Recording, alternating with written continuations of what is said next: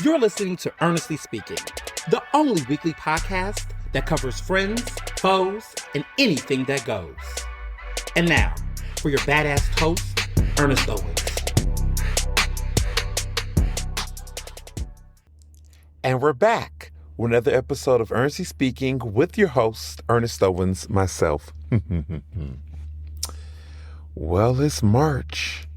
It is a brand new month, and it's spring break, technically, for me. CCP is on spring break, so this week I have, I guess, a vacation, sorta, kinda. Definitely gonna be deep diving into writing my book. So it's not that much of a vacation for me, even though I am going to be out of town for a couple of days towards the end of the week, going to a couple of restaurants out of Philadelphia that I've been wanting to try with Mr. Johnson and some friends. So I am going to have a little bit of a vacation, but I'm in the throes of my book, enjoying every step of the journey. I'm at this really great halfway mark as the book has a interesting twist.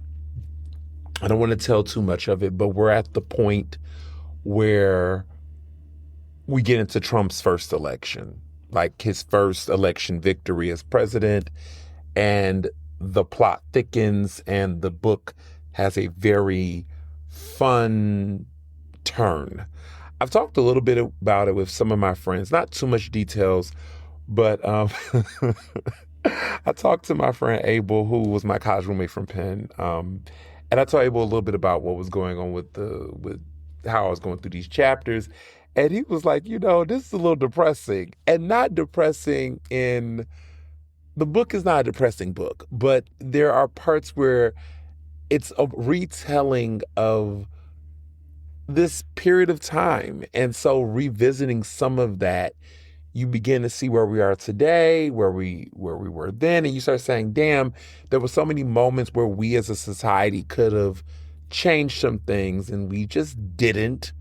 But there is optimism slightly, but it's some realness. And so I was telling him about this intersect in the book, and he was just like hindsight is 2020. Like you go back and say, well, if we would have did this, but I think with history and with life, there's just lessons people have to learn. Did I need to learn it? No. Did Black women voters need to know it? Clearly not. Black voters in general, we didn't need to know it. But history is interesting, and so it's been a journey, but I don't want to say joy, but it has been, I guess the best word to say has been a very Catholic experience writing this, going back and thinking about where I was then, where do I think society was at certain points in time, and going back and remember the emotions and the things that I remember, the things that I saw, because I was deep into it, and so, this book begins during the Obama era. It then goes into his first 2 terms, and then we get into Trump, and it just begins, And so this part of the book, I am very, very familiar in a way that, early on I did some interviews and I had to do some more research and things and, just make sure all those things it was in the right sequence. But this is the part where I'm like, yeah, you can't tell me. I was in the throes of my reporting then. I know this shit like yesterday. And so it's coming along really fun. And so a lot of you I've been teasing at certain parts and on social, I've been talking about some of it, and it's just fun. This is the stuff I love.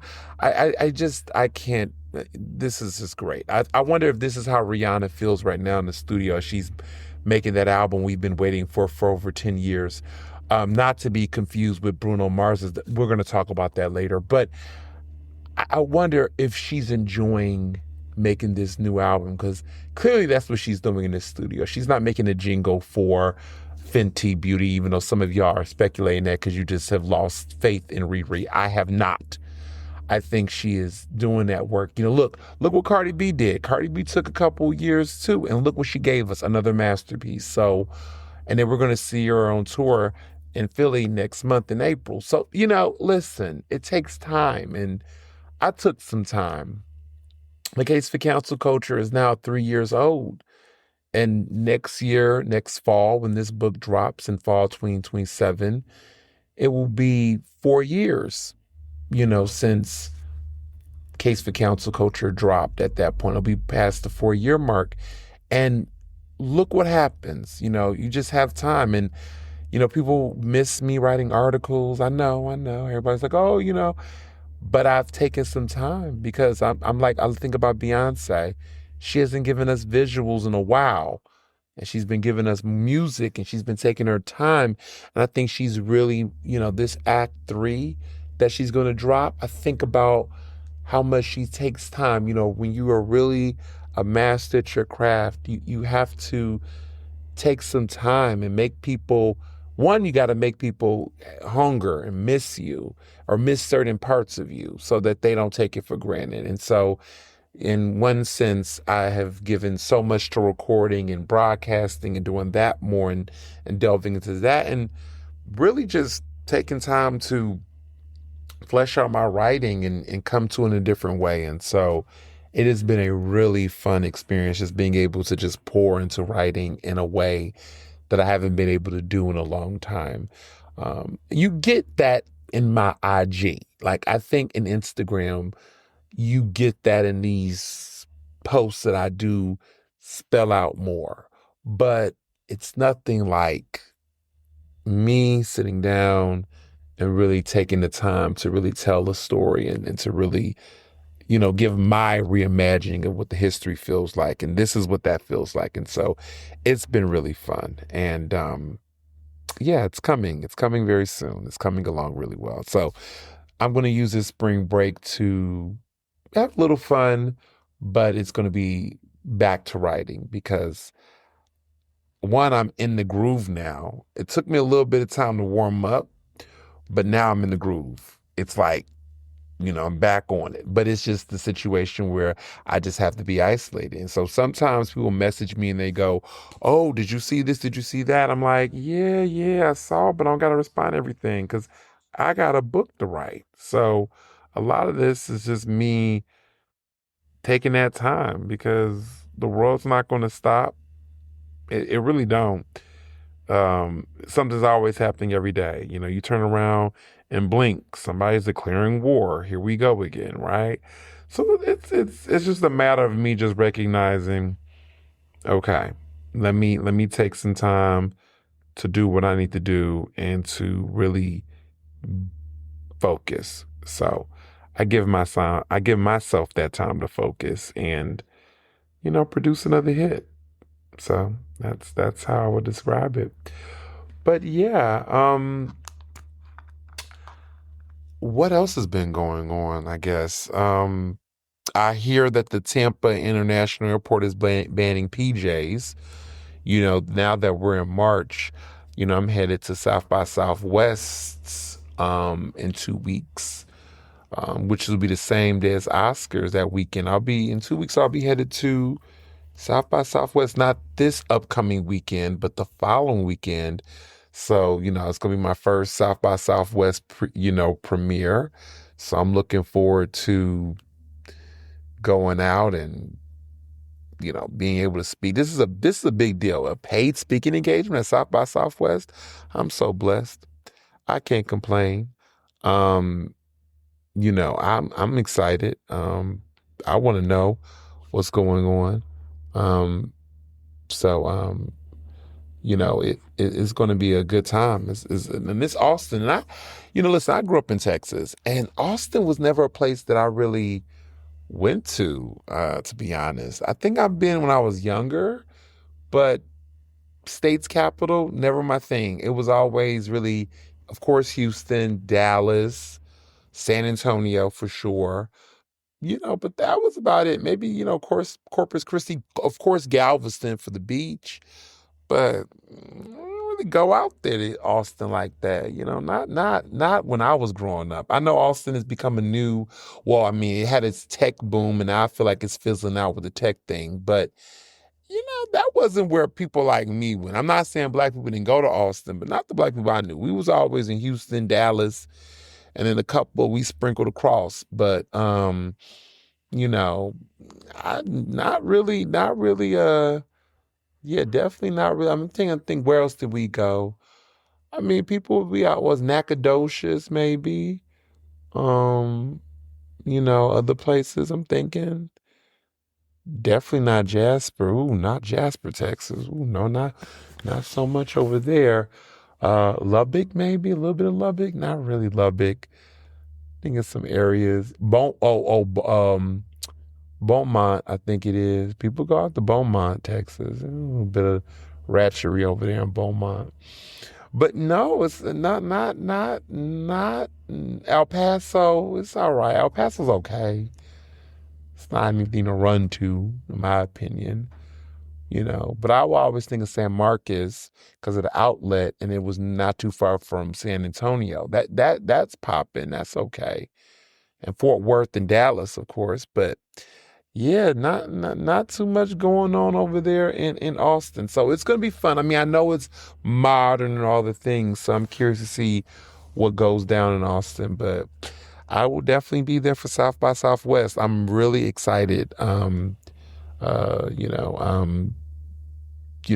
excited to see what brings it. Have a full experience. I'm going to be there for a couple of days. I'll be there Friday, Saturday, Sunday. So I'll be there three good days, mix and mingle or whatever. I know there's some Philly people that go down there, but Philly people be funny acting as somebody who lives in Philly. But the thing is that no one has hit me up that is going there in Philly. Like I know they got their little contingency of folks.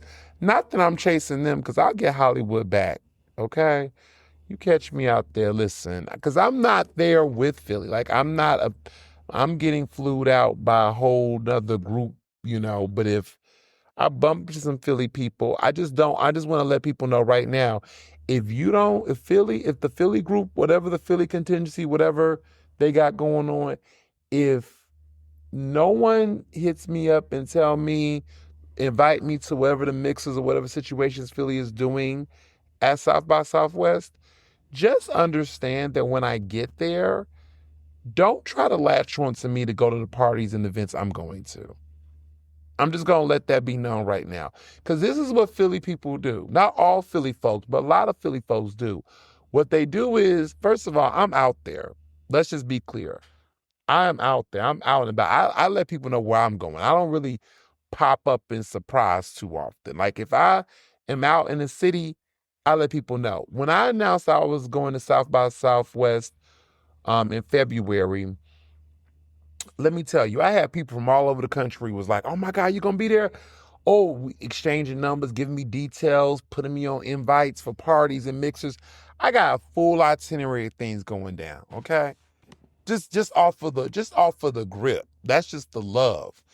And I will say that when people come to Philly, they treat me like I'm the unofficial mayor. And so there's a good friend of mine who has a book tour, national book tour. She's coming to Philly. She's got a book. She's going to do her tour. She's going to touch down in Philly. The moment she said she was coming to Philly, she hit me up ASAP. Said, "Look, I'm coming to Philly.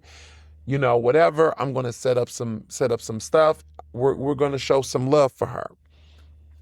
And her name is Jamila LaCroix. She has a lovely book coming out that is great. I mean, you've all heard of her. She's a Black feminist writer. She is incredible.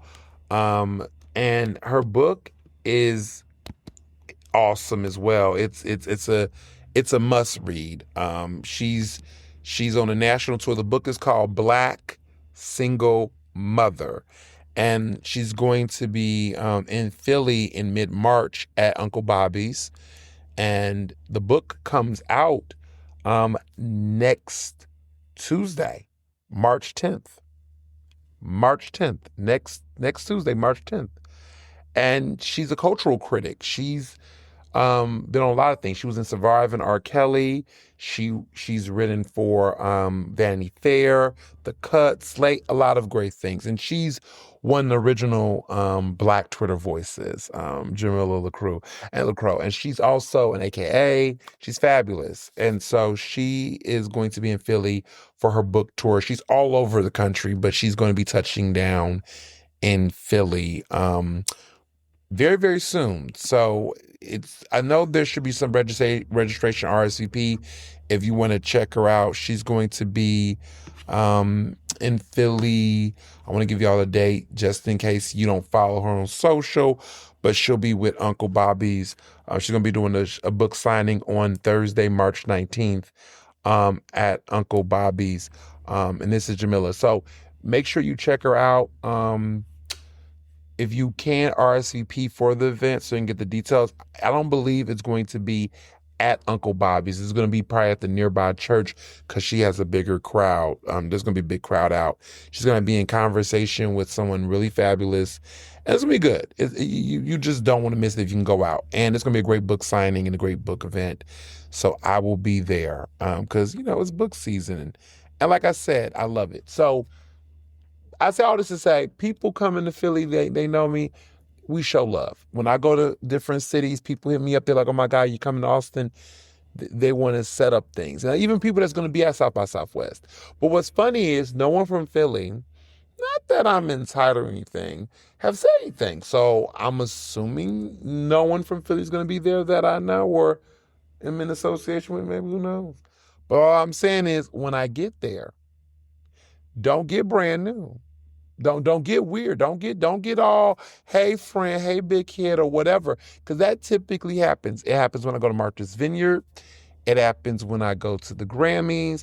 It happens when I go out. And then Philly folks get all, and it's like, listen.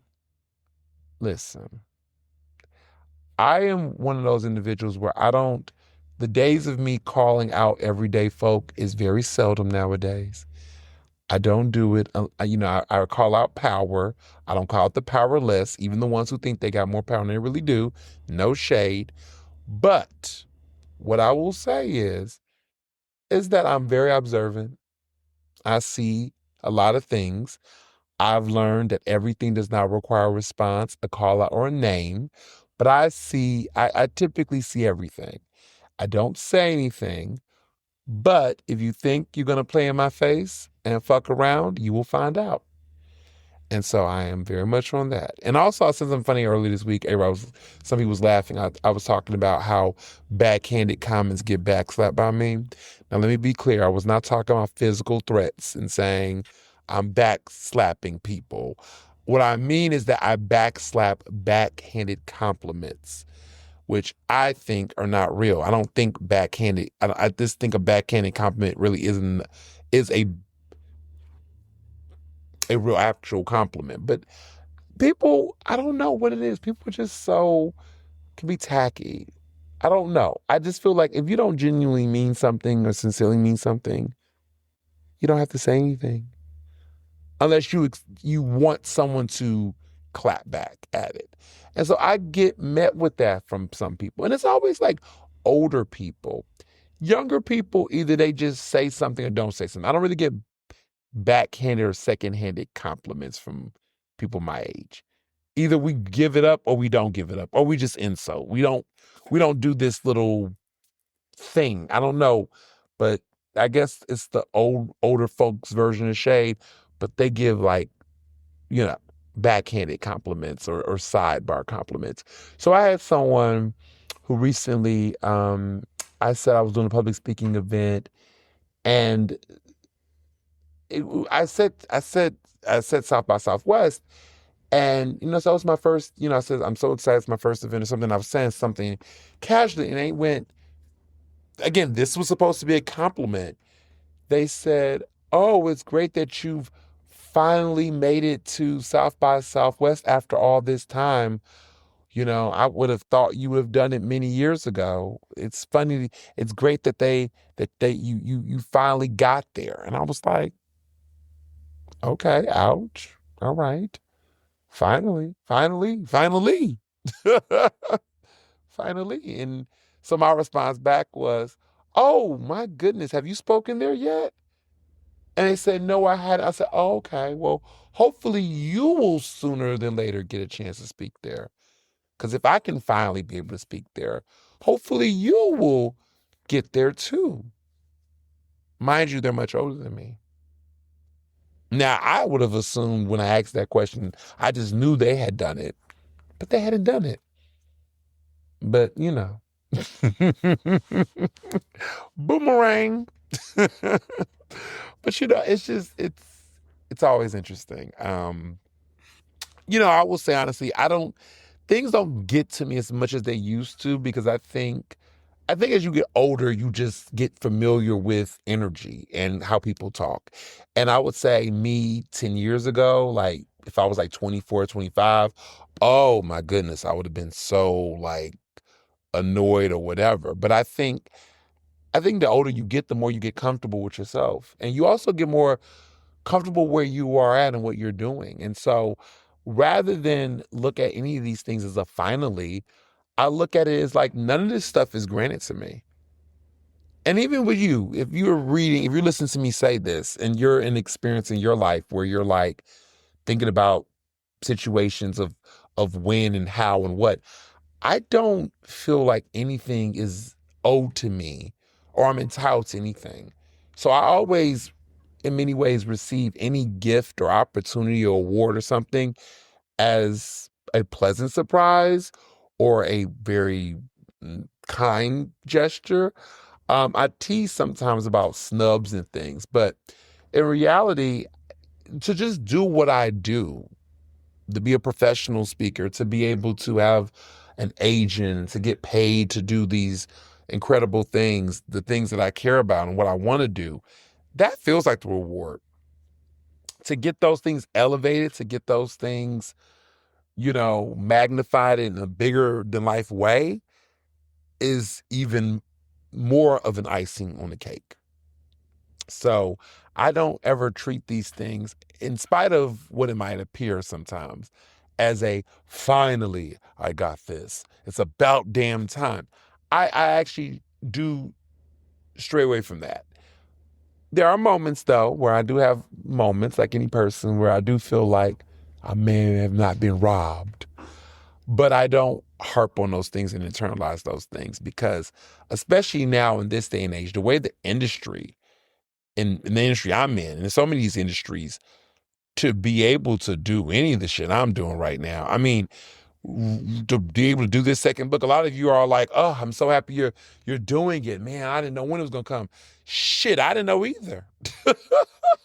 Because if people really paid attention, I got to say this, I wonder, are you really paying attention to what the fuck is going on right now in the world? Like, understand the implications beyond just, okay, what's going on in the White House in politics? Like, do you recognize that there's a major industry shift that's happening across the board? Not just in, we say the economy, but like, are y'all really noticing the shift? The adverse shift, let me be very clear. We're not, if you've been paying attention, it is very hard right now to get a book deal, okay? To be a Black writer and get a book deal. Let me get further. To get a book deal by a major publisher, to get paid to write a actual fucking book, and to have a distribution deal. Like, do you know how hard that is? It was hard before all this shit, but it's exponentially harder now. And to write a book that is not fantasy, written in some, I'm trying to be nice, but to write a book of substance and to get a book deal, it is not easy. If you look very carefully at your writer friends right now, they're going through it. Nobody is giving people those type of opportunities unless you are coming with something, hard. You coming with something strong. You got followers. You got an audience. You got a built-in. You have to come like the way in which, I mean, like I said before, it wasn't easier prior, but it damn sure isn't now. Like if I was to try to I had no previous author experience, try to shop the case for cancel culture right now, I don't think I would have gotten the deal. Or it would have taken me much longer, or I would have not gotten the money that I would have deserved. That for sure would have been a 6-figure deal, would have not gotten some of the things. It's just a different industry. And so I am fortunate, I'm blessed that I was able to get a book deal, a successful book deal before all this, and been able to have the tour and the things to justify and to explain and show how I can get to where I am now, right? It was not that hard, but that's because I had so much back laywell. So when I see people go out and want to pitch a book or go out and do these things and they're hitting a lot of doors, I just want to tell anybody who's in any space right now trying to do big projects or anything like that, whether it's movies, whether it's a radio show, whatever, that it's not you. It's really the state of the industry right now. It is tough.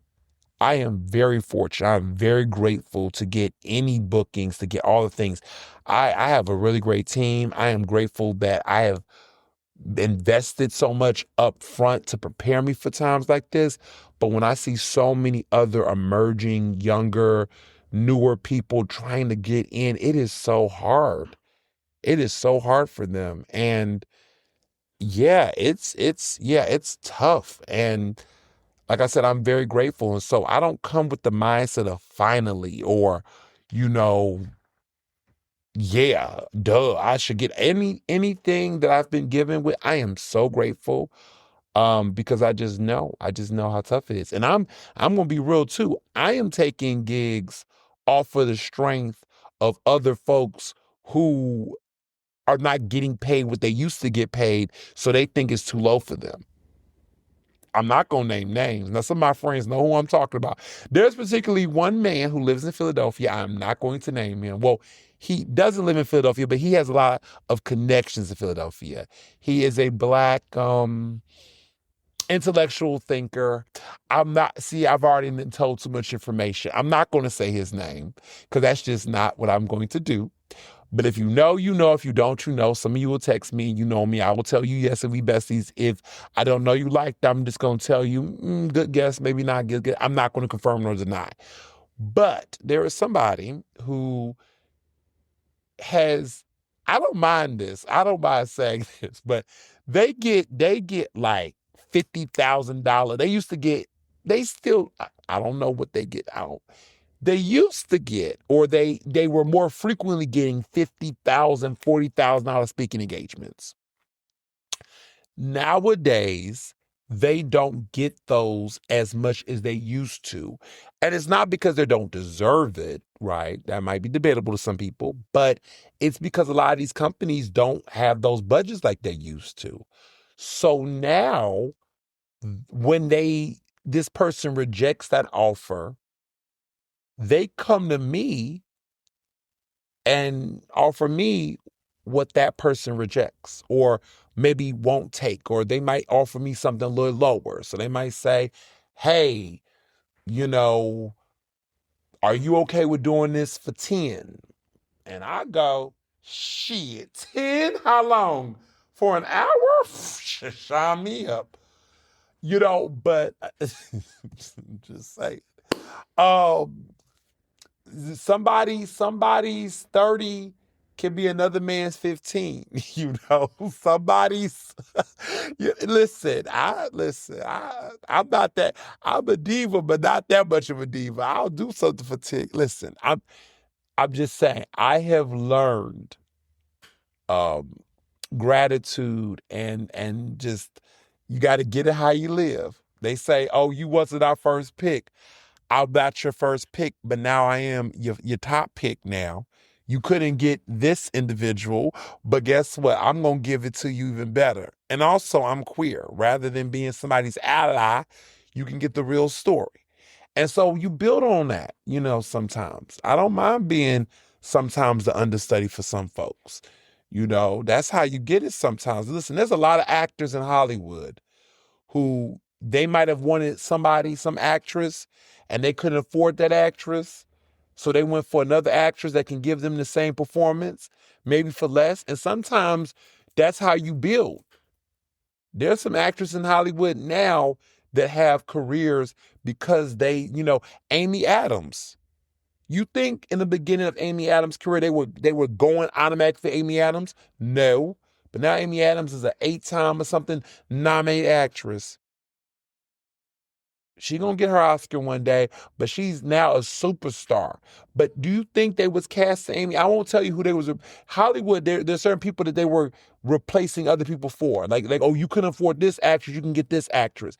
Listen, a lot of people are like that. Kerry Washington, I'm not gonna name who they may have been trying to hire her for, but Kerry Washington wasn't a lot of casting directors' first pick sometimes for roles, but she now is. Gabrielle Union, a couple of our actresses, were not. Regina King, they were not necessarily the first person on the roster, but they just kept booking. And the more and more they got that opportunity to shine, that opened up opportunities for them to finally get there. So listen, I don't mind. The more opportunities I get to fill in roles and do things, that's the business.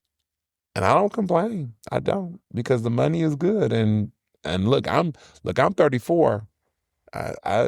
Some of these people got children, babies, houses and Maybachs and certain lifestyles they want to maintain. Look, I don't have that many cars. I got a car. Me and Mr. Johnson has a car. We don't got crazy big old properties and kids and things. So, it's just it's a different type of way, So I take those roles. Oh no, I don't sleep on that. Ain't nothing wrong with a $10,000 speaking engagement. Shit, don't 15K. Listen, we take it. Call me, book me. Shit, I'll do it for $2,500 if it's not too far from the house. Listen, when I mean I do all that, my agent gonna be like, wait a minute now. But listen,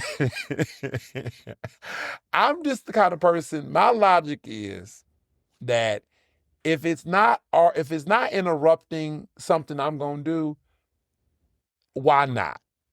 You know what I'm saying? I'm an equal opportunity, Listen, if I was already just gonna be at the house chilling and there's an opportunity to go somewhere, it's not too far, and you offer me a couple of thousand, I'm like, if I wasn't doing anything anyway, why not? So I don't know. Listen, some people they want a whole listen, let me be quiet. But yeah, just random, but yeah, just gratitude is important. I didn't even think I was gonna go into that. I don't know why. Listen, this is how I get this is my mouth. But yeah. So into other lighter topics. A couple of you are asking about almond oil. Or not almond oil, amla oil. I've been using that for my hair for the past couple of months. And I've been with Hair Club.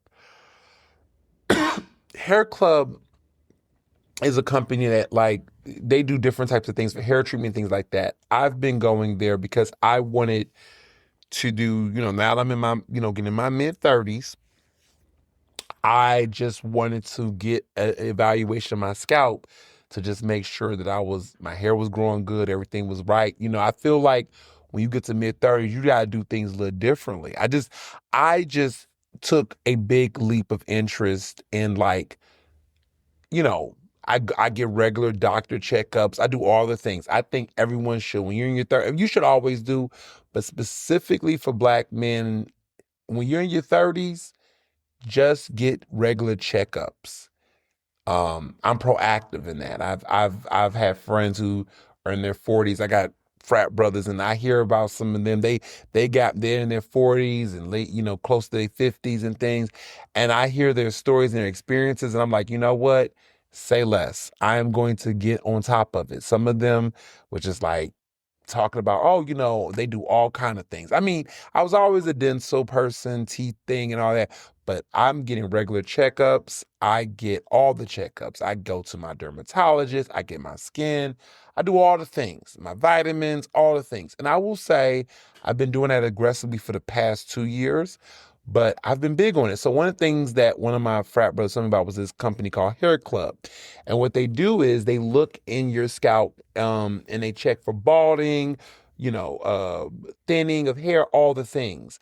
And so my scalp is pretty good, but they just look at it to maintain it, to make sure that I can be proactive in any signs of balding, they get on top of any time of thinning or anything like that, they get in on top of it. And they're doing recommendations for scalp health and all the things. So one of the things that I've done to really keep with hair growth and things is that they recommended red light cap treatment. So I have a red light cap that I put on my scalp, and I do it every day for 7 minutes. It's a timer, and it helps maintain my scalp health and hair growth pattern, everything, and just maintain good hair growth. And one of the things they recommended was like, what kind of oils did I put in my hair?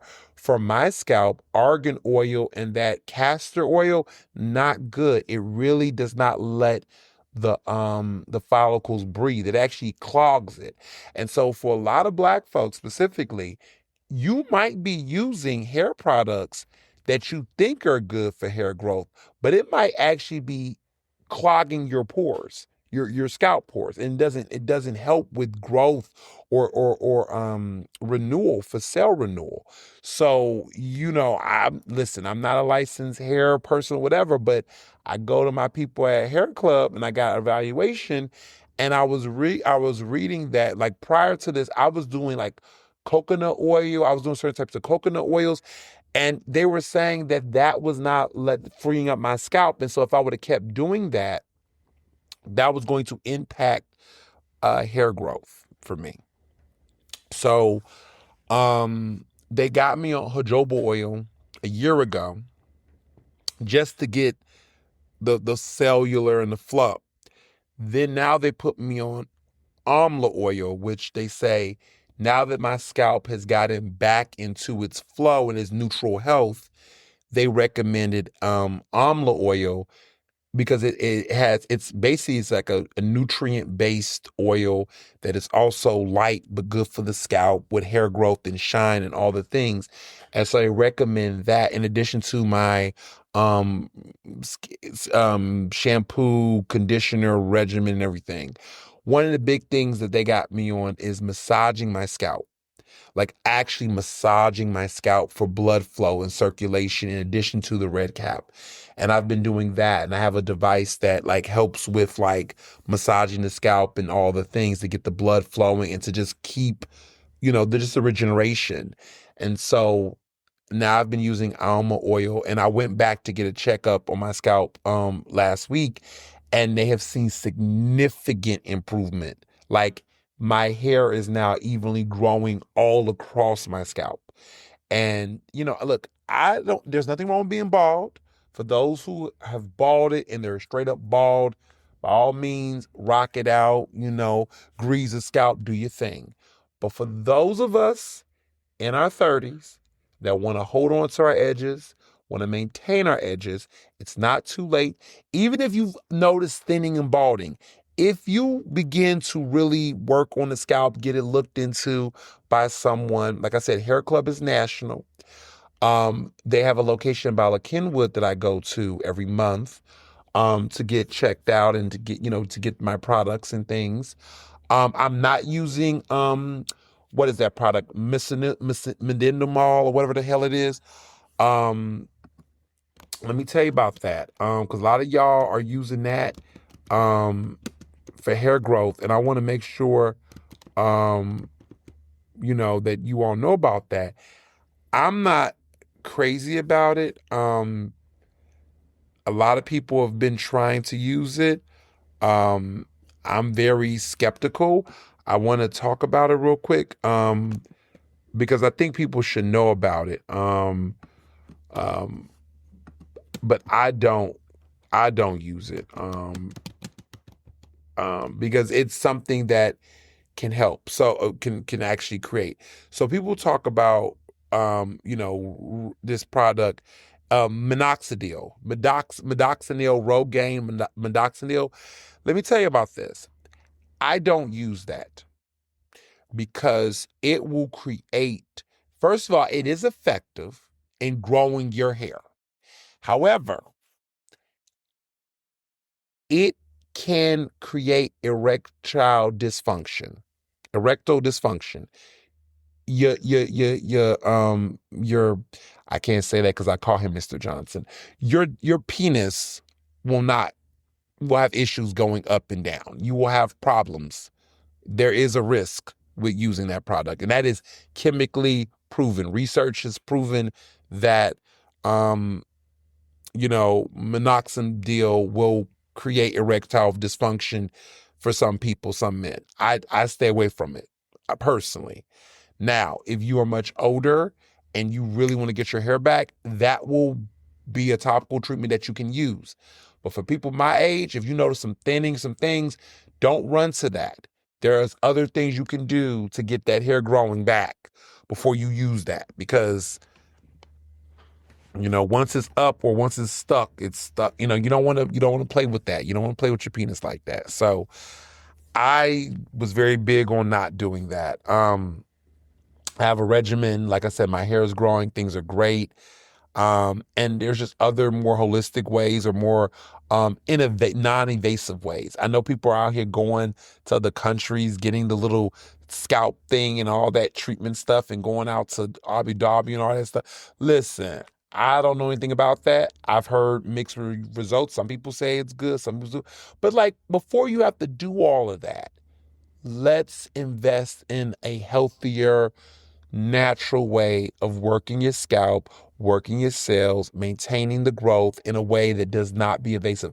I always tell people, before you go into all the surgical ways and means, try to do it in a way where you are working your actual God-given genes to work in your favor, using modern technology in ways that will produce collagen growth and cellular renewal to do the things. And so I will say, if you're in your 30s and you're in your early 30s, or you're somebody in your 40s and not having hair problems, consider this to create preventative care, to be proactive. I call it proactive care. So don't wait for your hairline to go all the way to LeBron. Start doing the things now. You're starting to see some receding. If you're starting to see a couple of things, start doing the things now.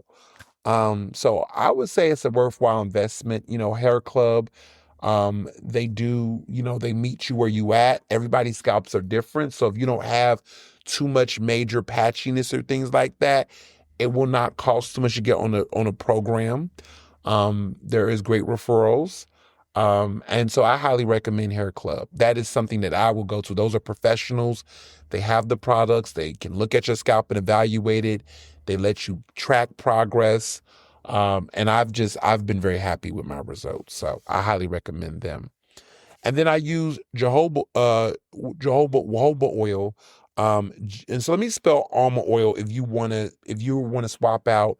Like I said, check in with a hair professional first, your scalp professional, just check in. But it is spelled AMLA. AMLA oil. That is what I use for my scalp. And you can go for the 100 organic, full product. Don't get the mixed blended versions. Go for the pure 100 natural, organic, certified oil. You can use it on skin. You can use it on different parts of your body. Personally, I use it for the scalp because that's where I want the hair growth and then the neutralization for the scalp to be. Now, from the rest of my skin, I use jojoba oil, which is JOJOBA. Basically, JOJOBA. but it's spelled jojoba oil. And I use that for my skin. It's a natural serum, like a serum, that really gives the skin. It's very light, but it's a natural balance. It doesn't clog the pores, but it really gets into the skin in a way that creates a natural, you know, almost like the natural oils that your skin already produces. It's almost at the same level. So it doesn't feel super greasy or things like that. And I love that for my skin, for the rest of my body. And I use that in lieu of like lotions and cocoa butters and creams and all that. I use that. And it's a great balance. It's a nice natural smell, not too over the top, not too greasy, not too it's really good. It's good for all types of skin. It's very good if you have very, um, irritable skin or, allergic skin to things. This is really great products. Very natural, very good. Gives me a good glow. And just really is invest in my skin health. Because sometimes you could be using products that it has smells and fragrances that might irritate your skin. It might make you look cute, for the day, but all those byproducts in the skin, it can create some discoloration and things. So, a lot of you all ask me questions about my skin, how I maintain the glow and health. And this is just that season. We're about to get into spring. This might be a time for you to hear some of these ideas and get inspired and do your thing. So just want to put that out there. Um Other things quickly before I get into some reviews. A lot of you always asking about Philly Pride Center. Did I go to the Philly Pride Visitor Center that is in the neighborhood? Let me tell y'all something. Listen, I am like the white gay community in Philadelphia does not bang with your fave for quite some time. It's been 10 years since I covered racism in the neighborhood. And a lot of you are like, oh, you wasn't at the PGN event with Mark Siegel's 50 years of Philly gay news. Mark Siegel has a very small list of black gay people that he like, and those are typically people that he feel like he needs to like for relevance. I am not someone he feels like he has to do that with. Therefore, he does not invite me to those events. And quite frankly, I don't give a fuck to Haley go. I can say that shit now. I couldn't say it frankly. But to be honest, I'm at a certain point in my career and also just in my life where when you know who you are and what you bring to the table, you don't need to go anywhere that you're not wanted, but also a place that's not going to respect you. I like to go places where I feel empowered and I feel respected, especially when it's not connected to work or anything professional. Sometimes when you're on the job, you're going to enter, enemy territory sometimes, right, to do the work. But when you are entering spaces that's supposed to be celebratory or joyful or affirming and it's not doing that for you, you're never missing out on anything. I can't tell you so many people. I want people to understand that it's never a missed opportunity in a space that is oppressive. I'm not missing anything anywhere that's oppressive. I'm not missing anything that is problematic. I'm not. Because I've been there and I've done that. When you've already been there, you've already done that, a lot of this stuff don't matter in the larger scheme of things. And you oftentimes find yourself realizing that so many people are going for you and then being let down in your absence. I can't tell you how many people in the past couple of days, there's been certain events that have taken place and they're like, oh, I thought you'll be there. And I'm like, why? Because you think I should be there? But I've learned through time to just be like, y'all, like the things that I need to be at are the things that I'm at. The things that I'm not at are things that are like, eh. And so it's crazy. I mean, I will say that the Philly Pride Visitor Center, the fact that it's at a gay bar, like connected to a gay bar, like Knock. I just want people to understand that this is how they think of us. I'm talking about the government. The fact that it is 2026 and you're putting a space like that, first of all, in the gay neighborhood, and you're putting it connected to a bar. Like,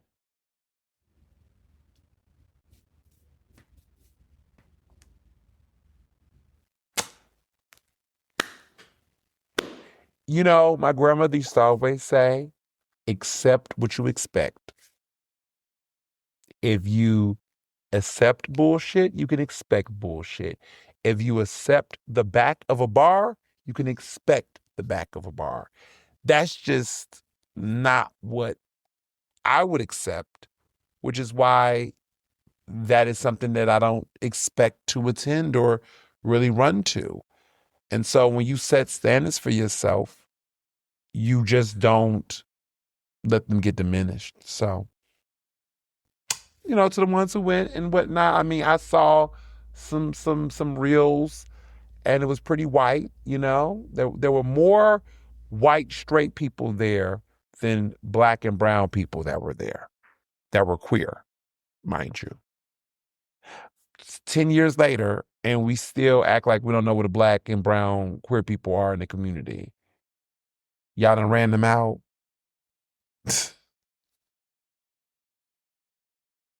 Just, these are choices, But yeah, that's my thoughts on that. I said earlier, Tampa International Airport is banning PJs. I think that's hilarious. I just think that's. I'm not going to Tampa anytime soon, but they're banning pajamas. I don't really wear pajamas. Let me be real. I don't do it. I don't. I'm more of a comfortable leisure wear, sweatpants, cute sporty sweatpants, not the ones that drag. A nice little sneaker, a sweater. I try not to wear anything that has belts or anything heavy because I don't want to take all that stuff off. I got TSA pre-check, so I like to just go in and go out. I don't like to put anything too heavy on me or anything. I like to be comfortable as much. Also on these planes, I'm not really trying to wear a really fly fit on a plane because y'all know these planes be. I don't really want to dress too nice on a plane if I don't have to. So, that's my mindset. But pajamas, I do think is like, come on, y'all, like pajamas. Even when some of my students come to class in pajamas, I'm like, I know this is your education, but I got to see this. Okay, can we get a little better? So it's interesting. So for reviews, I have done one of, my Black Elite bingo card is getting filled. I always say the Black Elite card has several things. It must have had an affiliation to HBCU. Either you went to HBCU or you are connected to HBCU. I taught at HBCU. Check. Must have participated in Martha's Vineyard. Must summer at Martha's Vineyard, especially in August. Check. Must be related to someone who's a lawyer or be a lawyer yourself. Check. Um, must attend a political fundraiser of some sorts, check. Know someone who either personally knows the Obamas or Kamala Harris. Check. Um, go to an Alvin Ailey production. Check. I finally did it. I finally have hit my Black Elite, crystal. Oh, have an advanced degree. Because everybody Black gonna have somebody's master's or doctorate. Check. Now, this Alvin Ailey check was a tough cookie. I didn't know I would ever find myself at an Alvin Ailey show. I have always seen snippets. I've always heard of them performing at some festival or something, but I hit my Black Elite bingo card. Now, I'm being facetious here, but it is one of those things. Had to have the experience. Had to do it. I did it. I went to Alvin Ailey. I went to an Alvin Ailey production. Me and my bestie Jamarcus, we went on Friday night. Alvin Ailey shows up once a year at the Ensemble Arts, aka the Kimmel Center, but it's the Ensemble Arts. That's what they call it now. And they come around late February, basically Black History Month, and they do a show like Friday, Saturday, Sunday. So I went to the Friday night, opening night. There was a reception at the end, and I went. It was fabulous. It is a rite of passage. If you can get tickets to go next year, try to go in Philly. If they doing tour in New York, wherever, try to go to an Alvin Ailey show if you can. I definitely enjoyed it. Shout out to the people who got me and Jamarcus tickets. It was a wonderful time. I'm very gracious. But thanks for looking out for a brother. But some of y'all, y'all be over here gatekeeping the treats. I tell people, every experience I go to, I tell you what it's about. It is a fun show. It's a beautiful Black show. The choreography is on top of the world. I don't think I've seen anything so beautiful choreography-wise since Philadelphia. And Philadelphia is pretty good too, of course.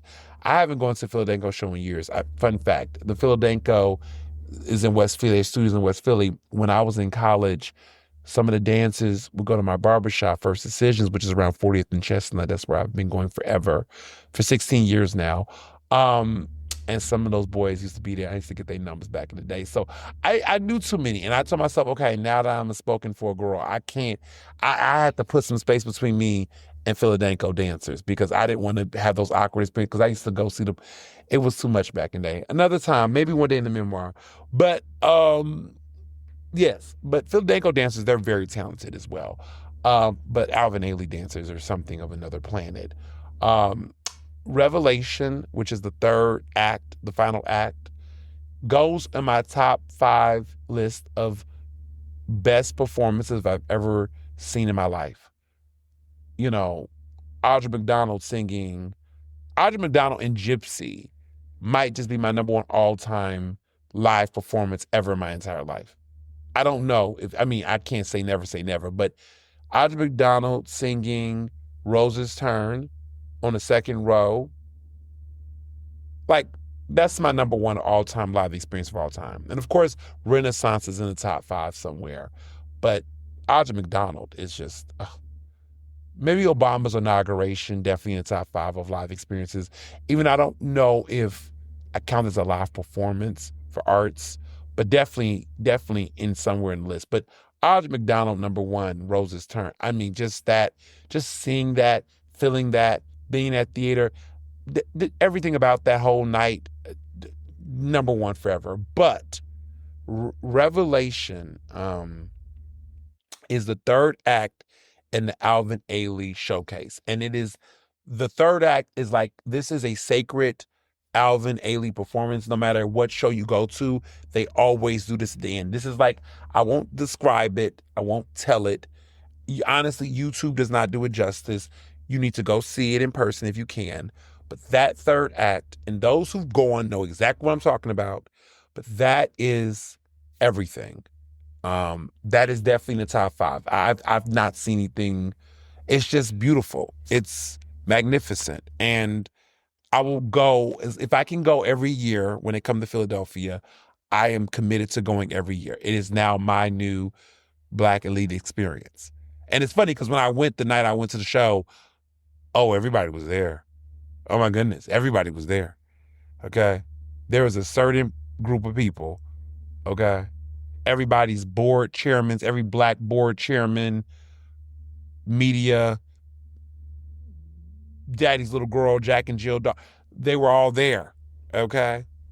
And of course they do the whole, what are you doing here? That shit, you know how that goes. But yes, Divine 9, check. I'm an alpha now. HBCU connection, check. Advanced degree, check. Martha's Vineyard summer, check. This, check. Okay? It's just, listen, an Alvin Ailey show, it's a thing.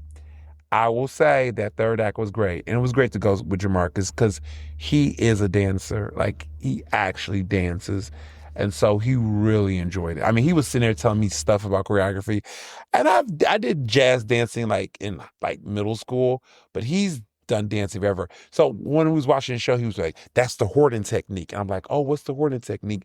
He's like, that right there. And he was telling me all this stuff. And I was like, oh shit, okay, that's the Horton technique. But I learned some things. But he really enjoyed it. And I was really happy it was our first time both going to an Alvin Ailey production and having that experience like that. So it was dope. So I highly recommend it. If you can go, they'll be back in Philly next year. They do it once a year. They come to Philly once a year, typically towards in February, around Black History Month time. And so if you did not get a chance to have the experience, of course, remember this. Remember I told you, Alvin Ailey. If you can go anywhere, find it, but you must go. I highly recommend it. Had a great little wine dinner at Pyramid Club with a good frat brother of mine. They've been doing these Delmonico, I think they're called, wine tastings across the city, and it was great. It was great. I love a good wine tasting. Because I love red wine. I do not like white wine. So what was my favorite thing about it was that it was red wine the whole time. Everyone who did everything was a red wine experience. It was no white wine. And I know some of my friends, they like their white wines and stuff like that, but I love a good red wine. Nothing beats a good red wine, in my opinion. So it's always fun. And then I, had a lovely brunch at White Dog Cafe. You can never go wrong with White Dog Cafe. I just feel like White Dog Cafe just always, it doesn't miss. It's always a good time. I don't listen. White Dog Cafe is that one brunch spot where you could just go and you could just vibe, and it's just real. It just never misses for me. Other people, people go to these other places that are hit and miss. I want to throw shade so bad, but I'm not going to do it. I'm not going to name these places. But there are some places that are just overrated, But White Dog just has a good thing going for it, and it's just consistent. That's just an overall good spot. If you don't know where to go to eat, I just feel like that's just a nice chill spot to go to. I get reminded every time I go. I don't go all the time, but I go at least once a season. So it was time. It was long overdue, and caught with a good friend. And of course, we're going to talk about, I want to talk about On the Record with Ernest Owens, on 96.1 FM, 900 AM, Progressive Black Talk Media. I did interview, Isaiah Thomas. We're going to get into that interview because a lot of y'all was messaging me about it. It was interesting. I have some thoughts. As you all can hear on air, I had some thoughts. We'll talk more about it later in the episode, but I just wanted to mention that. And then before we get to hot topics, because a lot is going on in the world, I do want to mention this. So last episode, you remember that I spoke about Josh Shapiro and, the flag raising. Like the fact that I felt like he was acquiescing. He didn't raise the flag for Jesse Jackson, and he had went to the lunch with, that governor's lunch with Trump and everything. And I just felt like Josh Shapiro just, what the hell, right?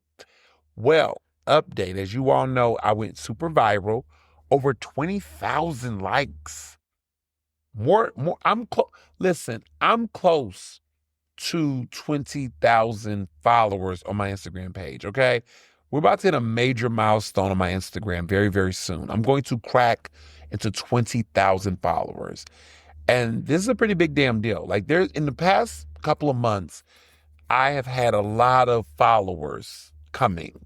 Like there's been this uptick lately. And I just think people like real shit, But this post, when I announced this change, and people acknowledged me, they're putting pressure, because I was the only person who publicly called out Josh Shapiro publicly.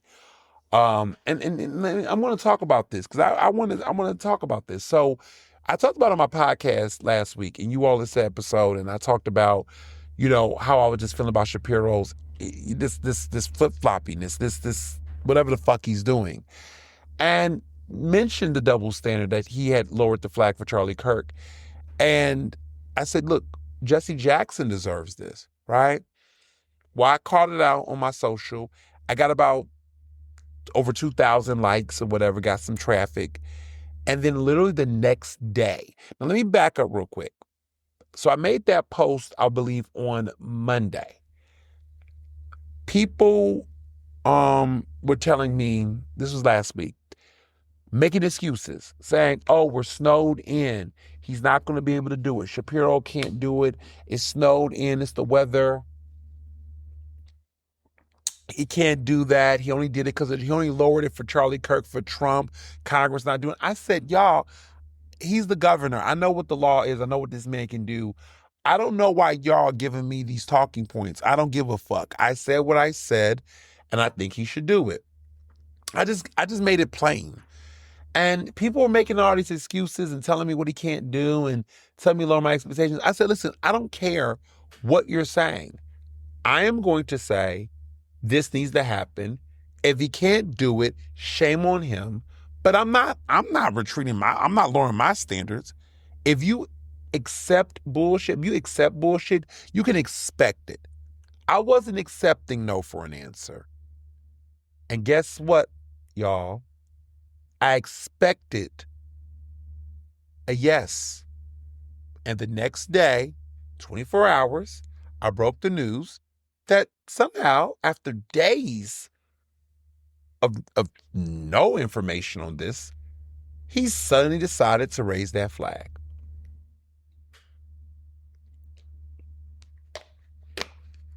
So what if I just accepted no? What if I just decided not to speak up? What if I just listened to a lot of people, not you all, not you listeners, but other folks that wanted to just act like they knew something or create it? Let me tell you something. Let me tell women, Black folks, queer folks, people that live on the margins. Let me tell y'all something. The day we start creating alibis for privileged folks to not meet us where we're at is the day the movement dies. Do not create excuses for white people. Do not create excuses for a man. Do not create excuses for cishet folks. Do not create excuses for powerful people. Don't create excuses for them. They do not need you to be an advocate for them. If they're going to not meet the demands of the people, if they're not going to check their privilege, let them provide the reason. Don't give them a reason. Don't give them an explanation. Don't give them a rationale. Don't give them an excuse. That's powerful. I got to make sure that is said more, because I am hearing too many people who are oppressed, right?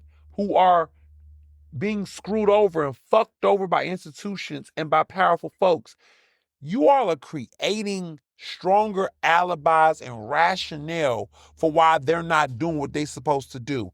Don't you ever give them a reason, because there's never going to be a reason. And if they have their own excuses, let them pull the rabbit out the ass. Let them come up with the explanation. But stop justifying bullshit. Stop letting them get away with what they do.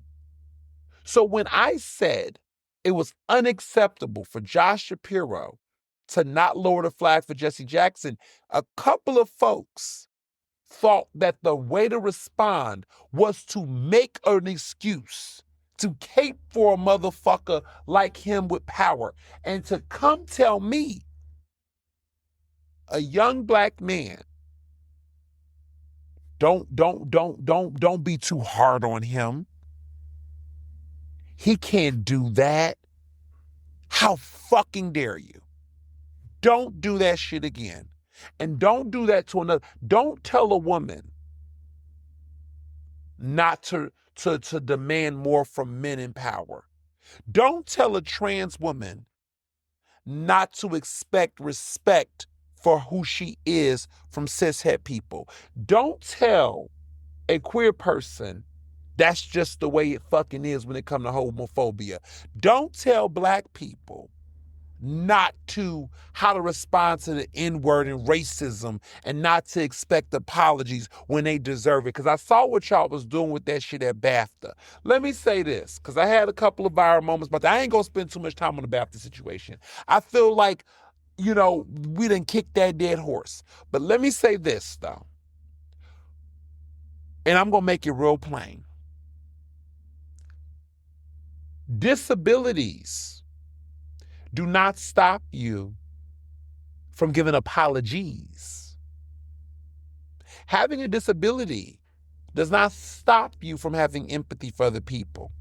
The same empathy that you want for your disability should be the same empathy that you should give when your disability harms someone.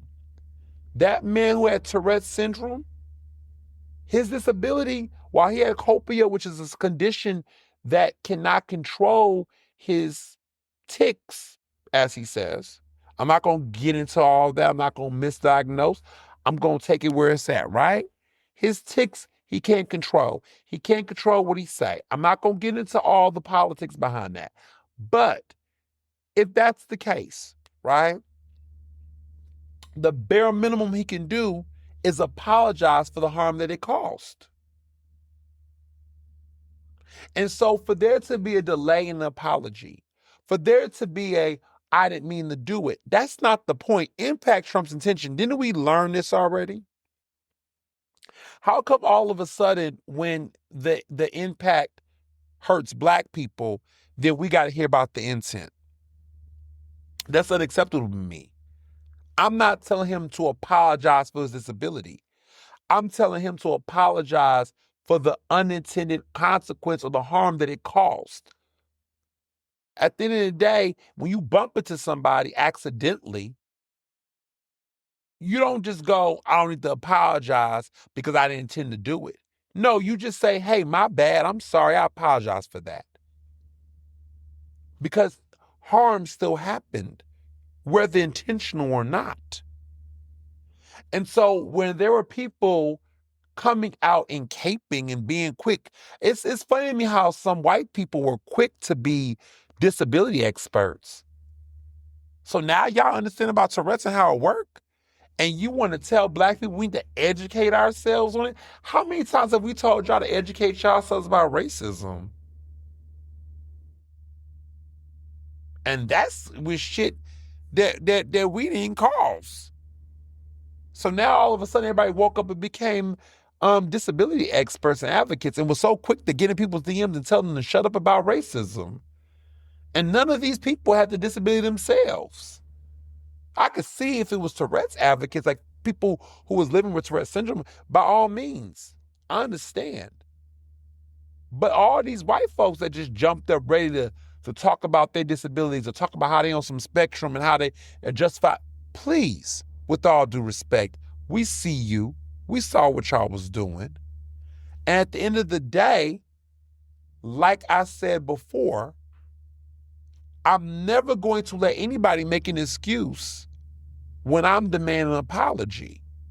Michael B. Jordan and Delroy Lindo deserved an apology at the bare minimum from everybody involved in the situation. And so for anybody who felt like they didn't deserve an apology from everybody involved in the situation, I go, why? Why? Why? Because I have PTSD. I have post-traumatic slave disorder, you know? And so if my hands have a reflex when I hear the N-word, please don't mind if my hands just instantly pop somebody. I'm sorry. I'm responding to that generational trauma. Because we can play that game too, if we want to. We all have disabilities in some cases. And we could all find a way to justify doing harm. Let's not do that. Let's not. Because when Kanye took a full-page ad to give an apology for all his shit connected to his mental health, y'all said bullshit. Which, hey, could be bullshit. But I just want to be clear. The man did give an apology, though. Even if you don't agree or you don't whatever, he gave an apology, though.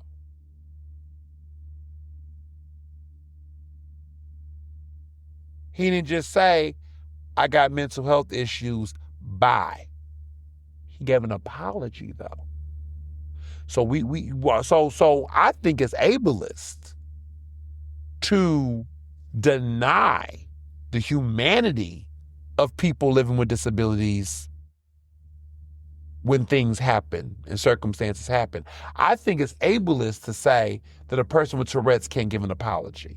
Why can they not?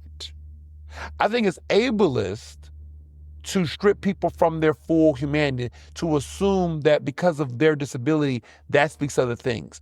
You know that people with disabilities can also be racist, can also be sexist, can also be homophobic, can also be all those other things. I'm not trying to be messy and say the verdict is still out on that guy. I don't know him. But I'm just saying, why are we so quick to just say he can't be racist? I think for him to choose not to apologize specifically to what happened to Delroy and to Michael B. Jordan, I think that is racist. You said this, you gave a tick. Listen, you said it was an accident, and for you not to be sincerely apologize, you don't feel like you need to, even if it's a mistake? I don't understand why a sorry can't be given.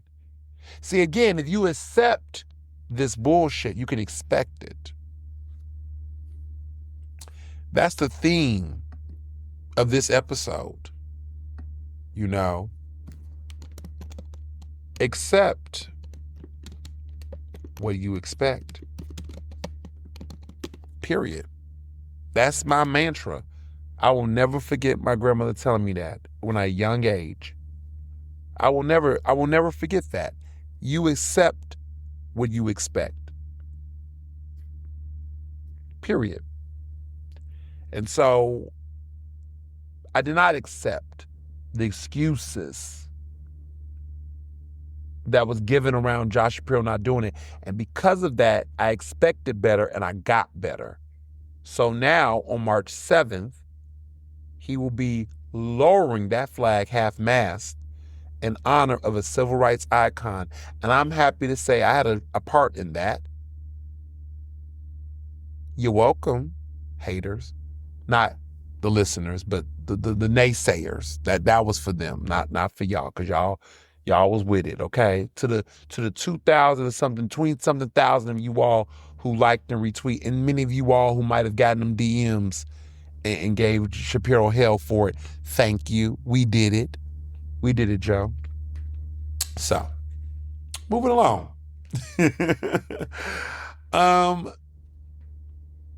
See, this podcast go to work. I didn't have to write a whole op-ed. All I had to do was just pop my shit on this podcast and put up an Instagram post, and look where we at. Look at that. So moving along, I thought we were going to talk straight about Trump's State of Union, but then this man decided he wanted to declare war. So there's a war in Iran with Israel. Go figure. Israel and the U.S. are now entering into a war with Iran. They're saying it's about nuclear concerns. There were some issues.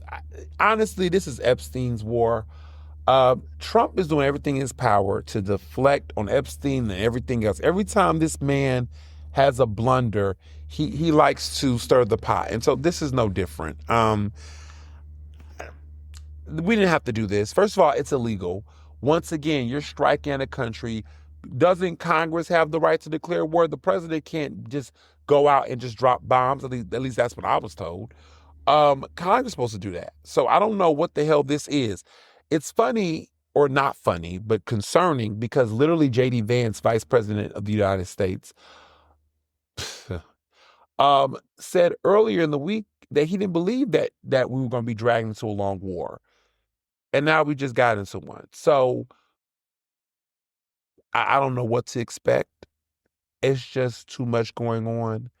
Missiles keep going down into Qatar. Folks are shook. See, this is why, Dr. Parks and Joe, because I'm calling you all out. Mexico got their shit going on over there. It's too much going on, but they want me to go traveling outside this country.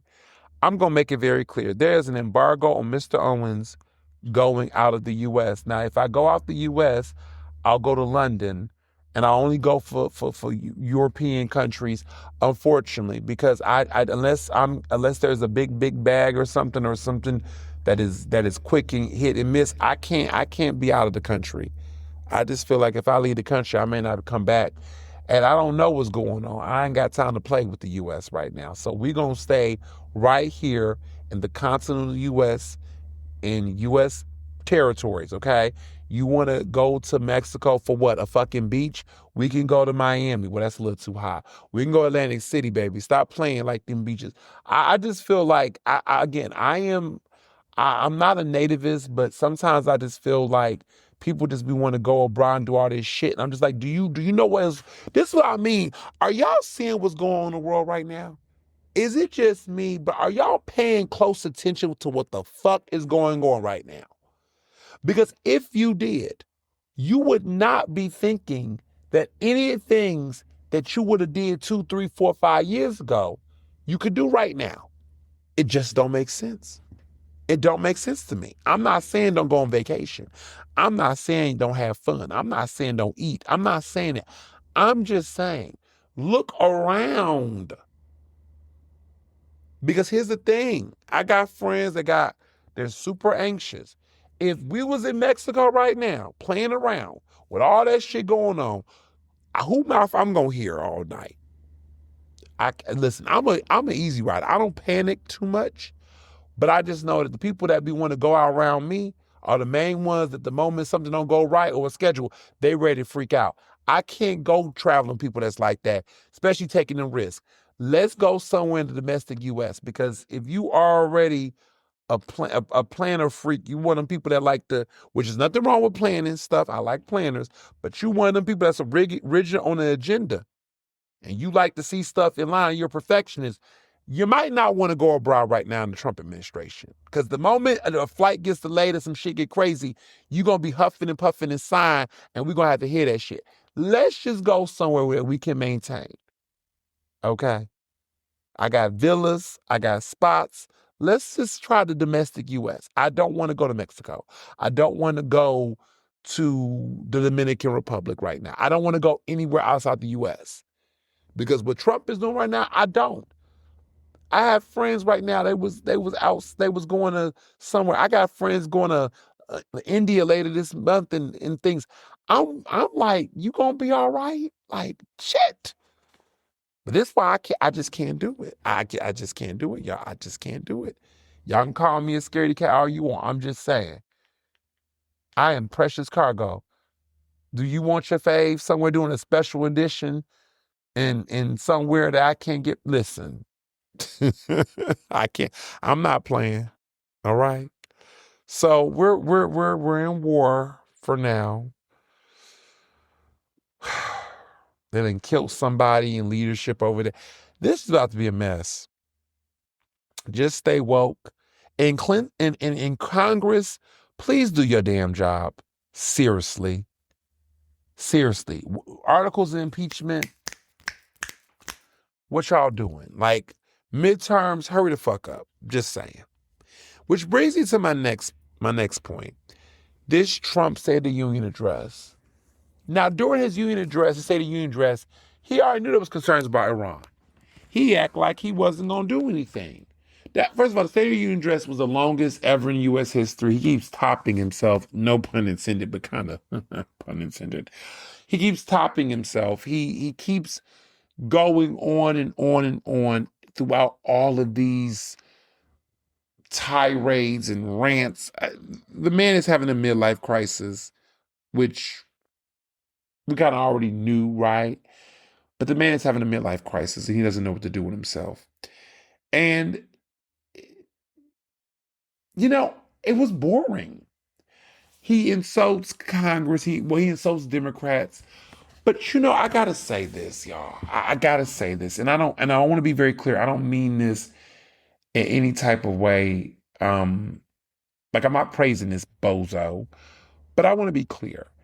There was a time where Trump used to be funny. And let me be very clear. A bad man, a villain, right? But some of the best villains in Disney films used to be funny, right? Like Hades in Hercules was funny as hell. I found him to be a funny character. Oh my God, Scar in the Lion King, shady as hell, but hilarious, right? He's not even funny. There's no humor with him. There's no actual like, oh my, there's no gusto. Like the stamina is gone. He's just ranting. And it's not funny. It's just there. And you could just tell that it's giving a Weekend at Bernie's energy with him because they clapped I think they clapped to keep him awake. I don't know. Like, it was just, and I'm not minimizing his harmfulness. Let me be very clear. The man is even more dangerous and more cuckoo, and actually more concerning now that he's the mellowed out in terms of like he's unhinged, but there is a very weakness to him.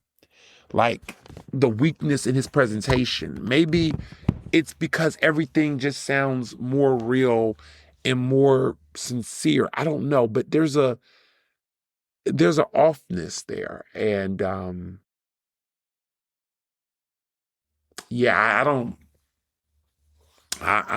know.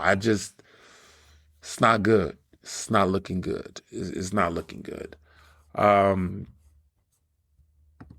The polls are not looking good for him either.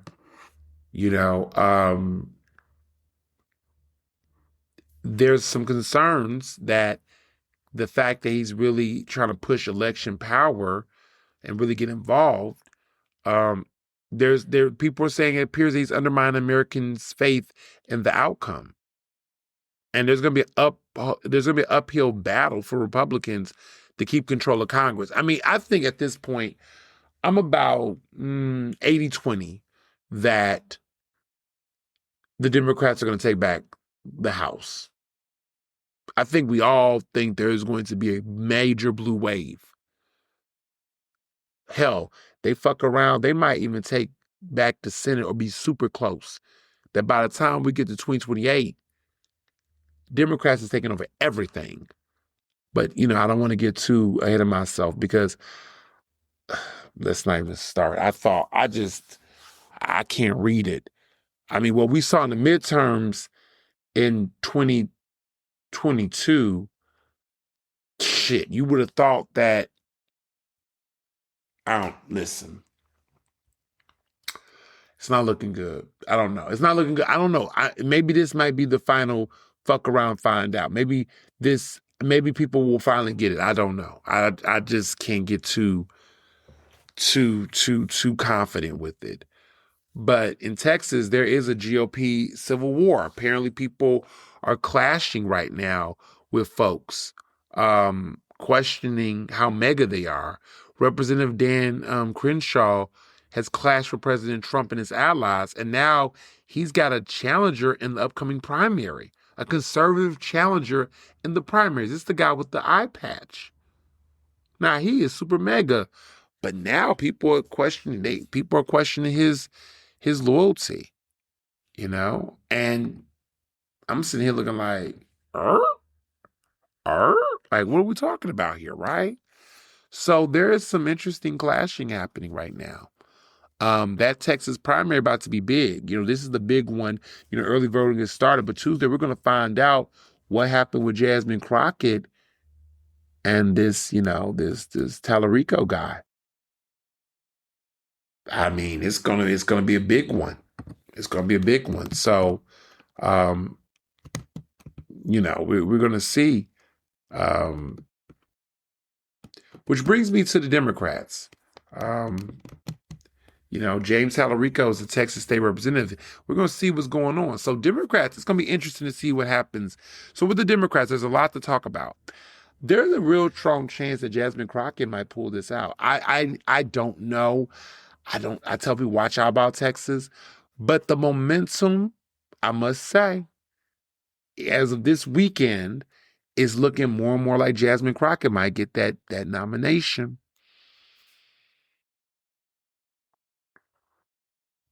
But there's a lot of question marks, For starters, a lot of liberals, a lot of progressives are beginning to question Jasmine Crockett on Israel.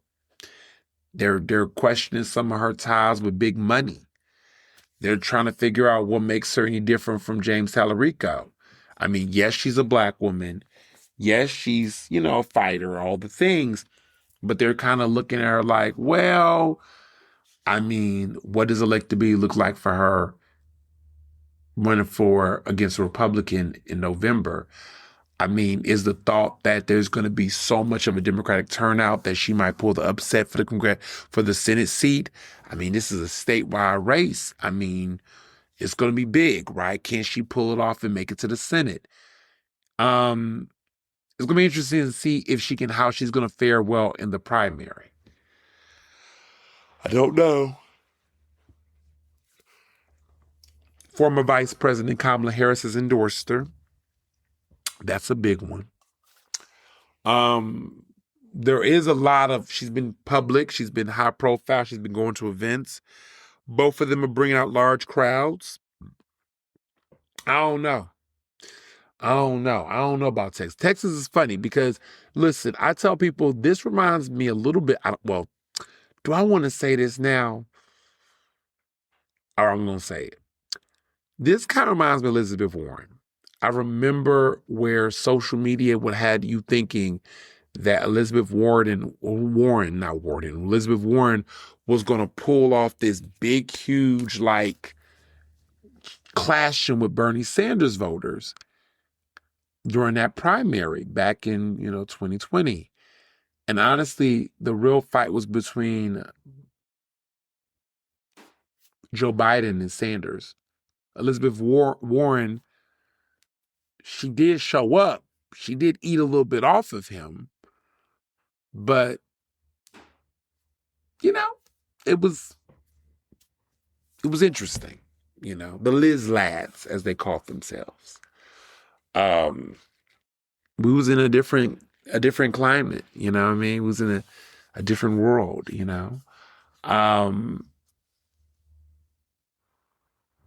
But yeah.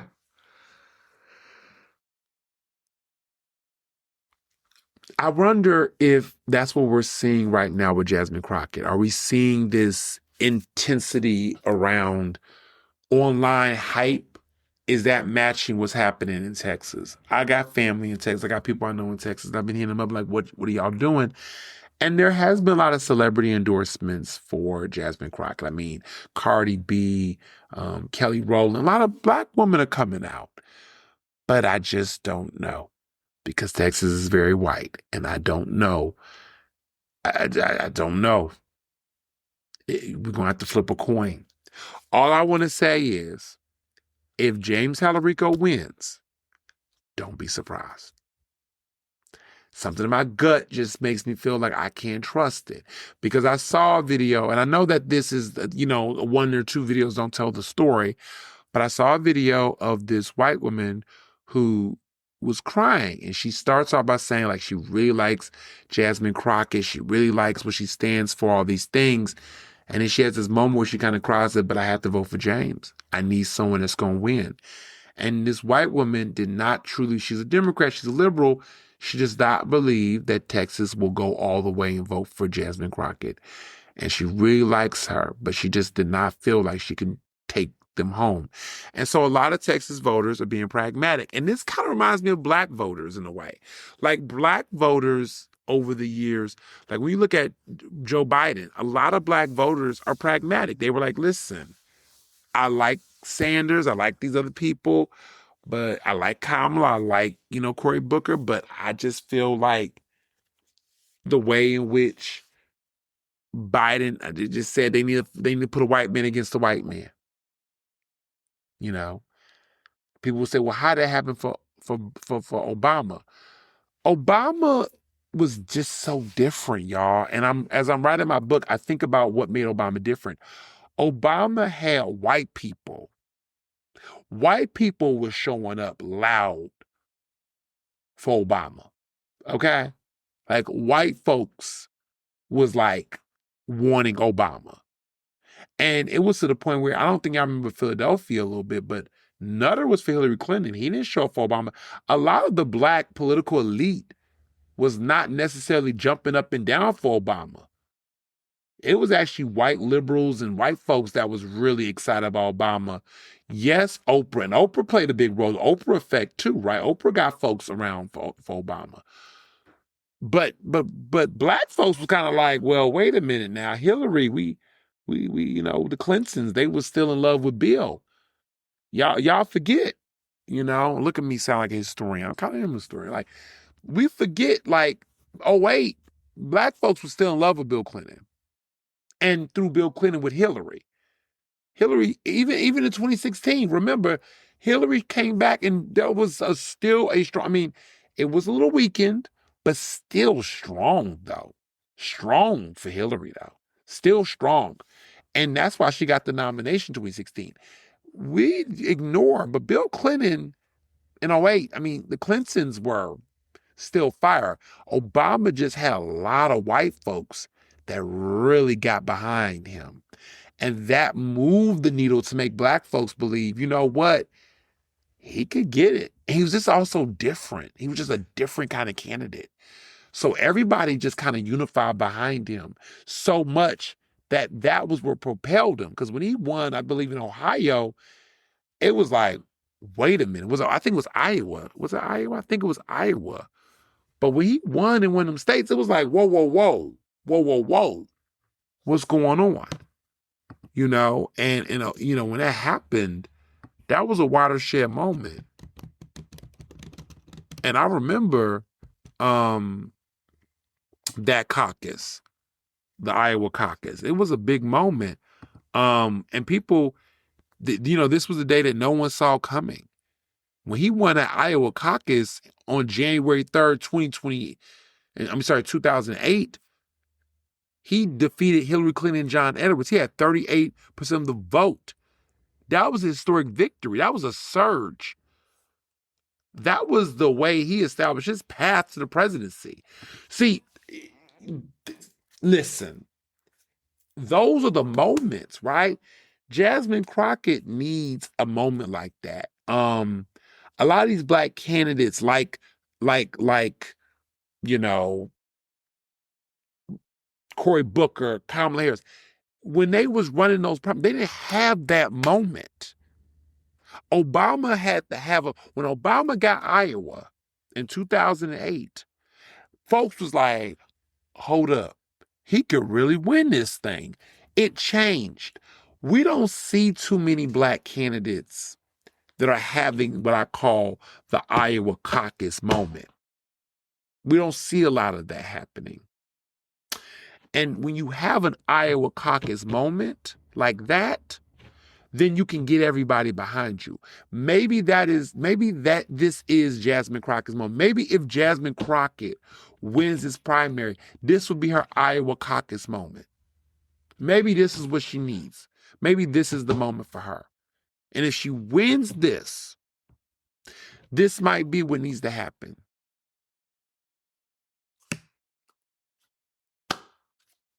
We'll see. I'm not fully skeptical. I'm just being cautiously optimistic. I can see either way.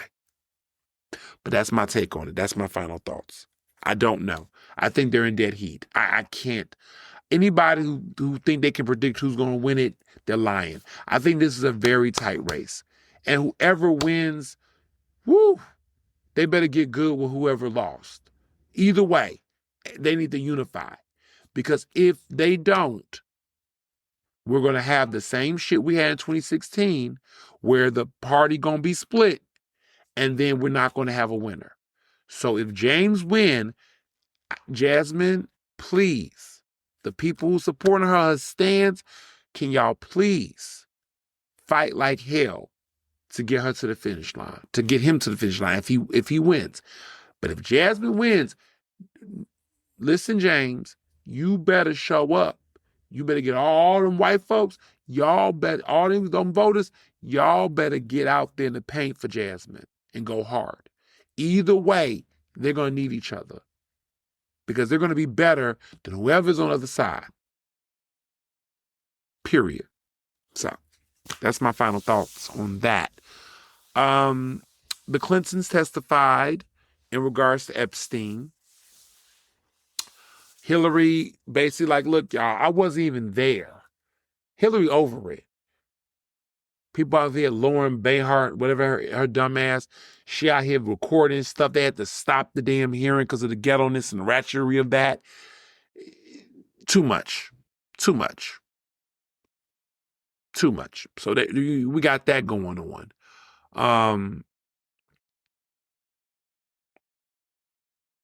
Here we go, right? Here we go again, right? Mama Mia, here we go again. Hillary, another hearing, right? Said nothing profound. She wished it was public. They were trying to lie. Republicans trying to lie. She was screaming. She was this. She was that. Child, she do nothing. Next.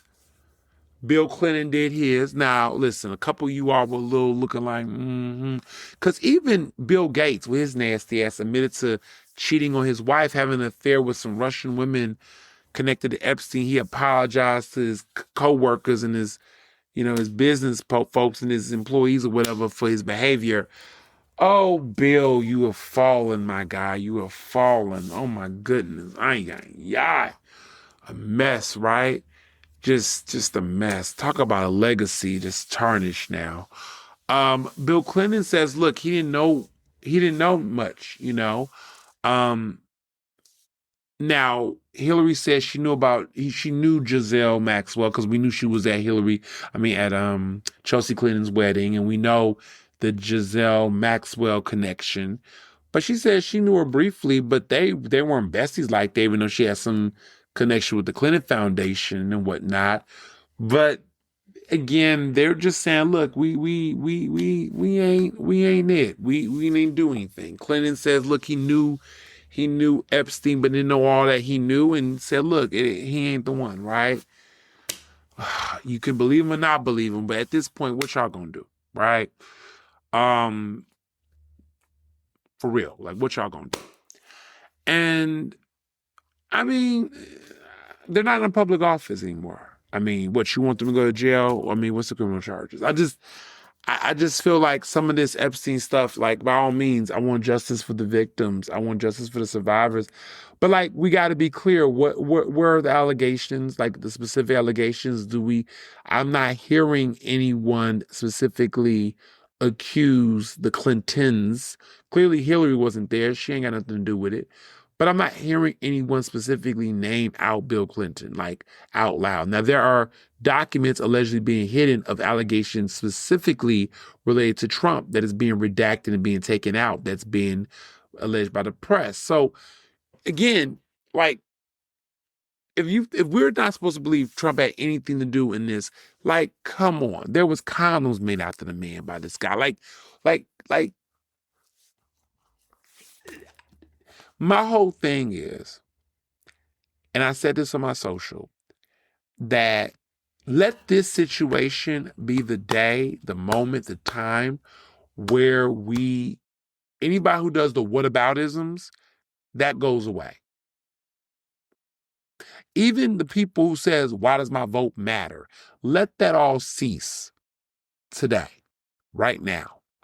I don't want to hear anyone do whenever a black woman talks about abuse that she's experienced by a black man, a celebrity, we're talking about Chris Brown and Trey Songz, or anybody of that nature, anybody who's been previously, accused of abuse towards women. I don't want to hear people go, well, what about when the white man do it? When this do it? Baby, Epstein, no black men have been connected to Epstein.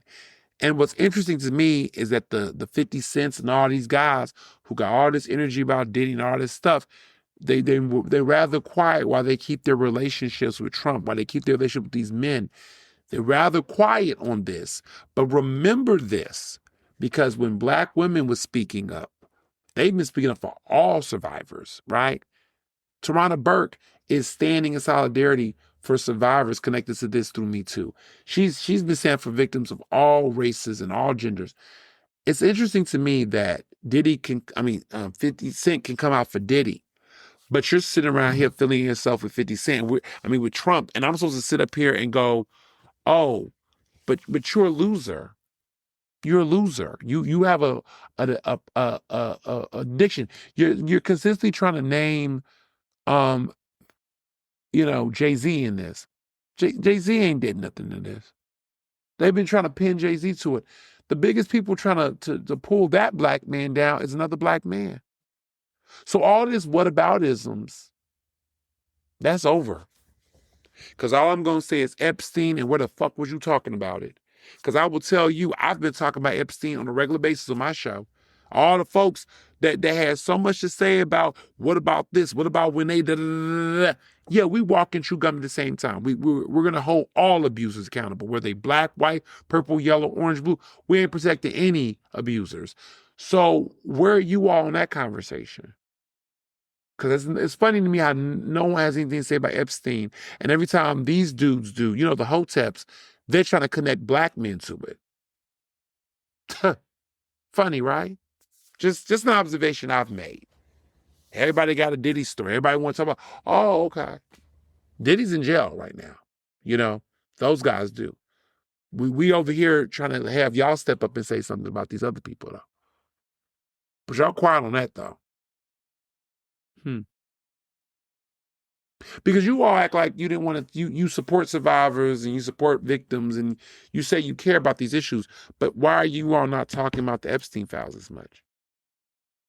It's only y'all will come out and defend black men, male abusers, but y'all can't talk about abuse. Oh, okay. Because when we were talking about Woody Allen and you said, what about Woody? We're talking about Woody Allen. We're talking about Epstein. We're talking about the islands. We're talking about testimonies. They're getting hella media press. Hearings, everything. Crickets from you all, though. Oh, okay. Got it. Cool. Yeah. Shout out to Congressman Al Green, my frat brother, proud brother of Alpha Phi Fraternity Incorporated, for just showing up each of these events and letting them know that he not going to go down without a fight. He carried a big sign that said, black people ain't apes. And to be clear, I want you to understand that this man wasn't, trying to, defend black people's humanity. He just wanted to troll that president, let that president know right in front of him what it was and what it was about. They escorted him out, but he carried his sign where he walked out. I appreciate it. Shout out to Ilhan, Omar and Rashida Tlaib, 2 members of the squad, for speaking up. I think AOC was in some videos, but those 2 specifically was yelling through the event. They didn't get escorted out, but they was talking their shit. They was like, they wasn't letting that man just sit there and talk crazy like that. Like, why not? Why not? Sure. And then, of course, John Fetterman, an embarrassment, shook Trump's hand at the State of the Union. And I saw a lot of people going in. But I gotta say something though. Y'all know I was gonna have to call some out, right? I saw a lot of progressives being very critical about John Fetterman shaking Trump's hand, which I agree, problematic, right? And y'all already know that I'm no longer a fan of Fetterman. He was not the person that many years ago I had supported and thought was a good response to go to Congress, to go be a part of the Senate. He ended up winning, but he did a 180, y'all, okay? He did a 180. And to be honest, most people did not think he would go that far and do anything. And there's some people that's like, oh, they knew he would do that, blah, blah, blah. Oh, shut up. You didn't know he was going to do all that. I don't know. I think some people liked who they liked, and I'm not saying they can't like who they like, but if you're going to like who you like, they need to also be qualified to be in the Senate, y'all. We didn't know what we didn't know then. And to be honest, I'll be real with you, right? If the election was today and we knew what we knew about Fetterman, I want to be very clear. I still would have not voted for Malcolm Kenyatta. I probably would have voted for Conor Lamb. The thing is, those guys were weak compared to Fetterman. Fetterman had a larger appeal. But if we would have known what we was going to know now about Fetterman, I think Connerland would have been a better alternative. I mean, he was a congressperson. He did serve in Congress. He would have been ready. Malcolm Kenyatta just, I don't think would have really been the best, a strong senator. I don't think so, in my opinion. So yeah, that's what how I would have voted. But yeah. So Mandani went and saw Trump. They had a secret meeting, and out of that came the release of a Columbia student who was detained by ICE. Some conversations on building up New York and investing in infrastructure. Took some pictures with some headlines, a smile, all the things. Here's my thing. I need to be crystal clear about this. I don't stand for any politician. I do like some, right? Some more than others. Like I love me some Westmore. But I want to be very clear. I don't stand for any politician. I think Mandani is doing that thing that progressives do, non-Black progressives do, that is really concerning. For starters, I look at his cabinet. He doesn't have that many Black people there. This is a man who gave a inauguration speech shouting out Jadakiss. And then you turn around and you ain't got no Black men that look like Jadakiss or Black men who listen to Like, what we doing here, right? It's just progressives, right? That's the first thing. He has no Black folks on his cabinet. And he think having a Black chancellor, a Black man chancellor is going to make that okay. Fuck out of here, all right? Period. That's New York City. Stop playing. Next, you're going to see Trump. You already had a previous meeting with Trump. It was weird, but okay. Now you go see him again, having this like surprise meeting, and everybody is like acting like that shit is okay. Now, see, this is my problem. One could argue that it's strategic. It's all the things. But how come strategy is always given to non-Black folks? Progressives, you all are hypocrites right now. Some of y'all is offending him because you all are still out here protesting both Biden and Kamala Harris for Gaza.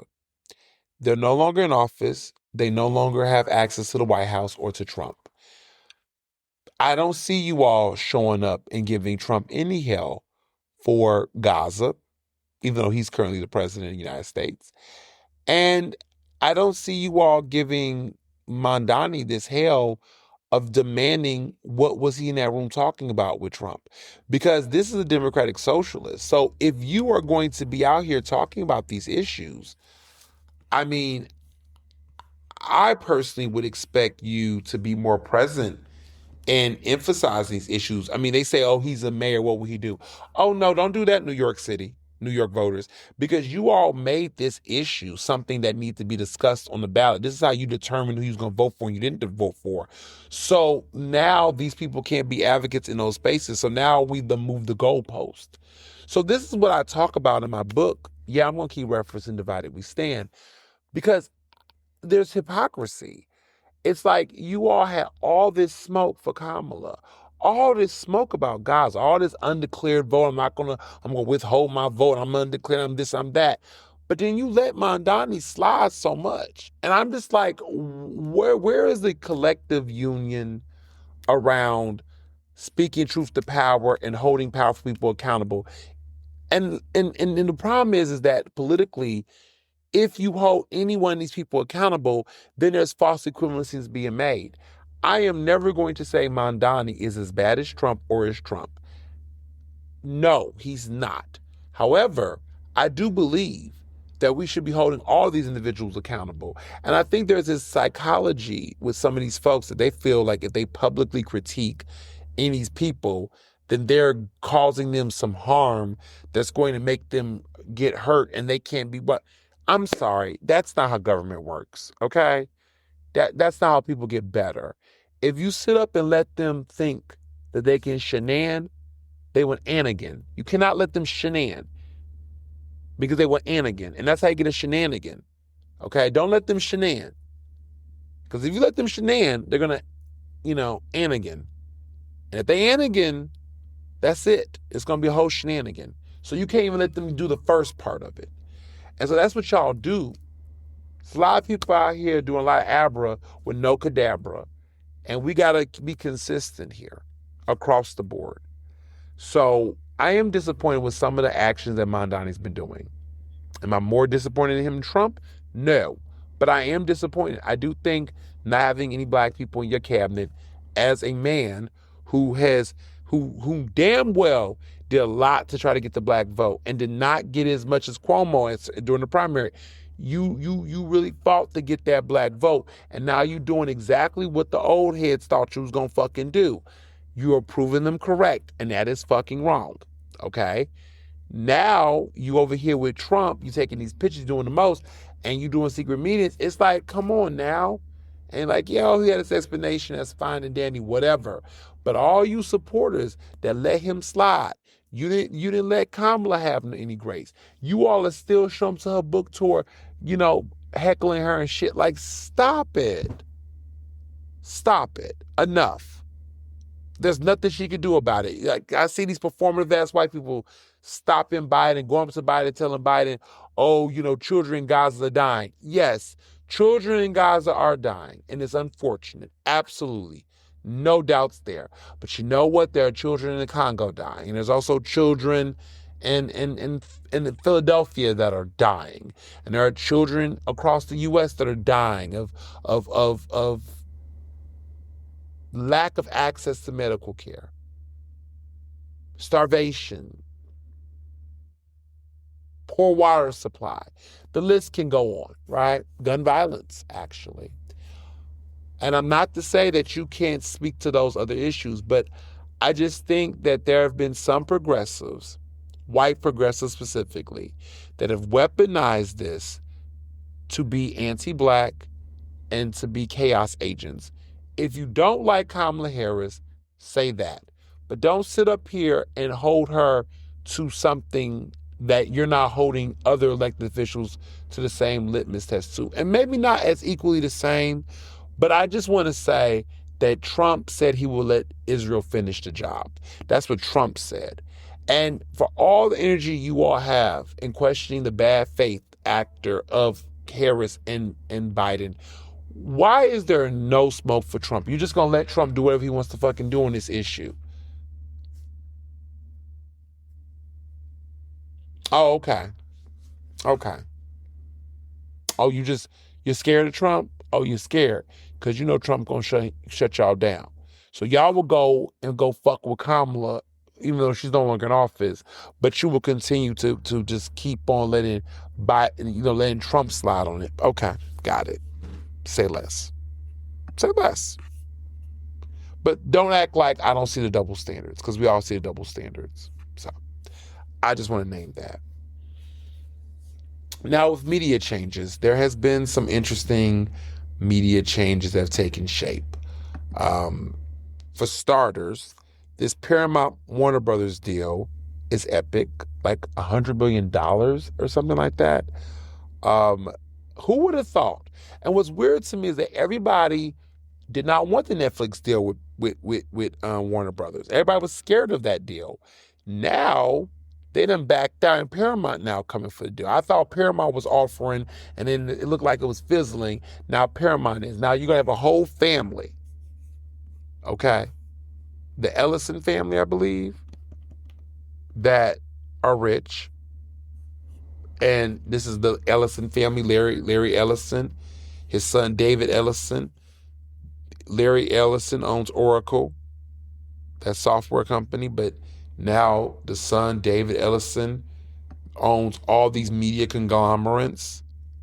I mean, they own Paramount, Skydance Media. Do you know what's in that umbrella? You got CNN, you got, it's a $111 billion deal. And that's roughly 21.6% of funding that's backed by Middle Eastern sovereign wealth funds, allegedly. They're saying that $24 billion in financing is coming directly from sovereign wealth funds from Saudi Arabia. The United Arab Emirates, which is the UAE, and Qatar. It's I'm just saying, like, this family, okay, that I'm talking about, what are companies under there? It's a lot. It's a lot under there. You know, they got BT, they got CNN, they have so many other brands. They got Nickelodeon, MTV, Showtime, Pluto TV. They got BT Plus, Paramount Plus. They got a bunch of major media outlets. It's deep. It's deep. This is nothing to sneeze on. CBS, like, one family's about to own all of that if this go through. And so if they own Warner Brothers Studios, they're going to own all of Warner Brothers. So HBO Max, all that's going to them. So we'll see if they get it. I think there is a real case for, is this even appropriate? Like, is this not,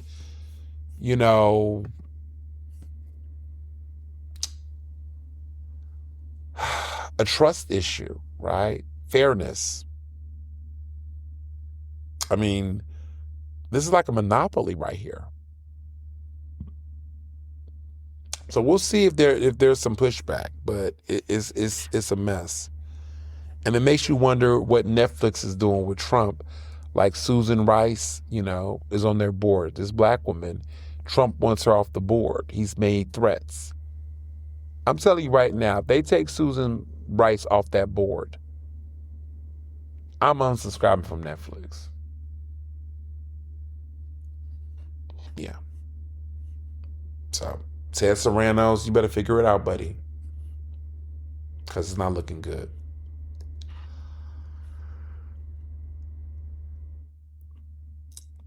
So there has been some chatter about Claude. Claude is one of those AI devices or companies. There's Gemini, there's ChatGPT. There is Claude. And there's been a lot of chatter about what Claude is, what it isn't, what it's going to do, what does this mean for this whole purchase, to do this business deal with the Pentagon, which is really scary. They want to do, there's a lot of people that's like questioning, how useful this is going to be.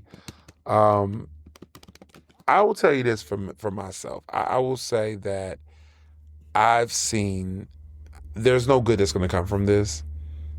In my opinion, there's no good that's going to come from any idea, anyone who's thinking of trying to legitimize this.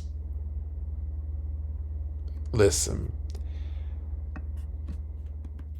apparently they want to reject. They want to reject deal. Cloud wants to reject the deal. There's several AI companies that are like concerned about what this is going to mean, So OpenAI has decided to reach an agreement with the Defense Department because they clash with Anthropic. So this deal has come a couple of hours after Trump ordered federal agencies to stop using artificial intelligence technology made by Anthropic. Anthropic is an open AI rival, okay? And so basically what happened is that Anthropic, they make Claude. They make the Claude AI model. They rejected a final offer to continue working with the U.S. military, okay? So now OpenAI has came in and they've reached a deal with them. But you all want to keep using them. You want to use OpenAI. OpenAI has ChatGPT. So if you notice all these companies, so Google has Gemini. That's their AI model. Anthropic owns Claude. That's their AI model. And then OpenAI owns ChatGPT. So each of these three major groups. Well, OpenAI has now decided to reach an AI agreement deal with the Defense Department because Anthropic isn't doing it. What a traitor. Sam Altman is a piece of trash. Piece of trash. But you already knew this. So that's where we are. Really interesting.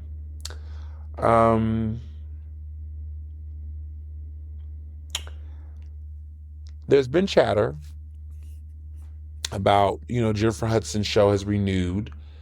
There has been some speculation going on that Pink might take over the Kelly Clarkson show. That's a rumor. We don't know if that's true.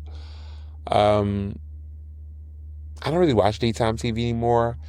My personal take on this whole situation is that, daytime TV, in my opinion, is dying. I think they need to go, they're trying to do Elizabeth Hasselbeck, that old washed up conservative that was on The View. They're trying to bring her back on The View as a guest or something like that this upcoming week. I just feel like the whole daytime TV talk show model is fading. I miss Wendy Williams. If you're not doing it the way Wendy used to do it, if you're not trying to do it I don't know. I just think Judge Judy, Maury, we need to have a new type of excitement on TV, the People's Court. I don't know, bring back some actual entertaining daytime TV that's not centered on TV shows. And I think they went with the celebrity guest host, but that's kind of fading. I'm not really crazy about it. I'm not really crazy about daytime TV talk shows anymore. I think we are, as a society, evolving past it. And I think a lot of it has to do with social media. I think the content creators, I think YouTube, which I love me some YouTube. I think some of that and podcasting has shifted people from that, because there's no time to, in a person's day, to listen to podcasts, watch those daytime TV shows. Something's got to go. And I think podcast has become that new replacement, or social media content creation has done it. But we are indebted with so much media saturation that somebody's got to take the fall. And I think what's taking the fall is some of this terrestrial radio, and I think the daytime TV talk shows. So something's got to go, right? Newspapers. People are not reading newspapers like that, print newspapers like that. That can go. That's my take. I could be wrong, but I'm often right. So with local politics, before I get into Isaiah Thomas, my show, my episode on the Record, I want to talk about what's been going on across the board. Some big stuff has been going on. I'm following the school closings. I'm not talking too much about it as much. I've been following what's going on. There's been a lot of up and down with the school closings. I just want to say this about the Philadelphia school closings, right? I don't really think this is about quality education as much as the school district may want people to think, or the school board, right? I think that this is a conversation about real estate and property. I think that there has been a deal brokered between the school district and the park administration.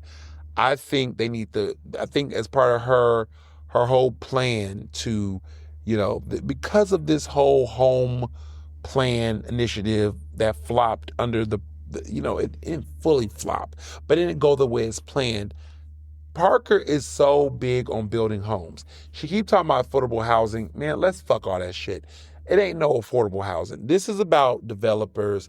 This is about her getting as much property into Philadelphia as she can. She got to make use of this land. Nobody wants to build office buildings downtown of Market East. Philadelphia is just is not the city for that. I think people, if you've been following real estate, a lot of these office buildings downtown are not being renewed. They're shutting down. There's a lot of money. The city's losing millions of dollars a year now. It is impacting the bottom line.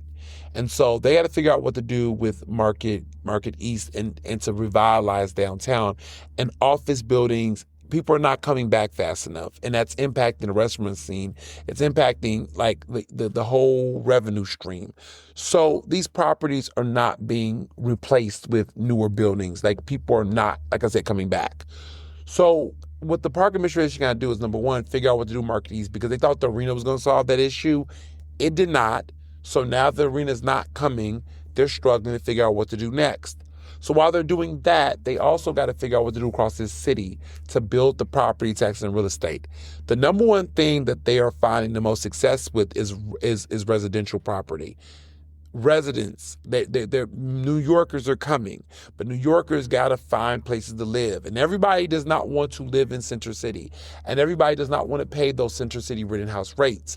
So they got to put residential properties all throughout Philadelphia and spread out. So they're building new buildings and people are filling them in. And so they need to build and spread out so that New Yorkers can come. This is not fucking affordable living. This is New York City living. And it's more affordable for New Yorkers to live there than to live in New York City. So when they're saying affordable living, they really mean affordable living for New York transplants, okay? So when they shut down all of these schools, they're going to bring developers in to build up new condos and new high rises, and then they're going to flood them with transplants, okay? That's the plan. So they're trying to close 20 schools. Now they're going to conflate one school. So we're down like 18 closings or whatever the hell it is. They're now trying to get rid of these buildings because they got to turn these into condos. They're counting the money. They're counting the buildings. They got to do it. They got to do it fast. So that's really what this is about. All this talk about, the schools are not kept up, the truancy, all that shit. Let me tell you something. If they really wanted to do that, they would. They got to save money. That's what this boils down to. They're cutting half days, which I'm not necessarily against half days. Teachers are complaining, saying that they no longer have the professional development days in lieu of that. Well, here's the thing. I understand that and I get that. But the problem is, you did not think you were going to pay a cost for those unions, with those unions. You didn't think that, PFT was not going to put the Philadelphia Federation of Teachers. You don't think that teachers union, that when they gave y'all those raises and did that without a strike, that there was not a compromise? I think the compromise was the half days. So yes, you're going to have to come after class and do your, professional development in lieu of that. You might have to do a Saturday seminar or some shit, but you're not going to be able to do it during the weekday or do a half day to do your development. It's not going to happen now because they got to save money. So that's how they save money. So they're cutting those days. That's the compromise, in my opinion. So that's kind of what I'm sensing. There might be more things going. I mean, I hear stories of now they're working on, apparently, no more silent lunches. Do you know that there are schools in Philadelphia, public schools, that have 20-minute lunches that are silent? The kids can't really talk. They are now going to allow some recess time, apparently. There are schools in Philadelphia that kids are going to be allowed to go to the bathroom now. Like, apparently, students are not really allowed bathroom breaks, apparently.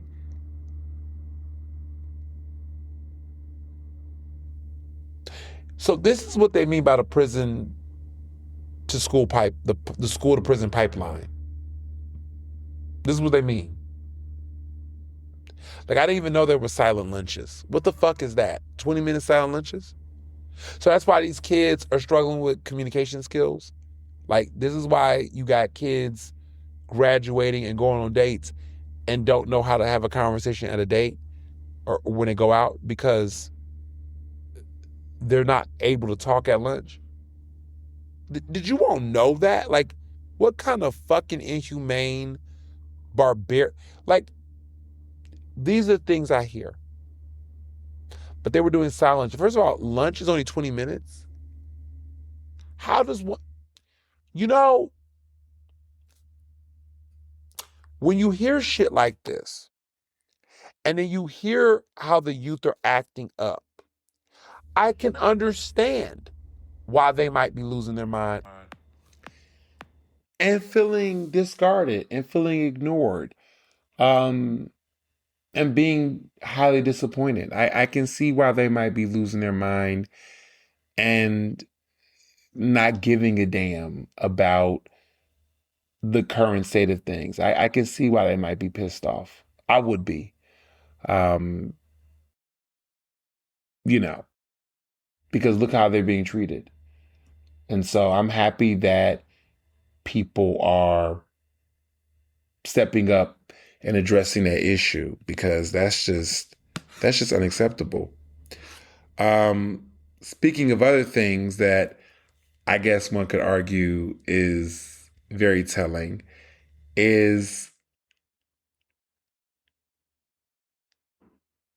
the polls are out, and two things could be true. Governor Shapiro has high marks in terms of his performance as governor. There was a Quinnipiac poll that came out. This is different from Gallup, because Gallup is not doing polling as much anymore. But Quinnipiac did a poll of around Pennsylvania voters, and they surveyed them and asked them about their thoughts on Shapiro and his performance. A lot of people gave him good remarks and good marks about his work as governor. Said that he's doing a good job, this, that, and the other. I think so. I mean, listen, I have my qualms about some of his performance, and I think he'd be a better governor in certain areas. But overall, he's decent. I don't think he's a horrible governor. I just think he is not as good as he can be. I mean, when I think about what's going on with the ICE raids and stuff, like now he wants to get ahead of it in comparison to Wes Moore. I think Wes Moore is a great governor. I think Wes is the type of tough governor that I would love to see in Pennsylvania. But I think about like Shapiro, he's a lot performative, man. He's just like I saw a clip of, apparently he had a Black History Month or gathering for the African American Commission at the governor's mansion. Had these kids like beatboxing or something there, performing or whatever. I'm just like, really, man. Anywho, he's just, I don't know. I just find him to just try to be everything for everybody. And I don't know who's advising him. Oh, yeah. Reverend Marshall Mitchell is advising Shapiro.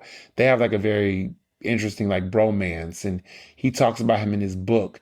And I'm just like, no shade to Reverend Mitchell, but like, dude is all over the place politically. This is a guy who at one point in time was besties with Seth Williams, and then kind of turned on him allegedly, and then was at one point an independent, slightly Republican, never really wanted to affiliate with Democrats, then backed Jeff Brown for mayor and basically tried to excuse Jeff Brown's language when Jeff Brown had made a reference to lynching, in regards to his candidates who were mostly Black. And that was very racist, but defended Jeff Brown to the fullest because I guess the bag was bag and the checks were coming in. And just is a very paradoxy, wish-washy type of guy. Like, I mean, he's, in one sense, he's a clergy, but he's also like into the political consulting realm in a way where it's just, his politics are really weird, and I don't really know what his end game is. But he's an advisor to Shapiro. They're like besties, and I think if that's the guy who's advising him, I can see some of the errors that he has. But Marshall Mitchell has never really like seen it for me. It's always that Black elite crowd that just get a little funny around folks like me because they just kind of don't know what to do with me, because it's like, yes, am I somebody who's achieved certain things, but I don't necessarily tap tap dance and do the little dance the way that they do. So for example, Yeah, I'm not going to the Union League for Black History Month luncheon. I don't care if the Philadelphia Tribune is doing it. And I don't care for white people's like praise and appeal. Like I just don't seek that. And they're just so hell-bent on the white gaze in a certain way that I'm just not interested in. Because how is that working for anyone? Seriously, how does that work for anyone? All of that, you know, shucking and jiving and judging Black people and critiquing Black people like we're the problem of everything and trying to treat white men's glass of water colder than Black people all the damn time. Like at some point we gotta recognize that acquiescing to white people to get ahead is an individual sport. And there are people that will do that for themselves. And that's why they got what they got, but the community as a collective can't win. But I digress. The pollsters said basically that based on the polls, they're crazy about they're in favor of Shapiro's performance as governor, but less than the majority of them are not in favor of his presidential odds. They don't really care for him for president or see it for him as being president. Two things can be true, and that's kind of how I feel about him. So the more you know. Now, I want to take some time to talk about a major breakthrough in the congressional race. Several things have happened. Chris Rabb has announced that he is not running for re-election for state rep, which is an Ernestly speaking exclusive, because I kind of hinted at this for a while. A while back, he had said that he wasn't running for re-election. And, well, no, let me clarify. He didn't say he was running for I asked him, was he running for re-election when I interviewed him on the record. He said, that's a good question. And I kind of was like, dude, normally if you run for re-election, you just say you are.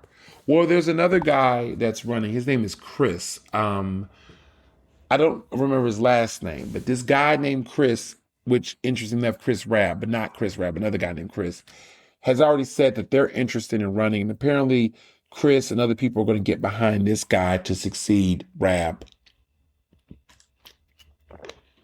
But apparently there's some other candidates getting in that race in the Northwest. So we're going to see how that plays out. But listen, it's going to be an interesting race nonetheless. I mean, it ain't for everybody, right? But I think one big thing that I've noticed, and I think what that really stood out to me about that race is that as it begins to lock in, because petitions era is about to close, this upcoming Tuesday, petitions are going to be over. And now we're going to see people challenge the race because now collecting signatures, people got to go on the ballot now. So we're getting to the point where people are going to go on the ballot. It's time to put up or shut up and know where people stand, right? So what's interesting is that endorsements are coming along, right? And one of the things that is interesting to me is that Andre D. Carroll, who's a state rep, he is, backed by the Working Families Party. He's a progressive. He's in Harrisburg. He is Chris Rapp's colleague. He's endorsing State Senator Shreve Street for Congress. This is a major moment because there's talks that there's supposed to be this momentum of progressive endorsements coming for Chris Rabb, but some of that has been a little bit flattened and plateaued or not talked about as much, given the controversy with money being missing from his campaign finances, right? So there's been a lot of people that's been kind of on the edge, kind of debating whether or not they want to show up for Chris Rabb or whether they believe his campaign is winnable, right? Well, Working Families Party is still backing him, but a lot of other people may not. And so it's been very interesting seeing this. But the reason why I say the Andre Carroll endorsement is a big deal is because some people just predicted that someone like Andre would endorse him. And this is a moment of political education. This is what I tell you all when I talk about endorsements. You cannot just judge a book by its cover. You cannot just assume support if you don't look in the details. The devil is in the details. I always tell people, look at the relationships that individual people have with people, right? Notice, for example, that Larry Krasner has a really close relationship with Shreve Street. He also probably likes the progressives, right? I don't think that Larry Krasner is going to come out and make an endorsement in this race because Krasner has had some interesting relationships, right? And these are those moments where you would assume Krasner is going to come out and make an endorsement because he's one of the leading people of the Working Families Party. Like, these are people, like, he is the face. He's not he's a Democrat, but you know how this goes in Philadelphia Working Families Party. Not everybody could be Kendra and Nick, right? So I don't think Krasner's gonna make an endorsement because of the relationships he's had. He has, right? I think Andre made the endorsement for several reasons, and people don't pay attention to the details. Did you know that Chris Rabb has never endorsed Andre Carroll, even though they're in the Northwest and they're both progressives? Interesting. Did you all notice, if you listen to that interview I did with him, that Chris Rabb disparaged Andre and Malcolm Kenyatta and other progressives in his caucus over certain votes? I'm saying this to say that Chris Rabb, like I have suspected, does not play nice in the sandbox with his fellow progressives. Now, while he goes after the moderates and the centrists left and right, he can't even get consensus with some of his fellow progressives because he is so stubborn, and his stubbornness won't even allow him to be even liked among some of his fellow progressives. Now, some of them are going to endorse him, and some are coming, and some do like him, but some don't. And I've talked to some off record and some on background have told me that Rab can sometimes be so self-righteous that it is actually hard to work with him and actually personally like him. There are some that don't even though their politics might clash, they might like some of his politics. They don't like him personally, apparently. And so some of his endorsements are not coming because they don't feel like he's actually earned it. And so I have heard, and I'm telling you right now, there's going to be another progressive endorsement for Sharif Street that is not going to be for Rab. And when this person comes out, it's going to be another moment where you're going to go, huh, that is a shocker. Why would this person do that, right? And so I say all this to say this race has gotten very interesting. And if I was Rab, I would be looking back to say, like, this is why I tell people, you got to look at the relationships you have. You got to look at how you treat people, because you never know when it might come back and bite you in the ass. And I think some of Rab's past transgressions and beef with fellow progressives are now coming back to haunt him at a time where he's very vulnerable and he needs his support. Because if he loses his primary, he's done out of politics for now. I mean, he's going to finish out the rest of his term, but come January, there's going to be a new state rep in his seat, and this man is not going to have no elected office to his name. And what a massive change that would be. Nearly a decade of being in office, and now you're out of there. So this is kind of reminding me of what happened with Brian Sims. Like, Brian Sims did not run for state rep. He put all his all into lieutenant governor and lost to Austin Davis a couple years ago.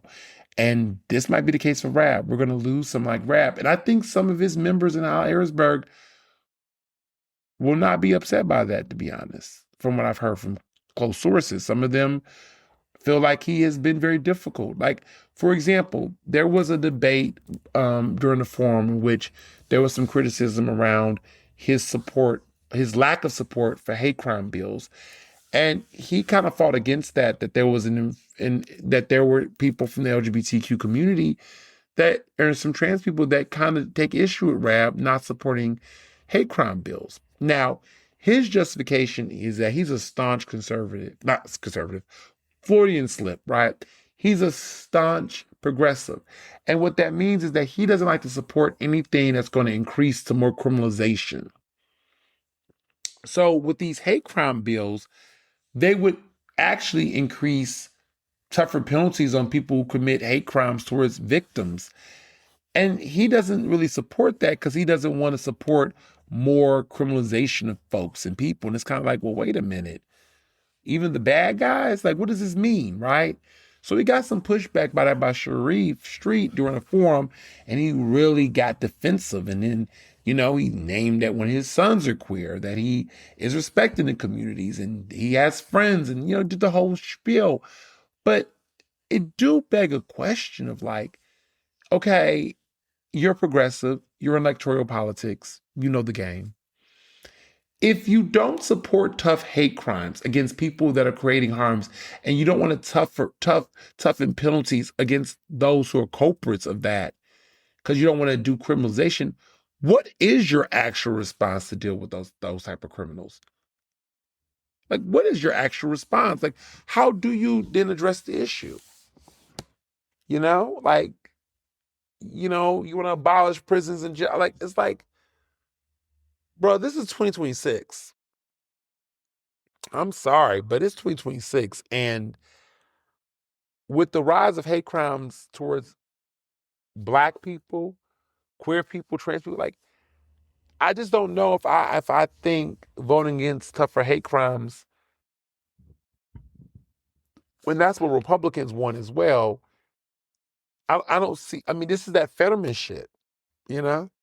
It's like you're what you're doing is counterproductive to what these are just contrarian moves. And if you don't believe in any form of criminalization or penalties in a legislative sense, then you might not even want to be a politician. I just feel like your political ideologies are so, I don't want to say so woke, but I mean, for lack of a better word, you're so woke that in retrospect, it begs the question, if you're that woke, why do you even want to be a legislator and be with the Democratic Party and be in politics? Because that level of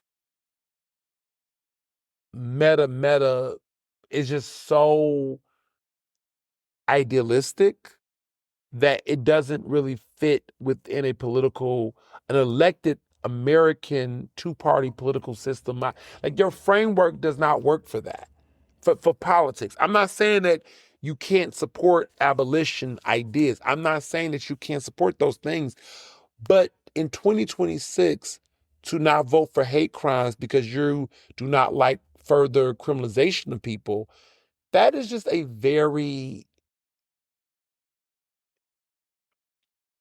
idealistic take that it just does not land well in an elected political space. Because then my question becomes, then you don't want to do anything. Then you don't want to increase taxes. You don't want to like what do you stand for in that space? It just doesn't make sense. So I think it is good that he's not running for re-election in Harrisburg. And I don't know what his look is going to be for Congress, but I don't necessarily know if Congress is going to even be any better for him if he's voting against bills like this in Harrisburg. I have personal concerns about that ideology. I don't think it's effective I mean, people talk about restorative justice, I get it, but that type of pedagogy, I don't know if it's applicable for a political party electoral policy. Like, I just don't think that's the right fit for that, in my opinion. So yeah, I don't know, Rab. I don't know. I don't know, man. It ain't looking too good. But back to Andre with this, not only did Rab not endorse him, but I think we're seeing an interesting title change. Andre identifies as progressive. His policies are progressive, but he's a consensus type of guy. When I went to his kickoff party, I noticed who he had in the room. He had the city council president, Kenyatta Johnson. He had the majority leader, Kathy Gilmore Richardson, the majority whip, Isaiah Thomas. He had the minority whip and minority leader, Nicholas O'Rourke and Kendra Brooks, respectively. He had senior leadership in the Senate, such as Anthony Hardy Williams. He had, of course, Sharif Street.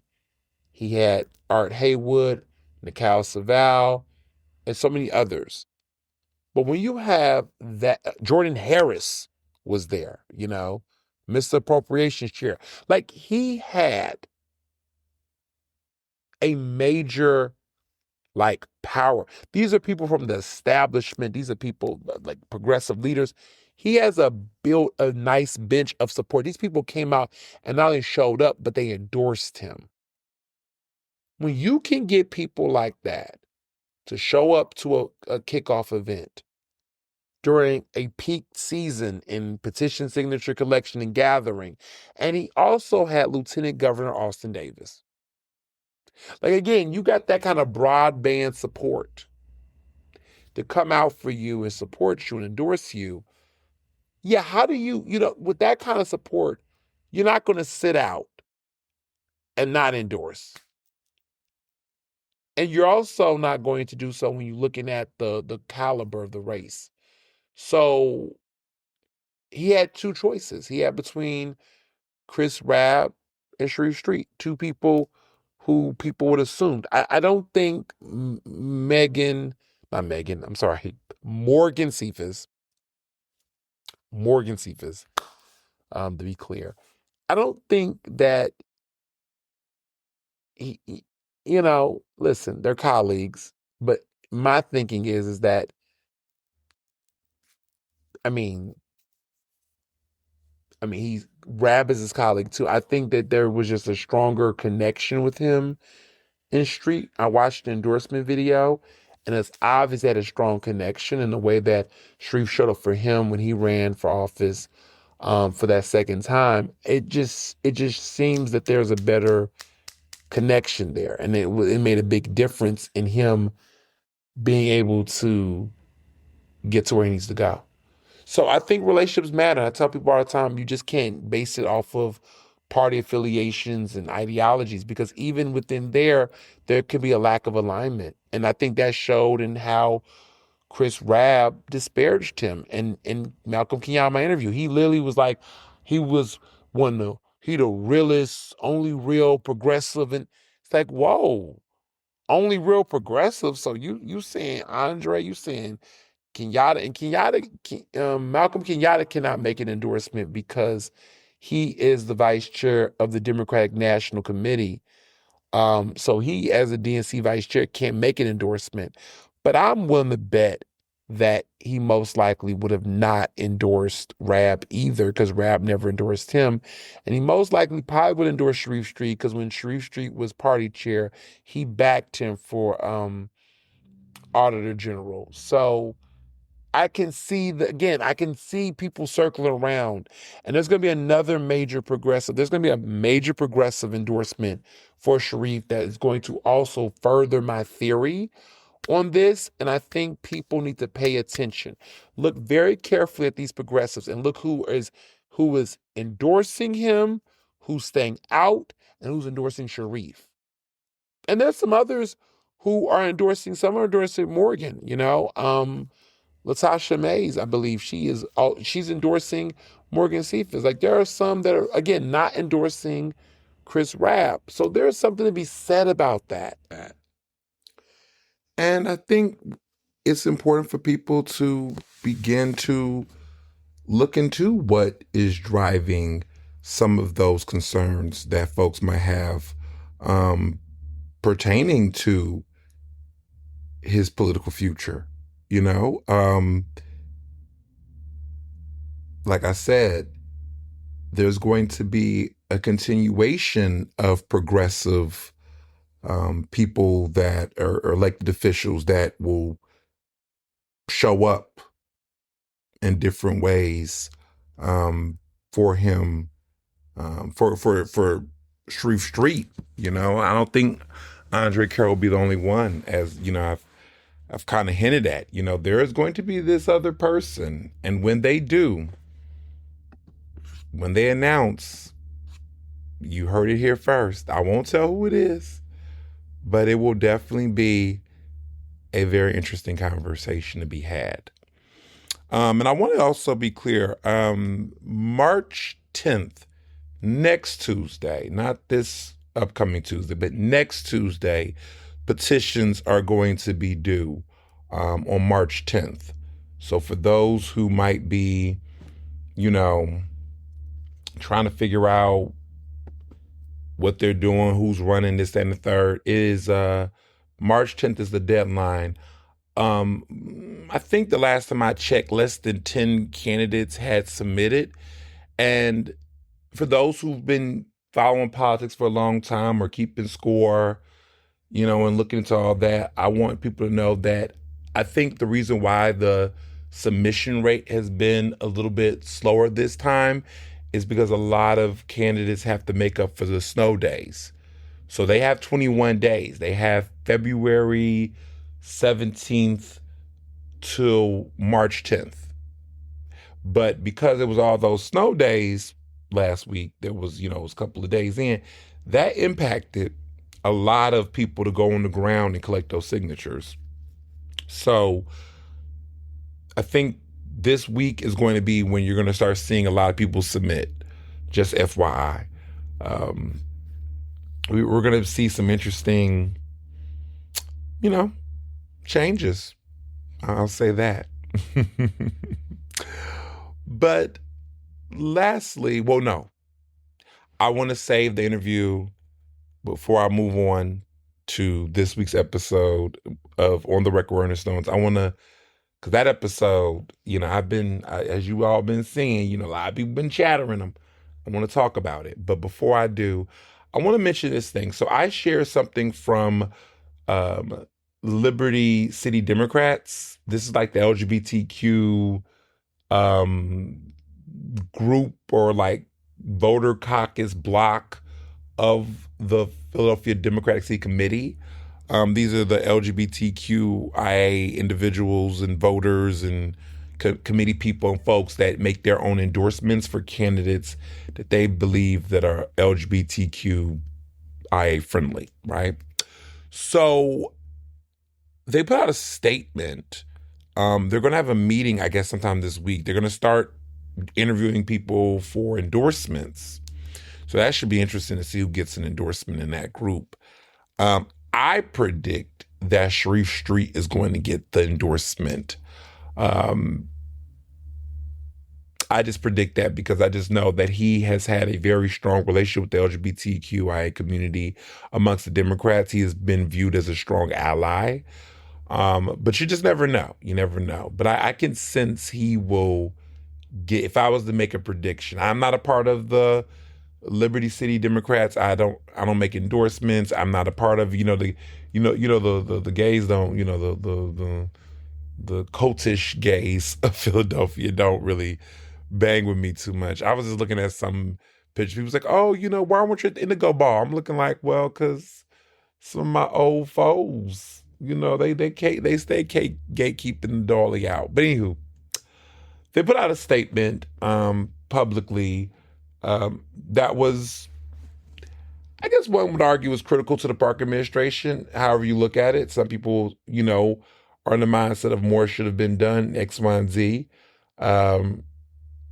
Listen, I'm gonna read it to you all so you can see, you make your judgment on who you think is and isn't when it comes to some of these conversations, because I have some thoughts, but I don't want to, I don't want to be the person that's telling people what to think per se. Well, without my touch. But I want to read this because when I saw this, I said, wait. I said, is there trouble? Is there trouble? So this is the statement. This was released a couple of days ago. We call on Mayor Parker to immediately appoint a well-qualified and empowered person to the city's Office of LGBTQ Affairs. The office has been without leadership for 7 months, a time in which both advocacy for and accountability to our community have atrophied. Our community has been dealing with increasingly complex issues and growing levels of oppression from the Trump administration, and we have passed a reasonable time for our community to have a voice at the table in our city. The board of directors of Liberty City LGBTQ Democratic Club. Okay. So they're looking for someone. I have heard from close sources that they're still working on it. Period. And I don't think that is going to be David Alexander Jenkins. A lot of you all might be listening to this in the community, giving a deep sigh of relief.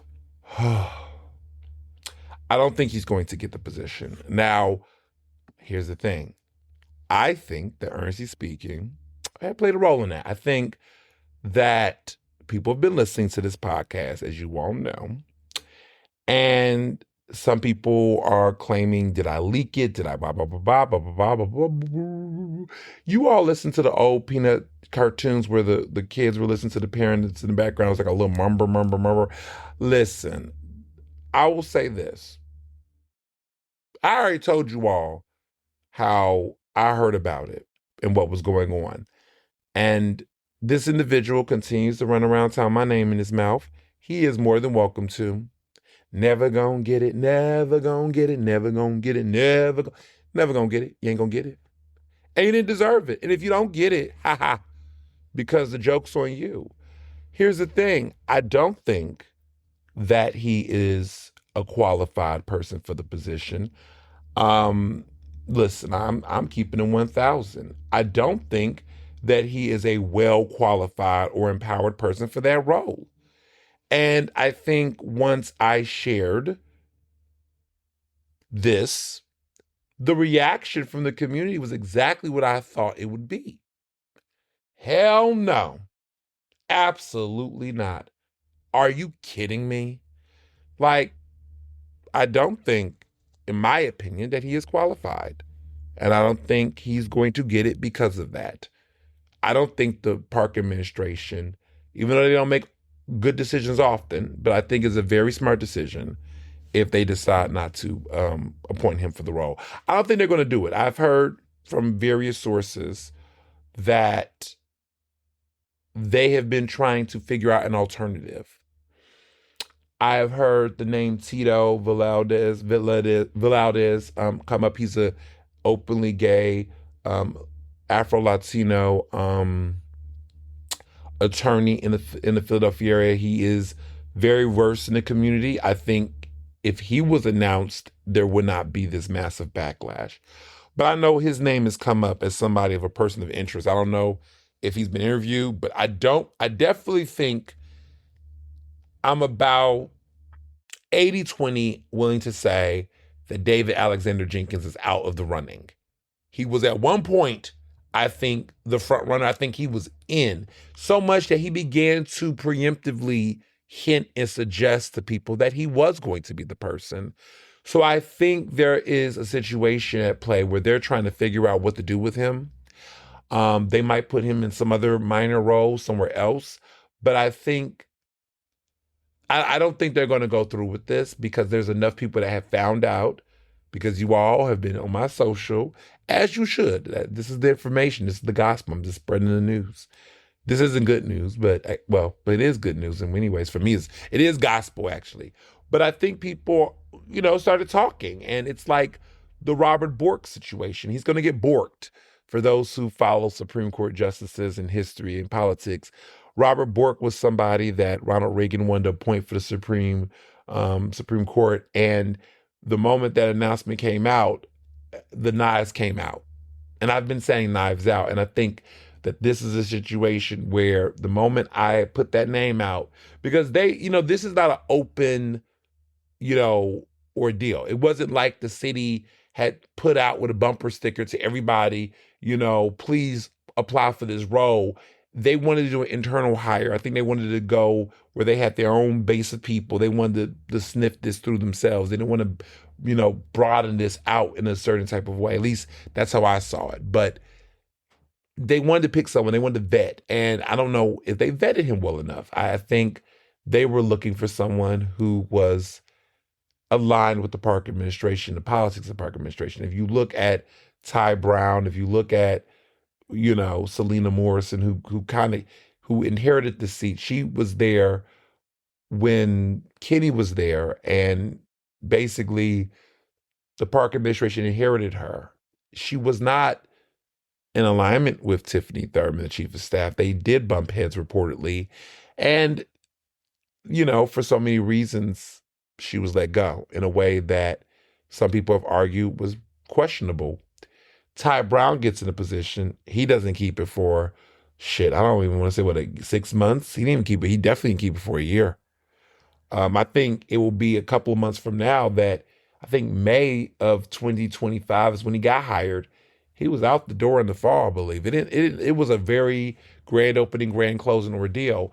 And so there is something wrong in this administration with the Office of LGBT Affairs. They just don't seem to keep anybody in there. And I don't really think they really want anyone in there, in my opinion. I just don't. I don't. But, Parker went to, the Philadelphia Gay News event, PGN's event that they had for their 50th anniversary. Mark Siegel hosted it. Of course, my black queer ass was not invited. But she went, and I think the problem is, yeah, you're going to talk to these older white gay men who have money, and that's going to be your way of, you think they hold the keys to the community. Okay. They don't.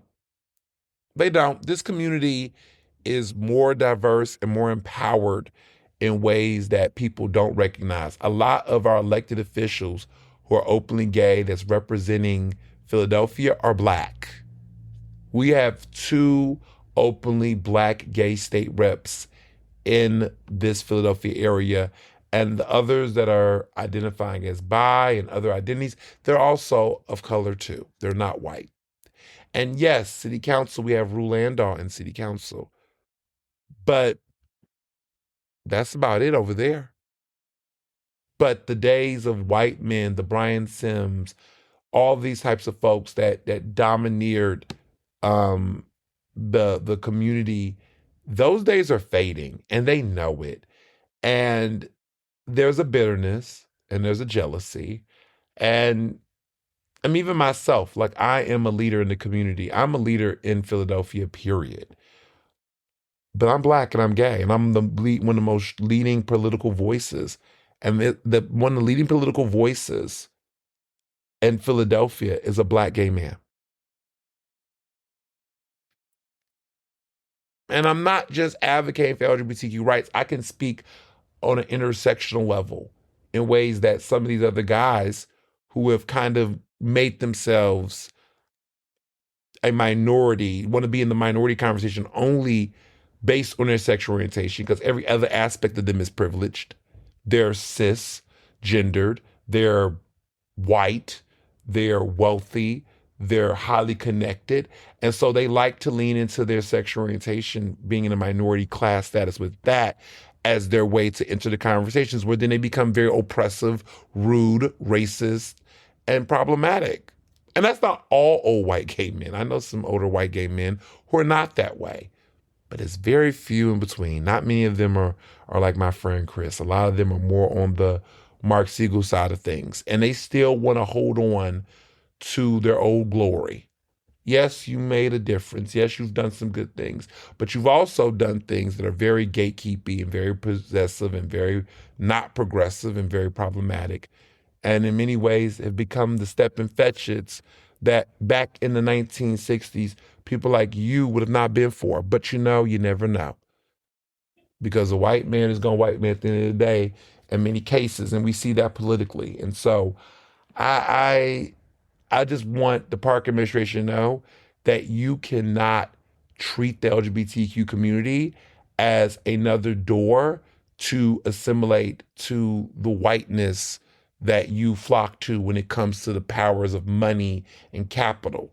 That you're skipping over Black people, young Black people, queer voices in every avenue. Whether you're skipping me over in the Black community because I'm young, or you're skipping me over in the LGBT community because I'm Black. Like the anti-Blackness, the antagonization, the paternalism, it must end. It must stop. And it's funny because some of these same politicians, like Mayor Parker, will ignore a young Black male who is in politics, coming up into politics. And I'm not talking about myself, I'm talking about somebody else, and they know who I'm talking about. They will skip over that person in rooms where that young Black man is at, but then will shout them out in queer spaces as a way to act like you're down and you see them. Very problematic. I'll go there. That's why nobody wants that. Listen, I have seen enough, and I see how people will weaponize race. The same people that will not identify and acknowledge your impact across the end will tokenize it in the same spaces where you're already being tokenized. But we ain't gonna have that conversation, huh? Nobody want to talk about that. I get it. But I just wanted to leave that there. I think just the update on that Office LGBTQ affairs position, I think it's not going to be David Alexander Jenkins. I think it's going to be somebody else. I don't know who it is. They've been very close-lipped, but I think he's out the running. So let's talk about this on the record with Ernest Owens interview that I did on Sunday with Isaiah Thomas. Okay, Councilman Isaiah Thomas, this is an update to that Resign the Run bill that he talked about months ago. So some of you might be like, didn't he just come on the show not too long ago? He did, but not that long ago. Not that recent, but it was around time, right? Let's talk about this. So the proposal has gone through City Council. It is up for a vote. It's happening. Okay, it's going to be on the ballot for voters to vote on Tuesday, May 19th. This bill has been revised, and a lot of you have been messaging me, DMing me, asking me questions about this particular piece of legislation. And the reason why I'm spending a lot of time talking about it is because of the fact that we, the people, will have the final decision. We're not. It's not just because City Council voted in favor of it. This is one of those things that has to be, this is going to change the charter. And so that requires a majority of Philadelphians, a wider majority of Philadelphians to be able to weigh in. And if they don't weigh in, it's going to be a problem. So we have to look very carefully at this and, see what's going on.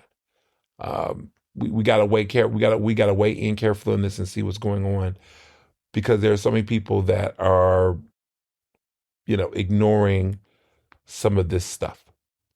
So I want to take some time to review this in depth, because a lot of you all had questions. I'm going to shout out somebody who did ask me a question about this. Elijah asked me a question about this. So here's what the bill proposes. And I'm going to tell you out the different scenarios, but here's the bill. The bill that has been passed, 15 out of 16 members of City Council voted in favor of this. So that means it has enough. It's going to go it's going to be on the ballot. You have to vote on as a provisional. So we will either vote yes or no on May 19th. Okay. As of right now, y'all, I'm voting no, but I'm going to get to that. So here's the bill. The bill will propose. So let's back up real quick. I know, because I don't want to assume anything. Resign the run means that any city employee in the city of Philadelphia has to resign from their job in order to run for office. So if you are a city council member, if you are a sheriff or a city commissioner, a chief of staff, a city employee, anybody that works for the city cannot simultaneously run for office for a new seat while working and being employed. The only people that can do so are incumbents, but that's only if they're running for re-election in the seat they currently occupy. But let's say, for example, a city council member wanted to run for city representative. Not city representative, that's not a real seat. A city controller. They would have to resign to run for that seat. Now, if you are a city controller and you're running for re-election, you can keep your seat. You're fine. But if you was a city controller and you want to run for mayor, you have to resign. So you can't run for a new seat if you already occupy a seat. However, everybody else, even if you're not elected, you must resign from whatever seat you're holding in order to run for an office. That doesn't matter if you're running for state rep, you're running for Congress, you're running for mayor, you're running for whatever. Any political office, elected office seat, you would have to resign to run. That is what resign to run means. It's been around for decades. This is the law of Philadelphia. And I'm only talking about Philadelphia. So if you live in a different municipality, a different county, I don't know what your rules are, okay? So this is only pertaining to Philadelphia County. This is the rule. This is the current law. City Council has tried 2 previous times to change Resign to Run in so many different ways. And Philadelphia voters, like you and I, have said, hell no, we want to keep Resign to Run. And the reason why people want to keep Resign to Run is because they feel like they don't like the idea of people double dipping. They don't like the idea of people being working for the city, getting city checks while running for office, because they think there's a conflict of interest. They think that there could be some ethical issues. They just don't feel like you should be able to be in a city resource position while also utilizing it potentially. It just can open up a bed of corruption potentially. It's just a very sticky situation, and most Philadelphians feel like they don't like that. Also, a lot of Philadelphians don't like it because they feel like it gives people in the city way too much power. So you're able to run for office while running for another seat, while also not having any term limits. So there's no term limits, right? We don't have any term limits for seats in city council. The only seat, and also any other seats except for mayor. Mayor has a term limit, but outside of mayor, there are no term limits for any of the seats. So you can run for city council 5,000 times as long as you live. You could die in the seat basically if you get reelected. And some people may have done that. Some people are trying to do that. Who knows? But that's just Philadelphia politics. So everyday Philadelphians have not been in favor of Resign to Run for various reasons. Some of the reasons that I've heard from a lot of people is, one, they just feel like they don't like the idea of you being able to run for office while being paid a full-time job, working right now your current job. Like if it looks like double dipping, right? That's one.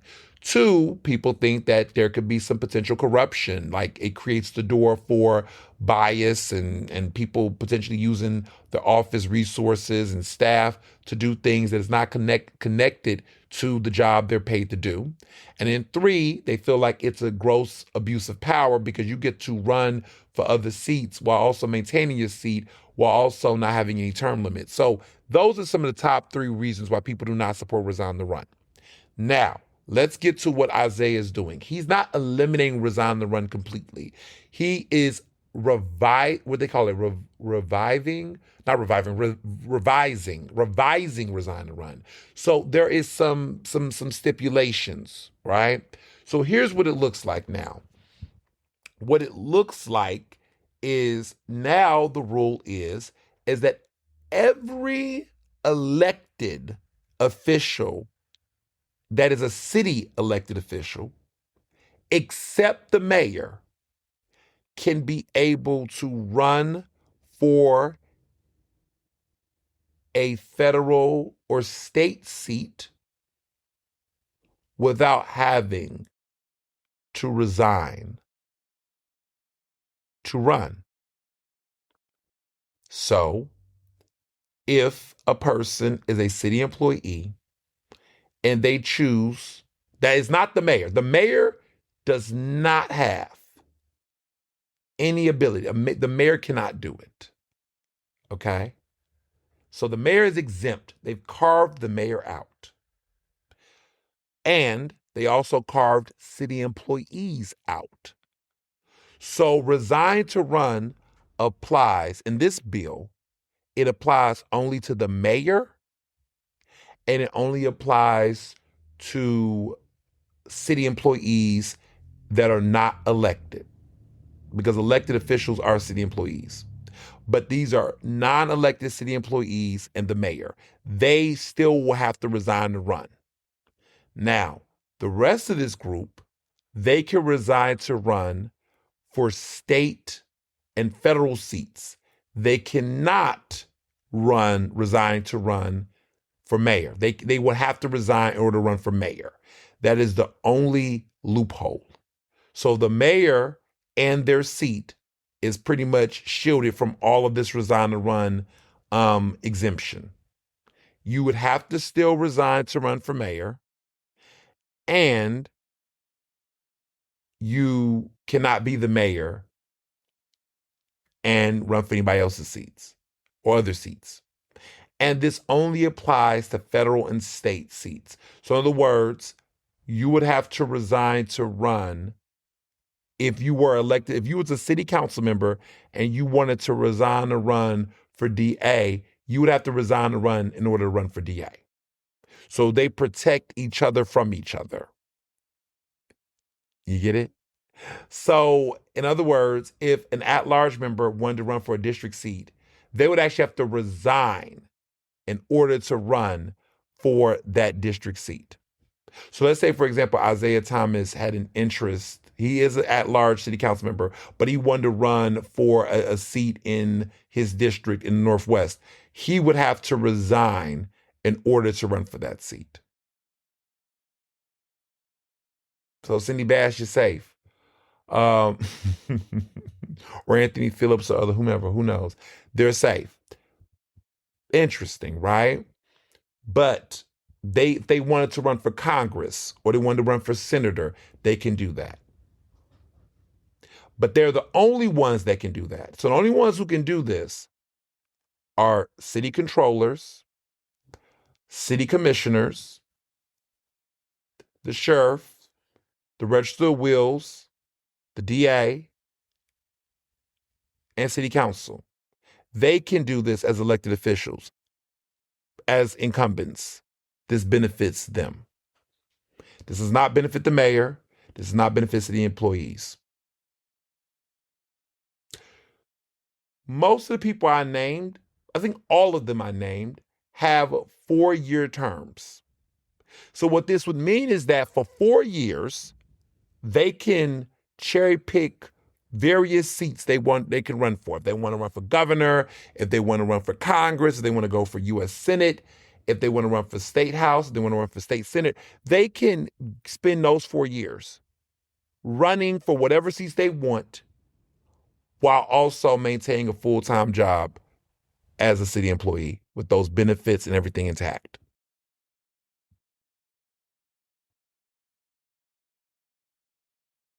And if they, win, then a special election will be triggered. And then, what happens in the special election?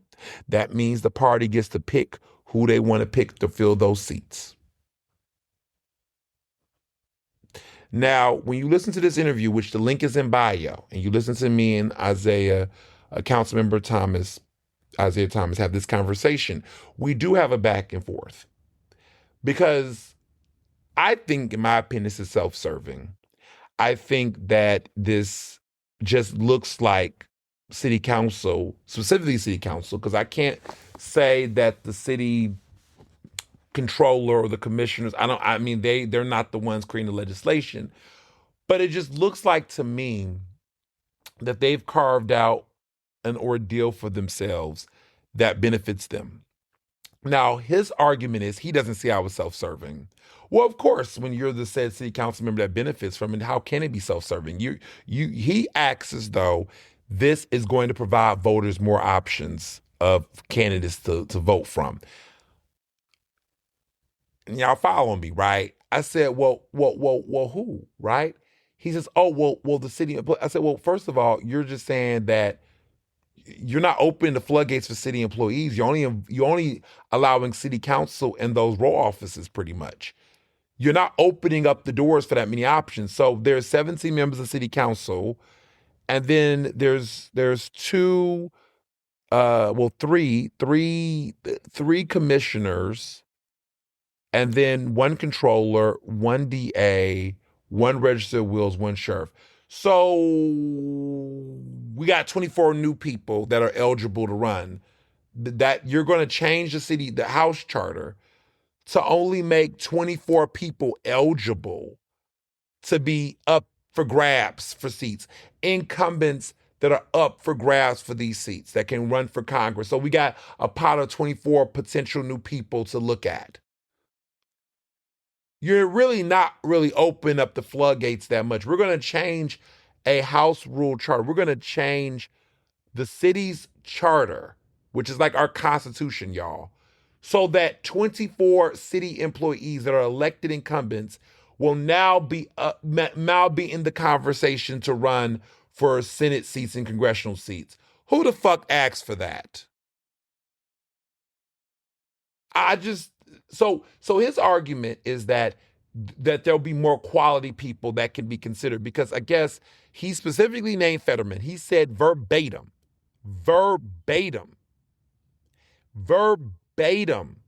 he said that this was about Fetterman, because there are a lot of people that are frustrated with John Fetterman, Senator John Fetterman, including myself. You know, he's come on the show in the past before he did a 180. And he's basically arguing that Fetterman's up for re-election, I think, in the next couple of years, which is going to be a highly contested race. And he wants to argue that this will give Philadelphia voters a chance to have more people run for the seat without having to resign. Well, listen, get you some courage and resign to run. If you think that you want that job, then you should resign to run for it. Why do you have to? I guess he's arguing that, somehow, what was I? That somehow because of the resign and run policy, is making a lot of people not want to resign in order to do it. Well, that must mean they don't really fucking want it. You remember, you saw how many people resigned to run for the mayor's seat? They was willing to put it on the line to run. Sherelle Parker, hey, she resigned to run. Helen Gim did too. Rebecca Reinhart did. Alan Dom did. Derek Green did. Maria Cornelia Sanchez did. They chose to do it. David O did it. They chose to do it.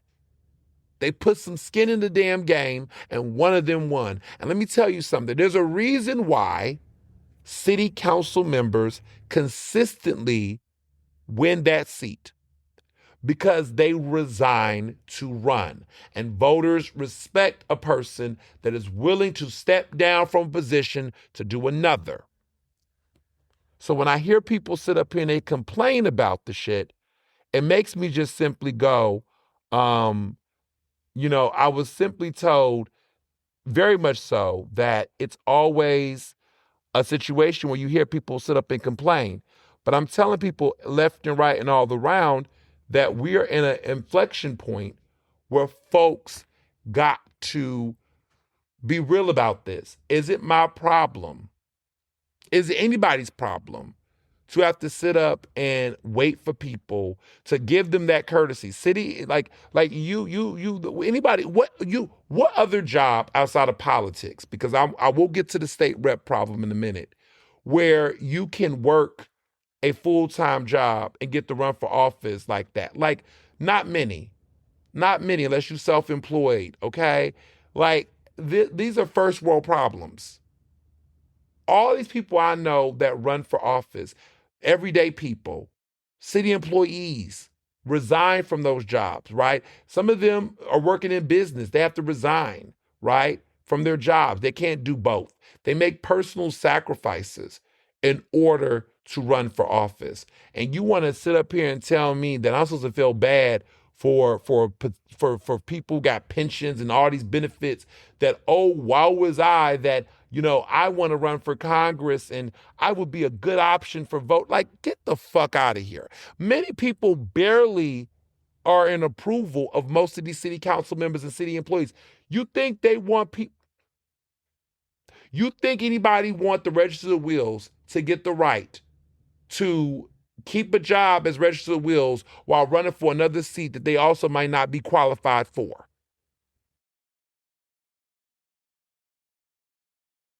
I thought so. You think anybody, you hear that? You think anybody wants to sit up and see people run for, somebody from the city commissioner's office, some of those city commissioners? You think you want those people that are working in a role that is about voter turnout to be running simultaneously for another seat while doing a job like that, and they're supposed to be overseeing elections? Make the fuck sense. Absolutely not. And the argument is you want to increase the pool for voters. Oh, thank you, City Council. Thank you for considering me and my options. Thank you for being a friend. Thank you for giving me this novel idea because, oh, that's what we want. We want you all so much to get in this race and keep my taxpayers' dollars want you so badly to continue to barely answer the fucking phone to get snow up off the ground. You already don't have good constituent services, many of your offices. Oh my goodness. What I want is for you to now have your phones ringing with people calling you about your future congressional race, your future gubernatorial races. Oh, that's what I want. I don't oh yes, city council, please don't resign to run because we want you to have we want better options and you to do it. Said nobody fucking ever.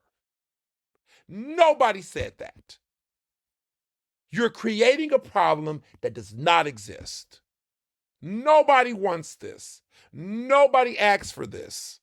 Okay? This is not a real problem. This is a problem that they've made up.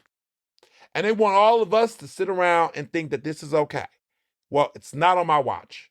Not on my watch. I am not in favor of this. I'm not going to fake it. I am telling everybody I know and their mother and their cousin and their brothers' friends and frat brothers and everybody else, vote no for the third time. 3 times a charm. And let me tell you why I'm not for this. I could have been for this. I would have considered it. But you know who actually said this, who gave a good statement on this, is the Committee of 70. Committee of 70 said something really good about this. And I'm playing my music here because this is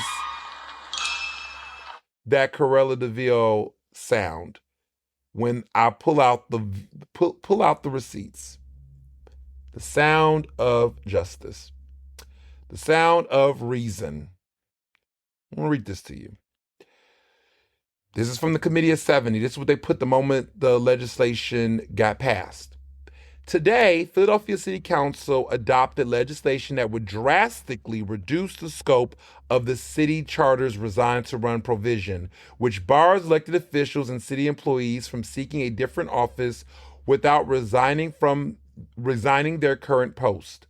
While the Committee of 70 has supported efforts to eliminate this provision in the past, the proposal adopted today serves political interests, not the public interest, and undercuts the core reason to revisit this issue at all, increasing competitiveness and accountability in city elections. Thankfully, voters have the final say. Should Mayor Parker approve it, the version of Resign to Run legislation that passed City Council today and will appear on the ballot this May. We hope that voters reject this proposal as they have done twice in the past.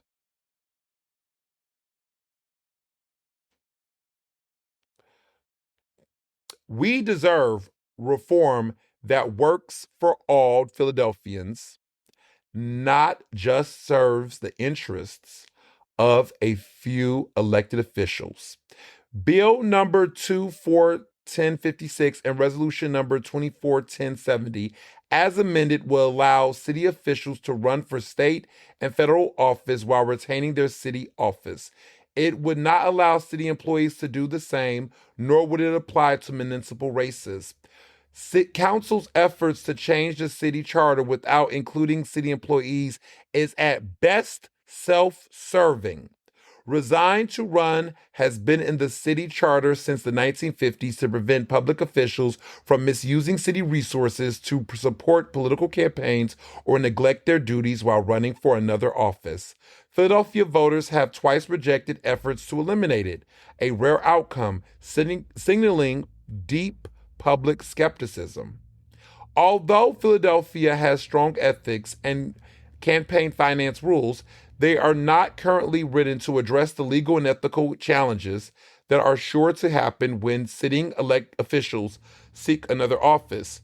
As the reform advance today is written, the same underlying issues remain. Council missed an opportunity to modernize those rules, address gaps in the law, and pair the Resign to Run reform with forward-looking term limits, such as allowing council members to serve up to 3 terms, with current members eligible for 3 terms after adoption. 70 would have supported eliminating Resign to run if it was done alongside term limits, safeguards that strengthened public trust and applied to all city employees. Piecemeal changes, especially those crafted for specific political interests, fall short of the kind of reform Philadelphians expect and deserve. There you have it. Well written. Well written. I agree. You can't do this without term limits. And Councilmember Isaiah Thomas vigorously disagreed, and at one point said that this was not about bringing new blood into politics. He said that this is not about new blood. He says term limits is about that. This is not that. This is why he doesn't understand why the term limits conversation is brought. It's about safeguarding our political system. It's about checks and balances. If you just keep letting incumbents begin to run without any consequence, how do you guarantee an opportunity? You know how you can easily fix the problem with new candidates and new fresh blood? It's about putting in term limits. He said he understand how that worked. I'm like, listen, let me keep it classy, but let me say this. Here's my mindset here. If you had term limits, then more people would have to figure out what their next bout is. Governor Shapiro has term limits. Mayor Sherrell Parker has term limits. Shapiro knows what's next for him if he wins re-election. He can already see what's next. He thinks the White House is next for himself. He's already trying to find a new seat, right? City Council don't have that. And here's the thing that everyone keeps talking about. Everybody keeps talking about, state reps in Harrisburg can do it. Let me say this. They serve 2-year terms. Because of those 2-year terms, they get more competitive races than city council members do. City council has so much incumbency privilege. Like, they get 4 years. It is hard to run against a city council member that is not at large. At large is competitive because it's at large, it's open. But to go against a district city council member is probably one of the toughest things you can do. It's very seldom that they get ousted out their seats. It happens once every blue moon, to be honest. The last time it happened was where it was no open seat, okay? Was when Jamie Gautier in my district took out, Janie Blackwell. Jamie Gautier took out Janie Blackwell, and that was something to be said, right? But we haven't seen anything like that. Recently, we thought that there could be a chance that Cindy Bass might have lost her seat to Seth Anderson Oberman. That didn't happen. So it's very seldom. I can't actually think outside of Gautier the last time we saw a district seat get disrupted like that. Most of the time, people have to retire and the seat becomes open. And even when it's open, it's special elections and it's handpicked. People are not elected, they're selected. We hear that rhetoric all the time. So it's not that competitive there. But state reps, oh my goodness, people are running against state reps left and right. Okay? You see turnover with state reps more than you see turnover with city council. So I actually don't really find an issue with state reps in particular running while in other seats, because oftentimes their constituents have a faster ability to vote them out if things go left. So for example, Amin Brown ran for mayor. Amin Brown has had fierce challengers. So it's democracy at best. There's accountability there because the races are more competitive and he has to fight every 2 years to keep that seat. And there is a quick turnaround. But y'all, 4 years, that's serious, right? Look at U.S. Senator, right? Like, Fetterman is there for 6 years. He's going to face some challenge. But this man gets to go through various cycles. He spent 2 years acting like he was going to be a good-to-do Democrat. Then something changed and became a backstabber. Now we're going to see these next 2 years and see if he's going to, now he's kind of went slightly super mega a little bit on the other end. We're seeing all the stages of this man in 6 years. That is a long ass time. It's so important that now this guy, if he wanted to run for president, could you imagine his inability to resign to run? You know what I mean? Like, this man could be in those seats. Like, this is why you need Resign to run. Because you just cannot have this. And here's my issue too. Let the city employees get a chance. Because to me, let's be clear, most of the people that get elected to city council were former staffers or former folks that worked in city government. They're just as qualified, if not more, than some of these city council members that are trying to run for these seats. Some of y'all chief of staffs are the real elected officials in your offices. Some of them. Some of y'all legislative people are more qualified than you all are. Don't get me started. I'm not going to name names today, but I'm just saying. I would love to see those people get a chance. Like some of these cities, we got, city solicitor. What if the city solicitor is very smart? Some of these deputy mayors, who knows, right? Why are they not allowed to have an opportunity to run? Some of them are more qualified. I would rather elect some of them than some of you all that's already elected, to be honest. So to not allow city employees to partake in this, I just feel like it's good for me and not for the energy. I'm not a fan of this. I'm not a fan. So I was told, because I do want to listen, I do want to address some of the questions that was asked about this. One of my loyal listeners of the show, I'm going to read what they specifically asked because I don't want to misquote.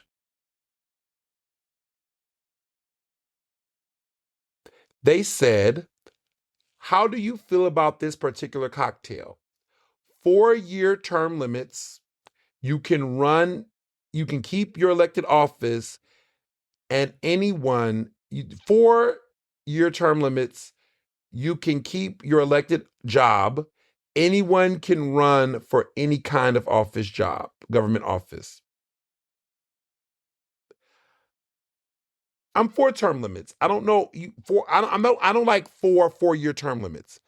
I think that's too long. 16 years? Hell no. I like 3-year. I like 4-year term limits. They already have 4 years. But are you saying 4 term limits? Like, in other words, that's 16 years in office. I don't like 16 years. I think that's way too long. That's a whole generation. I think 12 years, in my opinion, is too long anyway. But I feel like that's the only way you can compromise on that for city council. In the perfect world, I would say everybody get two 4-year limits. Okay, everybody should get 8 years.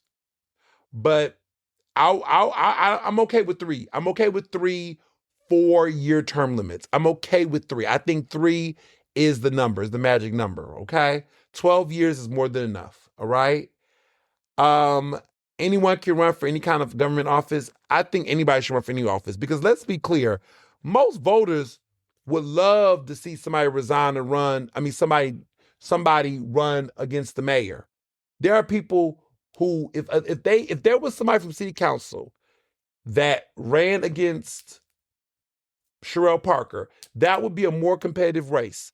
And the only reason why they're not doing it is because they would have to resign and run. Maybe if they had made this resign and run policy effective where we knew that the mayor could get challenged, then we would stop the constant incumbency of Philadelphia mayors. Think about it. Mayor Kenney did not deserve a second term, in my opinion. And clearly he did not, right? I think that Mayor Sherelle Parker should have a formidable challenger. I don't know yet on I'm going to listen. I won't say that I think she should not serve a second term. I'm not ready to say that. But I will say is I do think there is a strong, fair case that she should be challenged. And she should have a formidable challenger, okay? Not some random person that isn't going to give the voters a shot. I think somebody from city council should run against her. And I think that they shouldn't have to resign or the run. If I had my pick, I want Kendra Brooks to run against her. I would be interested to see a Kendra Brooks versus Sherelle Parker mayoral race. I would be interested to see a DA Larry Krasner. I think Krasner going against Sherelle Parker will be the race of the century.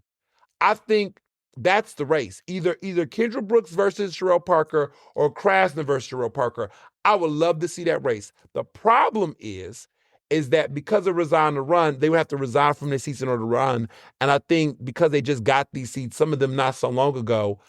I mean, not Kendra. I mean, they got reelected 4 years, but D.A. Krasner just literally got elected like a year ago. So he just started his new term like earlier this year.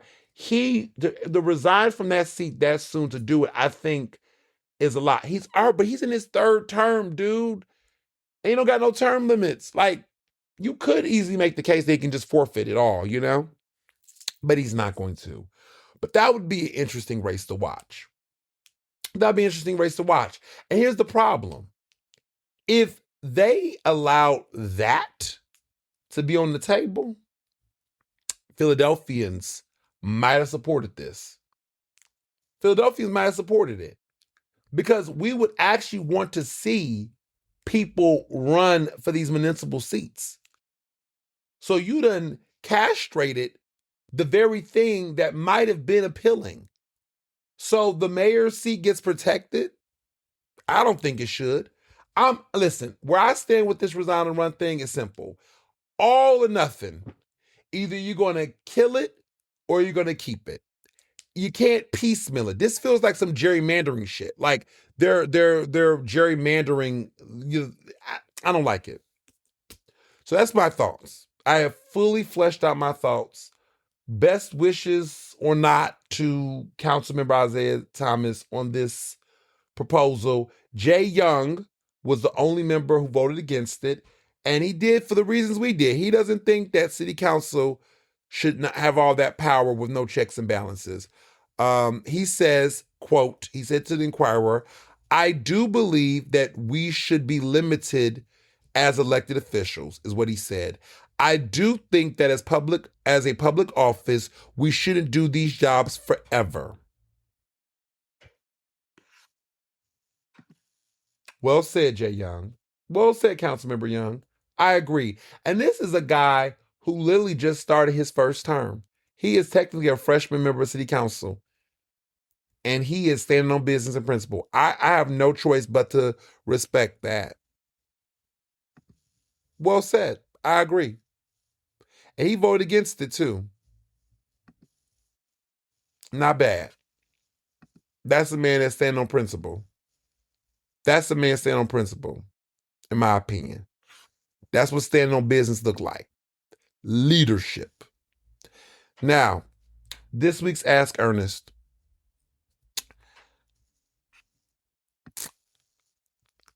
A lot of you all have been asking me about, I had an interesting, I don't know if the word is argument, but somebody had read something I said about Sherelle Parker and felt like I was going too hard on her. And I don't really play these games, but somebody was like, "Oh, well, she's a Black woman, Okay. They said she's a Black woman. And they just feel like, we need to protect her because she's getting a lot of criticism. And when people like you are criticizing her openly, those attacks on her as a Black woman, they just feels harsh."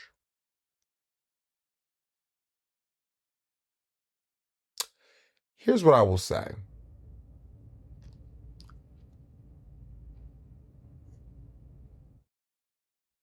Are we thinking about everyday Black women? Are we thinking about everyday Black folks? Why is it that there is a gut reaction to cape for and protect powerful people? Let me be very clear, and this is what I shared on my Instagram, and you all saw this post. I am pro-Black, okay? Which means I am anti-everything that tries to destroy Black people, even if it's other Blacks.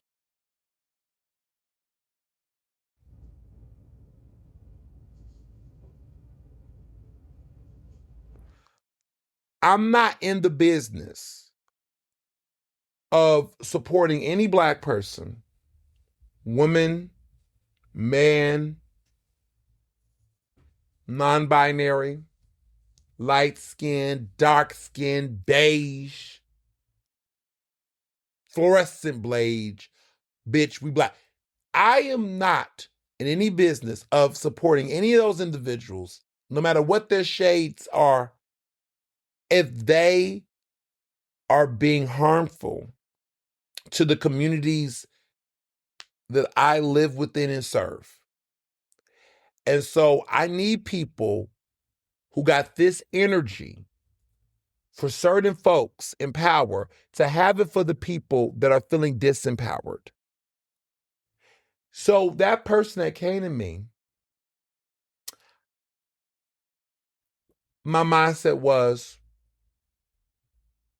first of all, I will never apologize for holding any elected official in power accountable. So you're going to put those identity politics aside, because I'm not going to be apologizing for standing up to any elected official in power. I don't give a fuck what their race is, what their gender is. If you are in a position of power and you are doing something with immense harm, I am not going to go, oh my goodness, you're a Black woman, you're a Black man, I should be quiet and let you fuck over my community and me. Absolutely not. Have you lost your damn mind? Do you know what do you understand what fascism is? And this is the shit. We don't do affirmative action when it comes to oppression. That sounds like affirmative action for oppression. Oh, well, we can let these oppressors come through the room. You all want affirmative action for oppressors. What in the affirmative action for oppressors is going on? So, listen, this person with state power, we're going to let them go through and oppress people because they are Black. So we need to give them an affirmative action. I did not know there was an affirmative action for oppressors, because this person is a Black woman who's doing oppression. We need to give them affirmative action on their ability to harm us because they're a Black woman. What? So I'm supposed to ignore all the other Black women who work at DC, DC 33. I'm supposed to ignore those union workers. I'm supposed to ignore Black queer people who need leadership right now, who needs an ally in the mayor's office. I'm supposed to ignore, everyone else who's got their concerns and issues. Black journalists who are not getting proper equity and transparency around the press. My Black queer ass. I'm supposed to just ignore myself in the name of what? Y'all done missed the fucking goalpost. The goal is not to give us more Condoleezza Rices and more Black George W. Bushes and Black Donald Trumps. That's not what so that's what it is for y'all. Y'all only care about Donald Trump because he's white. So if Donald Trump's politics, if his bigotry, his oppressiveness, if his problematic behavior was put on the face of a Black woman, you wouldn't care because they're a Black woman. And so if I resisted Donald Trump, that's okay because he's a white man. But if I resisted a Donella Trump, let's just say, you would say, no. You can't resist that because they're Black. So we're going to weaponize our identities to justify our oppression. This is why Democrats in Philadelphia don't get better, because There are dumbasses out there. Yeah, I gotta say it. There are dumbasses out there that is out here missing the plot and missing the point.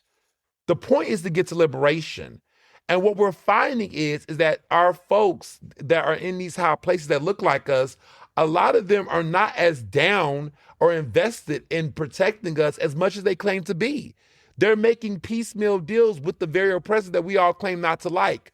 They're over here acquiescing to Donald Trump, not talking about Donald Trump, scared of Donald Trump, only want to deal with Donald Trump over piecemeal shit. They're willing to comply with ICE. They're willing to pimp our people out. And we wonder why this happens, because people like me and others who speak up, you go, don't say anything. Why? Because they're black? Please. I keep this energy for every person in power. This is about power. And if you don't understand that, if you think that automatically a black person getting elected to a position is automatically going to liberate us, you are so fucking wrong. Especially in Philadelphia. How many black people have been fucked over by black politicians?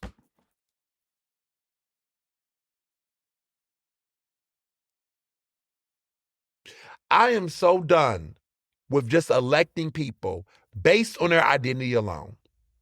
I love Westmore. I like Westmore. I think Westmore is a great politician. He's a black man and he's doing a damn thing. But you know what it is? It's not that he's a black man. That is why I support him. I support the fact that as an elected official, he is very clear on what his positions are. He has conviction. He speaks up. He's willing to fight power. He is standing on business. If we had a mayor that reflected that and did it and stood up to Trump and spoke up, I would. I, too, would be a fan. But that's not what we currently have. We have a mayor who cherry picks members of the press that they want to talk to, that is very sensitive, very defensive, and does not want to hear anyone that is not willing to gravel at their feet, unless they're white and rich and developers or they're union bosses. Other than that, there's no place for your voice unless you are bow-downing and kissing the ring over and over again. And if you're not willing to do that, there's no room to give feedback in that administration unless you're rich, white, developer, or union boss. Other than that, you need to be staff. And even staff, you may not even get heard. So I hear. That's not ideal for me. That's not what liberty looks like to me. That's not what justice looks like to me. I have no interest in that type of politics. I don't. And to the people that want to settle for less,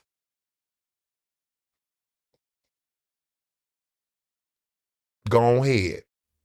If that's what you want to do.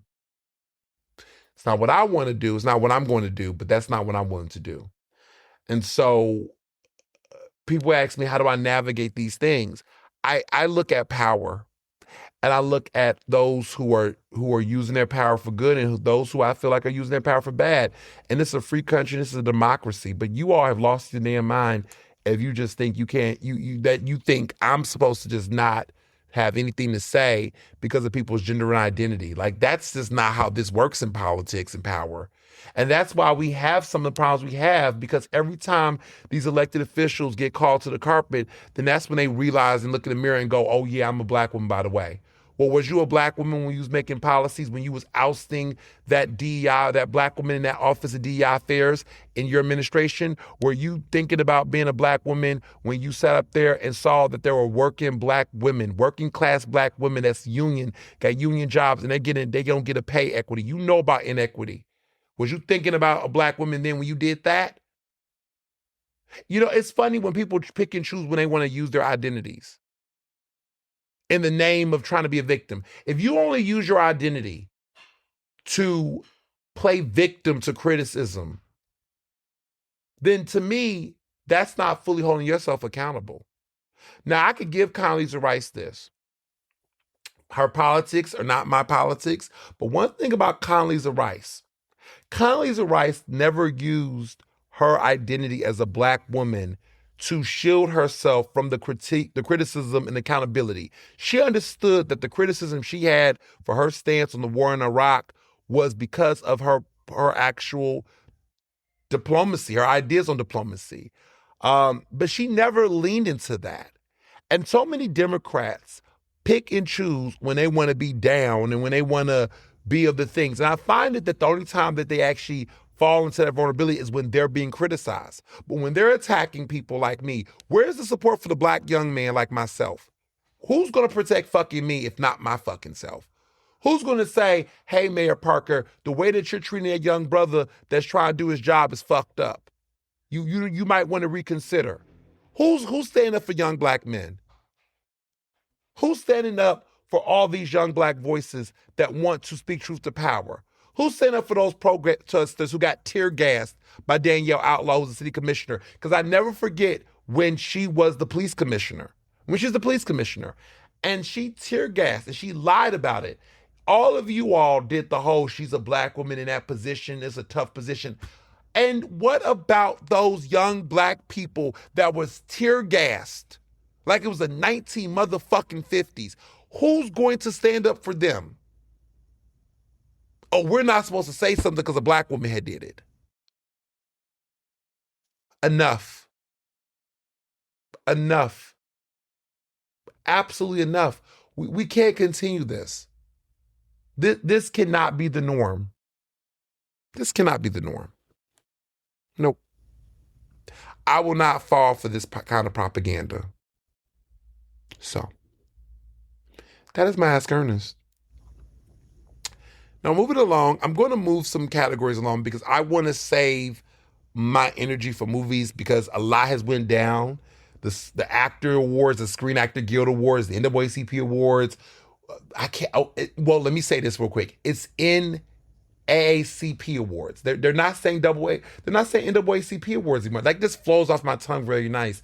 It's going to take some time, y'all. But apparently, NAACP Awards. They're saying AACP. They're not saying double A anymore. This is the new current trend. The new trend is they want to stop from saying double A. They want to just go NAACP. So I got to say NAACP. It's fucking on my tongue, y'all. It's just, listen. You non-Black, y'all say NAACP. But if I'm around my people, I'm going to say NAACP. Because I just feel like that's just how we said it. That's how I grew up. You know, I'm going to make a joke and tell somebody, if she say NAACP, she too young for you. Because she don't know the original. I'm joking. But I don't, yeah. I'm trying to say it correctly. I'm trying to, respect the style guide of it all. NAACP Awards. Okay, you know what? Fuck this. This will be my last time saying NAACP on the podcast. Moving forward, I will say NAACP moving forward. But I'm going to have to RIP it after this, okay? Unless they bring it back and I'll have to. But I'm going to say see how I'm fucking up now. NAACP Awards, Image Awards, was fabulous. But I'm going to talk about the awards and movies there. I'm going to move up to music first, and then I'm going to get to movies because I want to save my thoughts about that in a minute. But Rihanna is back in the studio. Rihanna is back in the studio. Okay, there has been some clips. There's been some images. Looks like she's going back in the studio and do her big one. I'm excited for this. My girl Rihanna, she back at it. Okay. We don't know when this new album's coming. We don't know. I've been waiting for Resign. I've been waiting for Resign. She's had 8 studio albums, but we're waiting for Resign. Okay? And then after that, give us Re10 and then you can retire. Because you have my permission, you have my blessing to retire after the 10th album. But you got to give us 2 more, baby. 2 more. Okay, that Rihanna reign has to continue for now. But she's back in the studio. Britney Spears has sold her catalog. I have heard. I know you all know I'm a big Britney fan. I did hear the news that she sold her catalog. I am processing that. Let me process that in peace. I really got to take that in. But it's the end of an era. She's got a multi-million dollar deal, over $100 million, I believe. She hasn't done any music in like 10 years. I'm not surprised. She's made it very clear she has no interest in doing music again. Glory will be her last album, you know.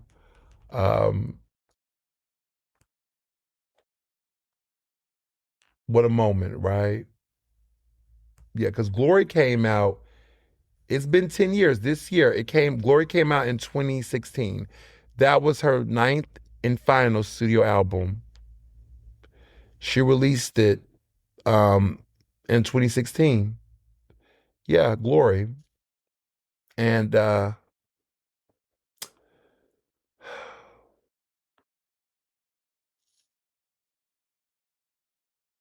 yeah, it was a time. It was a time. The singles from that album was Make Me and Slumber Party with Tinashe. It was her final album. And then 10 years later, you know, there were people that liked it. The reception to the album was not that bad. There were people who thought it was, who didn't give it was people were not really hard on the album. A lot of people appreciated the album. It was better than Britney Jean. I just knew Britney Jean couldn't be, you know, it was her best studio album in years. You know, I look back, I need to go back and listen to Glory. I do. I need to go back and listen to Glory because Britney Jean came out in 2013 and the reception to that album was not that good. It did not do that well. I'm looking at old ratings. There were some people that liked it, but it didn't do that well. It was mixed it had mixed and negative reviews, but Glory had overall positive reviews. Yeah, that was an era, you know. It was a time. But she's you know, this is it. This is it. This is it. And I'm gonna miss her. I'm gonna miss her music. I really am.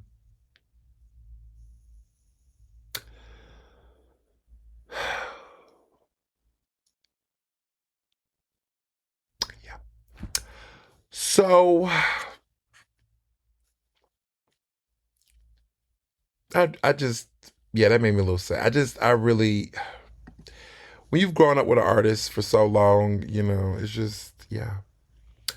So Opalite, I know I talked about it earlier. Opalite has become Taylor Swift's next number one. She's now tied with Rihanna for the most number ones under, of course, Mariah Carey. She's got multiple number ones. Opalite has done it. It's number one. Okay. I mean, I thought that it was not going to get that much buzz after Bad Bunny took over the charts. But it's back on the charts at number one. The music video, the streaming. Okay. You know, her lack of voice right now during these times, I'm not feeling it. I'm really not. I'm really falling out of like for Taylor Swift. I'm just over her right now. I'm just putting her in timeout. I'm not saying it's forever, but I'm just underwhelmed. Moving along, the Rock and Roll Hall of Fame nominees, the 2026 nominees are here. There are 17 nominees. I'm going to go down the list. 17 of them. The Black Crowes, Mariah Carey, Melissa Etheridge, Billy Idol, Iron Maiden, New Edition, Pink, Shakira, Wu-Tang Clan, Jeff Buckley, Phil Collins, Lauryn Hill, Enix, Joy Division / New Order, Oasis, Sade, and Luther Vandross. All right, Only 7 can get inducted. I know what y'all gonna ask me. Who are my 7? All right, in no particular order, my 7. Mariah Carey, y'all. Rock and Roll Hall of Fame. It's long overdue. This girl is working. Mariah Carey needs to be inducted, okay? Mariah Carey. Phil Collins, a legend. Studio. Oh, I mean, just an icon. Like, Phil Collins is rock to me, okay? When I think of rock and soft rock, I think of him. Definitely needs to be on there. Luther Vandross, easily. Like, how can you not have Luther Vandross? I mean, an icon, okay? R&B would never be the same without Luther. Contemporary, the grassroots, okay? You just gotta have him on there, right? Wu-Tang Clan, like, no shit. Wu-Tang Clan, absolutely. You gotta have Wu-Tang Clan. Billy Idol. I think Billy Idol, I mean, Rock and Roll Hall of Fame. I mean, Billy Idol is a major pillar of music, you know? Definitely got to have Billy Idol on there.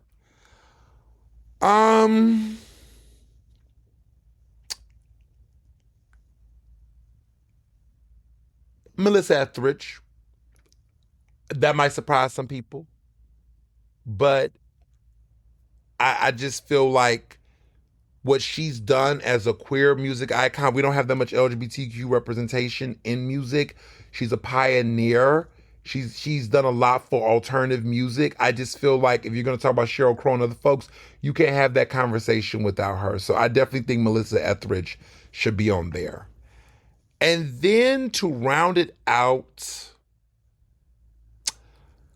this is tough.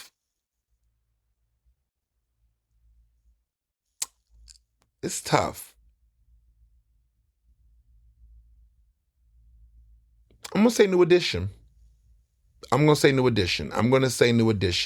What New Edition did for R&B, for new R&B boy bands and whatnot, I think you got to have a boy band on there. And I really like what it's giving. That's mine. Now, other people, I think Pink just became eligible. I think Pink will get in soon. I don't think she has to get in this year. I don't feel like Pink needs it this year. Come back later, Pink. But you should be in Rock and Roll Hall of Fame. I felt a little old. Her and Shakira aged me, y'all. It really did. Because when I saw Shakira and Pink, I was like, hold up. Because Beyonce about to be eligible, solo Beyonce very, very soon. We getting there, millennials. It's getting like I'm starting to recognize these names. Some of these names I don't recognize at all. Like I don't know Joy Division, New Order. I don't know Iron Maiden. They might be worthy. I don't know the Black Crowes. Jeff Buckley, who is that? Like I don't know it. So I feel that, but I feel like we're getting close to people that we're gonna know very soon. Like one of these days, it's gonna be like, not Aerosmith. Who is that group? Well, they may never not be inducted. Let me not be facetious, but oh my goodness, Nickelback. Like, what if Nickelback gets not? I think let me be quiet. Yeah, so I think Pink is worthy, but not now, too early. Shakira can wait as well. I mean, I'm not rushing. Some of y'all might have said, why not Lauryn Hill? I struggle with Lauryn Hill. The Fugees, yes. Lauryn Hill, I mean, can we say it? Can we say it, y'all? Look, she gave y'all one great album. It is one of the greatest albums of all time. The Miseducation of Lauryn Hill is a great album. But I just can't justify, like, she has not done 25 years worth of, like, music, right? Fugees absolutely deserve to be inducted. I can see a case for the Fugees. But I just feel like Lauryn Hill, I think she deserves it, but I'm not running to give this to her. I'm not running for it. I don't think that I would pick her over Mariah Carey or over Luther Vandross. I just feel like, no. Sade is a close for me. I really do feel like Sade deserves it. And honestly, if they had an 8th slot, I would. I feel like next year she needs to get in it. And she's been nominated multiple times. So maybe I should swap out New Edition and push. I don't know. I'm struggling. I think she's a close 8 for me for sure. I also like Oasis, but I also feel like, I don't know. Oasis is a very interesting band in general. I know their impact. I just feel like they just have too much shit going on. And I just don't feel like they rise to the top with all these other names. But the ones that I would like personally, even though I'm not going to probably get my way, but Mariah Carey, absolutely this time. I think Mariah Carey just has to be on that list. I think Phil Collins absolutely have to be on that list, okay? I just don't see it without them. I think Wu-Tang Clan, even white folks love Wu-Tang. Wu-Tang Clan has to be inducted. Like, they are. Like, I mean, they're iconic, right? Luther Vandross, of course. Like, Luther Vandross, of course, in my opinion. And then, like I said, Billy Idol, and then, New Edition, and then Melissa Etheridge. Those three, I don't know about those three, but those three I like personally. But the main core four that I feel like absolutely have to be inducted is Mariah Carey, Phil Collins, Wu-Tang Clan, Luther Vandross. I think those four have to be. Like, they just have to make it in the top 7. Okay? Everybody else, I can understand. No, they might swap out Billy Idol for somebody else, okay? They might swap out New Edition. They might swap out Melissa Etheridge. But I think everybody else needs to be on that list, in my opinion. You okay? So that's my take on that. And then lastly, before we get to movies, because I've been waiting for that, Bruno Mars got a new album. Did y'all know The Romantic came out? Did anybody know that? Did we fall asleep? Because I haven't heard anything about Bruno Mars' new album. Did anybody listen to it? I mean, listen, I know it's going to be number 1 on Billboard next week. I know it's going to be number 1 album, right? But damn, I have not seen anybody sharing any Bruno Mars songs in my timeline. I haven't seen lyrics. I have not seen anybody talk about it, really. Like, there's just been no chatter. Have I been under a rock? Like, there's been no chatter. I mean, I had to, like, Mr. Johnson, and this is wild, y'all. Me, the music guy, me who covered. Mr. Johnson brought it up to me. He was like, oh, yeah, no one's talking about Bruno's album. I'm like, Bruno had an album? Like, I knew he had an album coming. I can remember when the song came out, right? Like, the announcement. But I didn't remember the album release date. And I didn't even realize that it was at the end of Black History Month. He's not black, but still, like, no one said anything about it.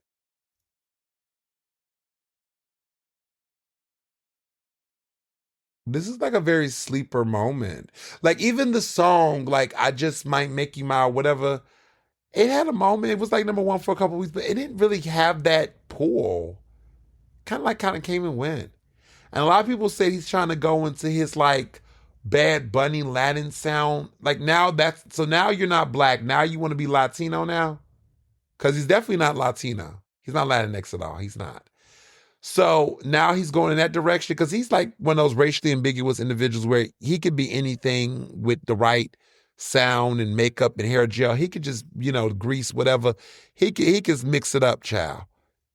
And so I guess he's now in his Dominican Mars era. I don't know. The album was short as hell. It was like 9 songs. The album was very short. I mean, he can sing. I mean, listen, y'all, he can sing. But the shit is just redundant. It's nothing new. Nothing sounds new. It's so the same. It's the wedding music. Like, I think he's just trapped in the 1970s. It's almost like a psychosis. It's like he's just stuck in this era. And you all like it. And y'all just gonna let him just be mediocre. He won't challenge himself. And I think that's why he's disappointing. Because you know what? Everybody always want to talk about John Legend. Y'all love coming for John Legend. Y'all love coming for Alicia Keys. At this point, I'm going to put him in that category. I'm going to put him in the category with Jennifer Hudson. These are artists that have talent, but they are not evolving with their music. And you know what? Maybe that's not fair to Alicia Keys, because I do feel like Alicia Keys tries, it just doesn't land well. But, and John Legend, he's so cute. I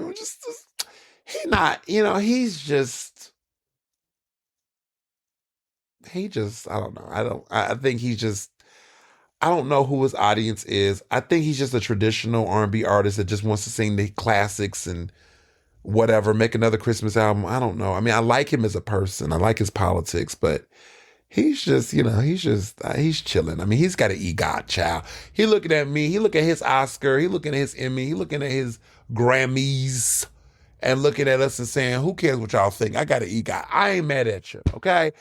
But, Bruno is just, I just feel like, you know what it is for me? If you're going to, the problem is that John Legend doesn't get to have multiple number one hits.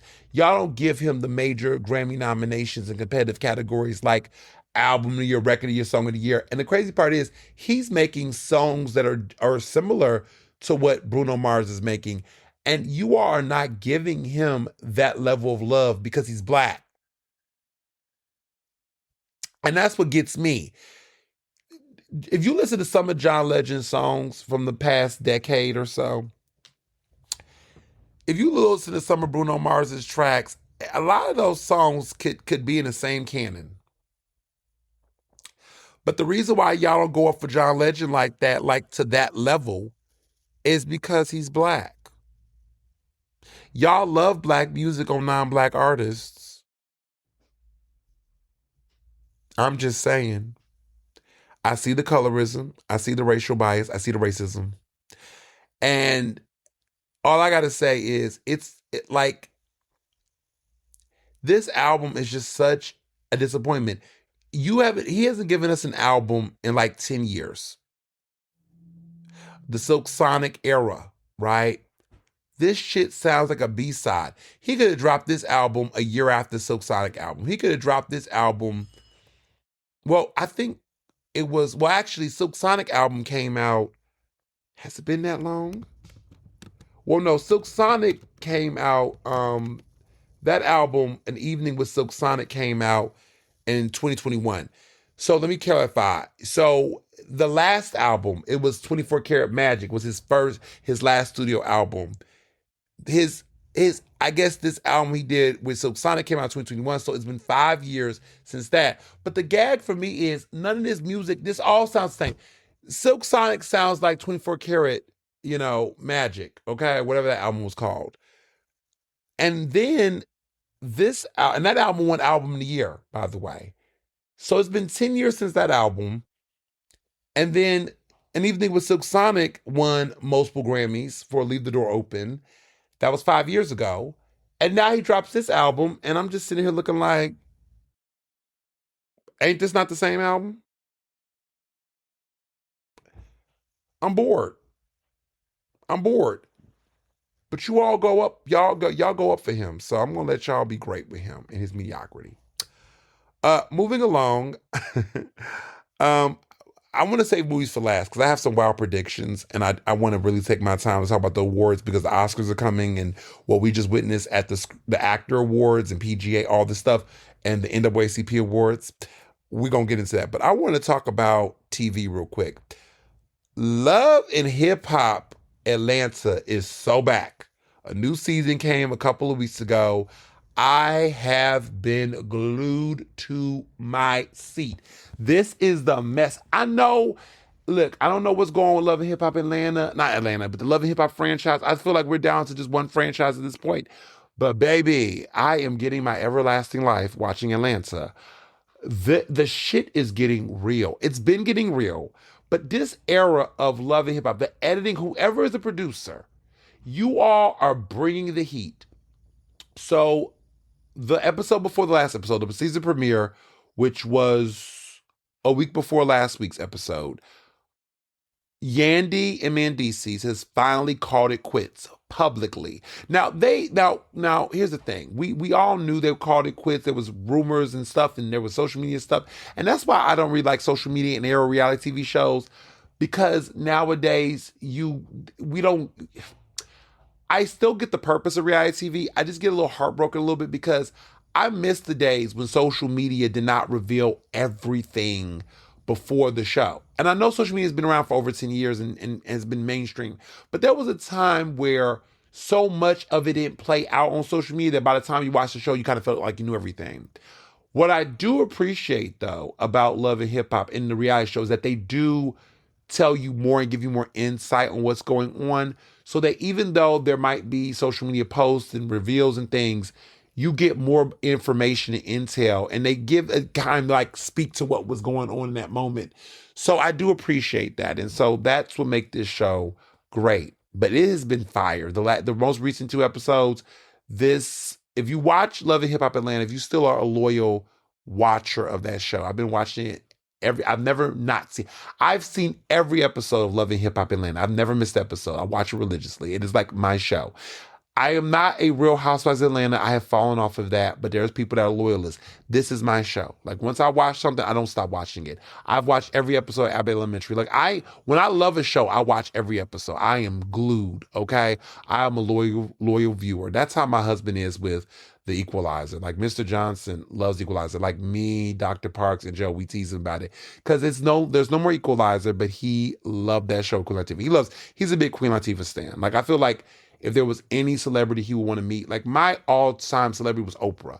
I think Queen Latifah is his. I think above anybody else, he would want to see Queen Latifah. He's not like really into. I mean, he likes, like he watches, but he doesn't get starstruck. I feel like Queen Latifah is the person. Like if he got to meet her, like he would lose it. Like he's into her. Like he loves her to death. I feel like that is his like number one celebrity he would like to meet. I've seen all my faves. I mean, I do have a couple. So Beyonce, clearly, Rihanna, and Meryl Streep, and Denzel. I feel like if I see them, I'm good. That's my bucket list. Beyonce, Rihanna, Meryl Streep, Denzel Washington. Oh, and Viola Davis. Okay, 5. That's my top 5. My top 5 celebrities, because I want to have a picture of, like I have one with Obama, but I want a real one-on-one Obama. But let me tell mine again. Beyonce, Rihanna, Meryl Streep, Denzel Washington, Viola Davis. Those are the 5 I want to meet. Byron Allen, Oprah are my top 2. I met them. I'm really good. If I never meet those other 5, I would like to. But the 2 I've wanted to meet my entire life was Oprah Winfrey, who I had the chance of a lifetime with. Okay, Audra McDonald too. Let me see, this list gonna get long as fuck. But like Audra McDonald, put her in there. Put her in there. Okay, 6. Those are the GOATs. I gotta see Audra McDonald. Viola Davis, Meryl Streep, like Beyonce, Rihanna. I only named one man. Yeah, Denzel and Obama. I mean, Michelle too. Put her in the package. But yeah, I just, I have my list. But I have to talk about award season. This has been a very interesting awards cycle. Movies have been just everywhere. I mean, this is an interesting time. So before I get into award season, I want to talk about this real quick. Jonathan Majors. We can go ahead and cancel him, y'all. Please do. Apparently he's doing a film. He's making his big comeback. It's been several years. And he's doing a film with the Daily Wire. And it's produced by Daily Wire, Ben Shapiro, who is a far-right nut. And it is, it's a mess. But he's doing this film that's supposed to be the anti-woke sinners, and he's casted with a white guy. Like, it's weird. It's random and weird, and what a mess. But let's get into the major shakeups. We have a very competitive Oscar season. Like, I've been following Oscars. As you know, we've been doing Oscar Watch for several months now, and there is a tide. There's a major shift. And the Oscars is on Sunday, March 15th. So that is 2 weeks from now. And I am happy to announce that I'll be able to make it to the Oscars watch party with the Philadelphia Film Society. The way this is all working, fingers crossed, I'm going to South by Southwest. I'm getting on my flight on Sunday. I'll be able to get on the flight and get straight to Philly at like 5-ish. I'll be dressed, red carpet ready, and then Mr. Johnson's gonna be pick me up, and then we'll make it to the event around 6. The awards start at 7 p.m. So we'll be good. But we're gonna pull a Mission Impossible, as you all know. But it all worked out. My flight got coordinated, so I will not miss the annual Oscars watch party at the Philadelphia Film Society. I go every year. I've gone 7 consecutive years, 8 consecutive years. I don't miss this. This is one of my favorite events of the year. There are certain events on my list that I just don't like to miss. Of course, the PABJ events, because I am PABJ president, but those are things I don't miss. But I also do not miss events like the Luminary Gala with Black Star Film Festival. That is always an event I love to go to. Clearly, I love the Oscars watch party. There are just certain things. Of course, Summer and Martha's Vineyard, always easy. There's just some events I just won't miss. No matter what the occasion is, there's just some stuff that I look forward to going to every year. And there are just certain events like that just is a no-brainer for me. I have to put it on my calendar, lock it in. And so that is one of those events. And so we've been going every year. That is always on the calendar. I don't care what's going on. I don't know the last time I've watched the Oscars at my house. Grammys, even the Grammys. I go to the Grammys. I've been going to Grammys 4 consecutive years. I don't know what it's like to not go to the Grammys in person. And it looks like probably for many more years to come, I won't ever watch the Grammys on TV because I'll be actually there. There's just some things that, I'm just blessed. I'm just fortunate. But nonetheless, so some major things happen this weekend. And I have some new predictions. So the NAACP, so after the BAFTA event, the BAFTA Awards, where the individual with Tourette's syndrome had used the N-word to refer to Delroy Lindo and Michael B. Jordan, there has been a different conversation around the movie Sinners. There's been a tide shift in how people are showing up to support Delroy and Michael B. Jordan and just the movie overall. And so when that incident happened on Sunday, the Screen Actors Guild, which is aka the SAG-AFTRA, that's the SAG Awards, but they call it the Actors Awards now, there was this shift in just the final day of voting was later this week. I think voters became more sympathetic and also more aware. Delroy was not nominated, but people just began to really shower a level of love. And I said to myself in my mind, I have a feeling that Michael B. Jordan might have a chance of winning at SAG. And people in my circle was like, I don't know. I don't think white people care. I'm like, there might be some energy shift. Because the front runner has been Timothée Chalamet for Marty Supreme, but Timothée Chalamet lost at BAFTA. It was some other actor that won. Winnie Musaka won Best Supporting Actress, which was a major surprise. Of course, Jessie Buckley won for Hamnet for Best Lead Actress. She's going to win everything, y'all. She's getting the Oscar. That's the only person that's a lock-in. Sean Penn won for Best Supporting Actor for One Bow After Another, which is another surprise because our Best Supporting Actor winners, they just keep winning. They've just been a different winner at each of the major awards. so far. Well, until we get to the Actors Awards. We'll get there. The SAG, I'm going to call it the SAG Awards, but this is the same as the Actor Awards. But I'm going to call it the SAG Awards because that just makes more sense to me, because that's what it's been called forever until this year.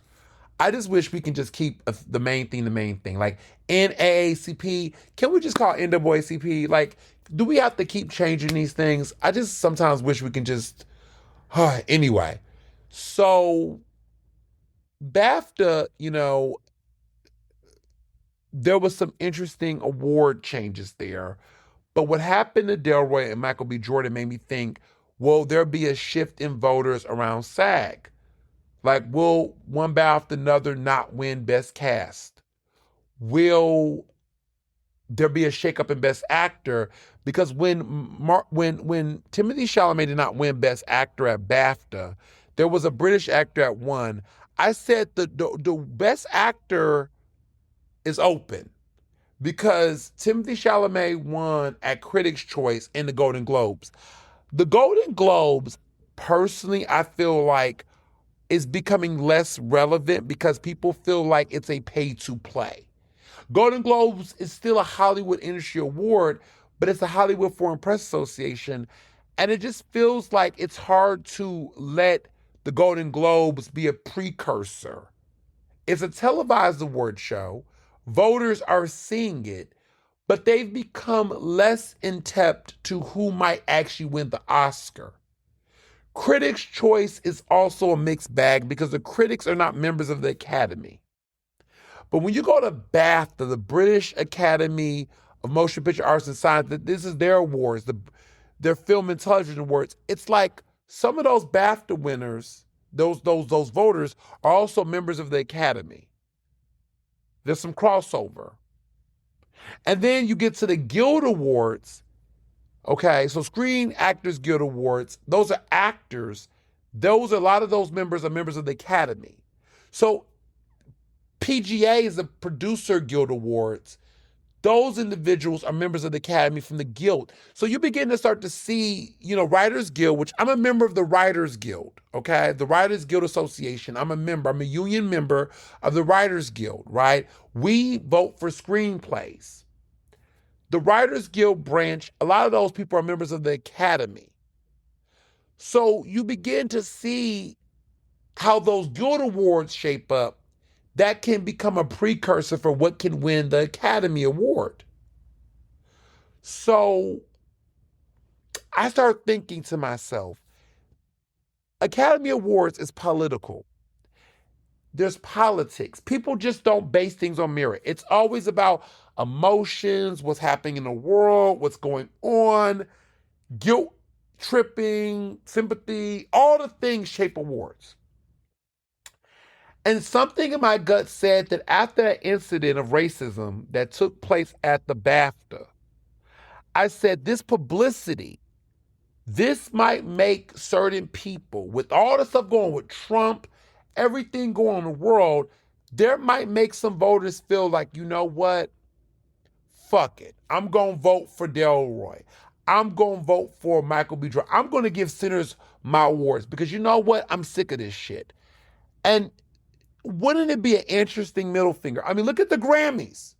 You can't tell me that the Recording Academy was not paying attention to what was going on with ICE and did not decide to vote for Bad Bunny because of that. Award shows are political. Awards are political. If you don't consider the outside politics and how it influences the shit, you're going to miss out.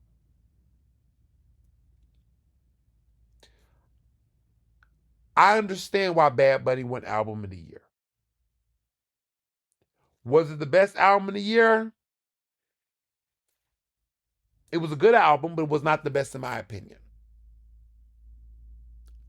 But I understand why he won. It's not about who should win. It's about who can and who will. Personally, I think that Timothée Chalamet had the more expansive performance. But Marty Supreme, as a film, is not getting that much buzz. It's a good film, but it's not the best film.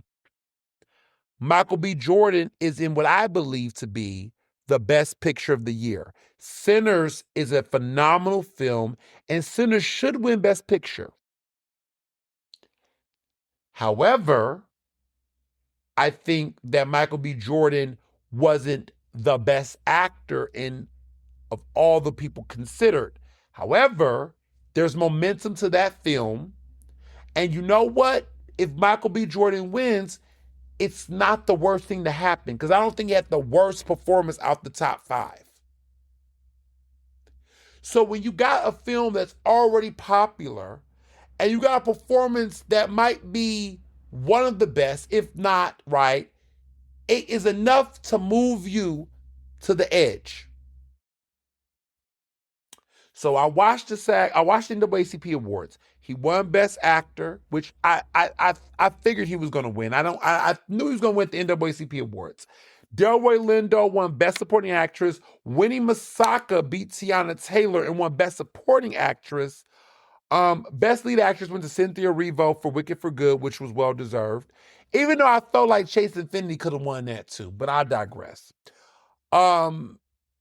Best Picture went to Sinners. Best Director went to Sinners. Sinners won 11 awards. It swept, y'all. It swept at the NAACP Awards. That was Saturday night.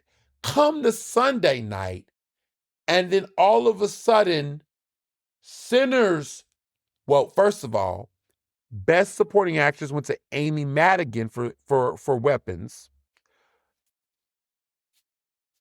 Okay.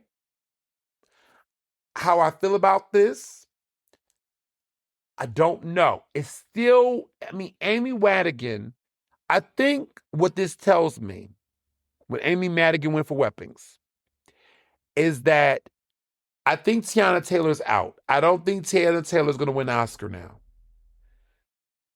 Which is okay, because this is one of the few roles that Tiana Taylor's done. The fact that she has Oscar nomination is good enough. I'm not going to cry a tear because it's girl, be happy you nominated. Tiana just entered a major motion picture. For her to get Oscar nomination is beautiful. I'm happy for her. She won a Golden Globe. She's good. Okay? But I think it's safe to say Tiana Taylor's not getting an Oscar. In my opinion. I think the race is now between Amy Madigan and Winnie Masaka for Sinners. I think Amy Madigan has the fact that she's a long time, she's an older woman. There's no really I think that there is an interest in a woman that is doing a lot. She has a great role. The movie does not have that much support. Weapons does not have a lot of Oscar nominations. I think it's maybe 2 nominations, or maybe actually it's the only nomination for Weapons, I think. It doesn't have that much going for it. So Amy Madigan's performance is the only thing that's going to really help them if they get anything. She could win because, her husband's Ed Harris, which is an Oscar-nominated actor, a well-respected actor. He's in one of my favorite movies of all time, The Hours, which I think he should have gotten that Best Supporting Actor win, to be honest. He did go against Chris Cooper for Adaptation, so Chris Cooper, that performance kind of aged. I don't know. It's complicated. But I do like Ed Harris as an actor. He's a great actor. So I think Amy Madigan, she's been respected. She's been in the game for a long time. She's in her 80s. I can see a case for her to win. I can see a case for Amy Madigan. I really can. But I can also see a chance. Well, let me back up. Amy Madigan is 75 and Ed Harris is 75. So let me be very clear. She's 75. Let me not age her. She's 75. Senior citizen. I could see a chance for her to win, right? But Winnie Masaka, I think she won the BAFTA. Winnie won the BAFTA. I can see voters. I can see a Jamie Lynn Curtis woo, I don't want to sleep on the BAFTA awards.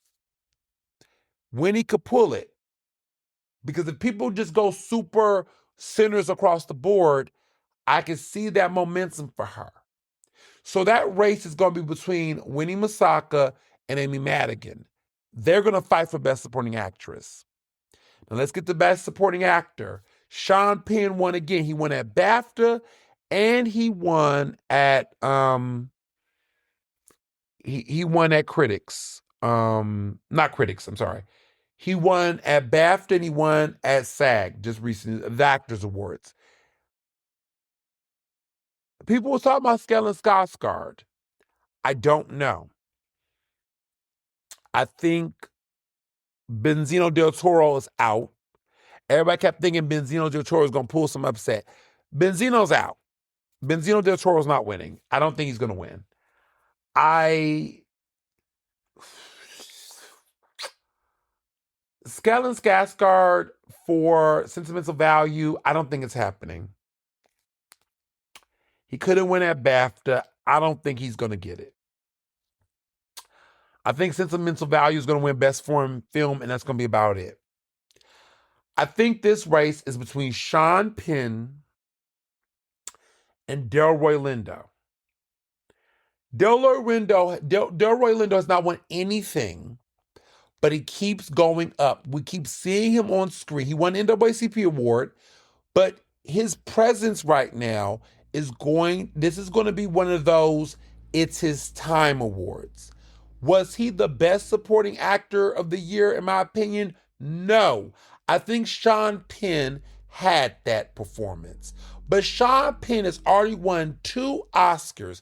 Best Lead Actor for Mystic River, phenomenal performance. Best Lead Actor for Milk, one of my favorite lead actor performances of all time. He played Harvey Milk. It's great. He's got 2 Oscars. He does not need a third one. And so I just don't feel like we have to give Sean Penn this Oscar. We don't. So Delroy Lindo, the case for Delroy Lindo, I just think is just stronger. He's never been nominated. Why not give it to him? Why not? Fuck it. Why not? Right? So I can see him pulling it. But if Delroy don't win, I think Sean Penn might pull it because Sean Penn does have the BAFTA and the SAG. Delroy was not even nominated for Best Lead Actor. They gave it to Miles Canton, the nomination to Miles Canton for Best Supporting Actor. So that's very telling. But the Oscars showed a different turn. So I just feel like there could be a real moment where he could pull that upset. And I think he deserves it, quite frankly. I'm not against that. Best Lead Actress is going to Jessie Buckley. She's won everything. Critics, Golden Globe, BAFTA, SAG. She's winning the Oscar, y'all. It is by far one of the best lead actress performances of this decade. If you have not seen Hamnet, rent it, go see it. It's phenomenal. She's great. She's winning the Oscar. Rose Byrne, she was good too, but it's going to Jessie Buckley. Mark that down. That's a wrap. That's the one race I'm betting on that. I don't see no one beating her. She's got that. No competition. She ate. She ate so well that you could put her last year, she would have won last year.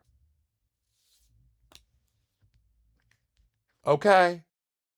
She would have won last year. She would have won last year. She would have probably won the year before that. I just feel like it's a wrap. She would have beat, she would have beat Mikey Madison for Nora. Easily. Okay? She would have beat her for that. And to be quite honest, I think that she would have beat the year before that Emma Stone for Poor Things. I don't know about Michelle Yeoh for Everything All at Once, because Cate Blanchett really should have won that, but I'll be quiet. She would have beat Jessica Chastain for The Eyes of Tammy Faye. And she might as well would have beat Frances McDormand for Nomadland. She's given one of the best performances of this decade. I just think it's a wrap. I think Jessie Buckley's winning, okay? So now let's get to Best Actor. We have a major shakeup. Houston, we have a problem. So, critics, Timothy Chalamet won. Golden Globes, Timothy Chalamet won. BAFTA, another actor won for I Swear Some British Actor Won. That's that BAFTA that was shaky. SAG, Michael B. Jordan just won Best Actor. This is the night after he won the NAACP Award for Best Lead Actor. Best Actor, it ain't safe. It ain't safe in these streets for Timothy Chalamet. Timothy Chalamet is not safe for you, boo-boo. I don't know. If I was a betting man, I would still say Timothy Chalamet got it. But I am prepared for an upset. But I have my gut tells me Timothy is going to pull it out. But they trying to humble him because he's been a little cocky. He's been a little weird.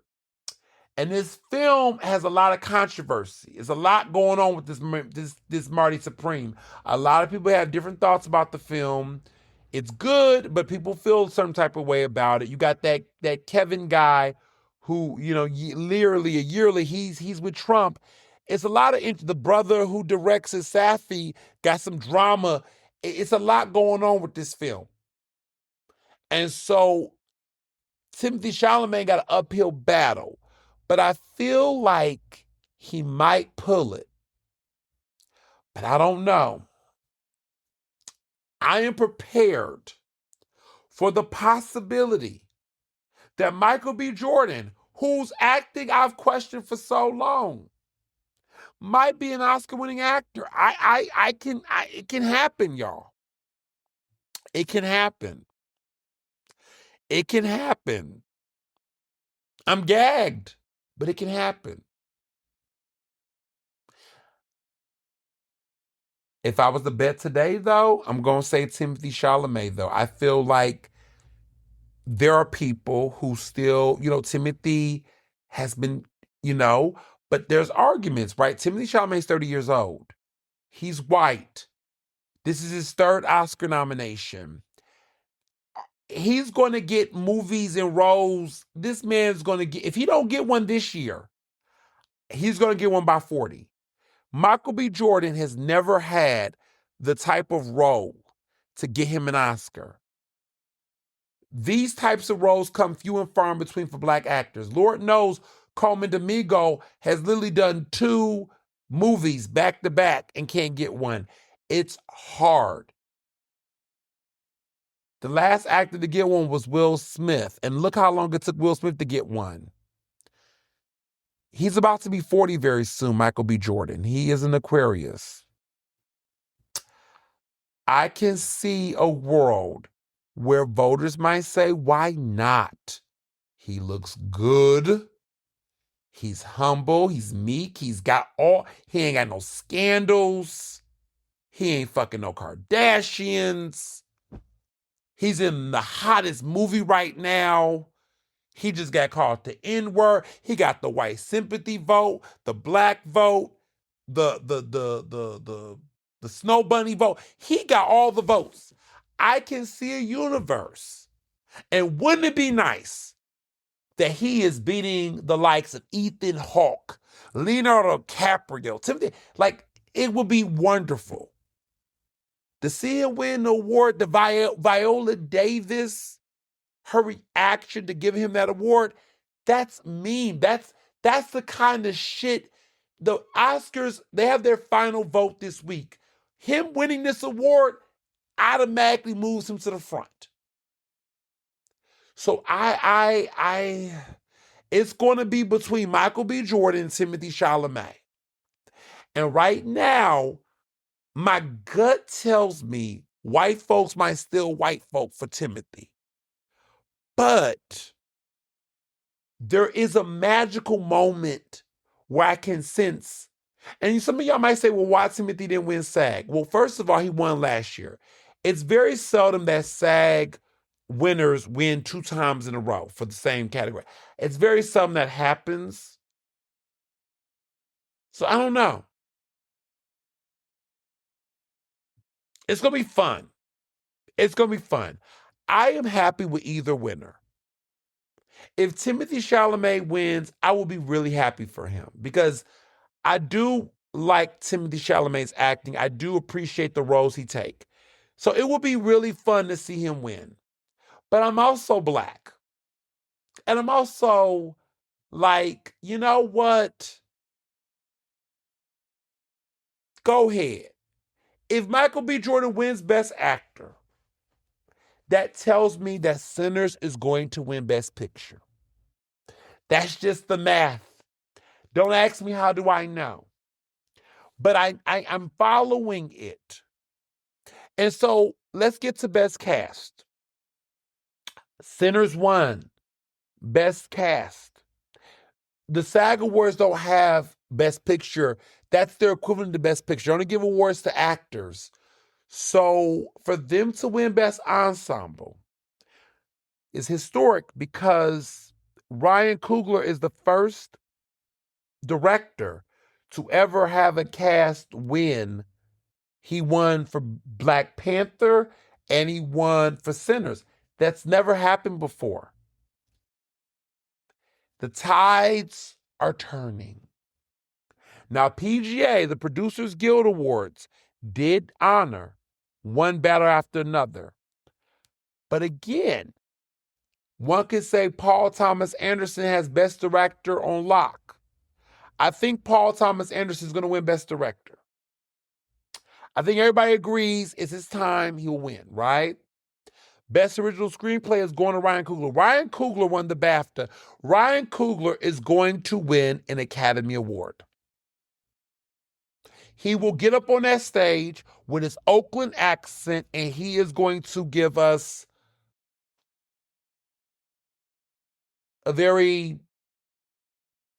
he's going to win. I'm going to be quiet. Let me shut up. He's going to win, okay?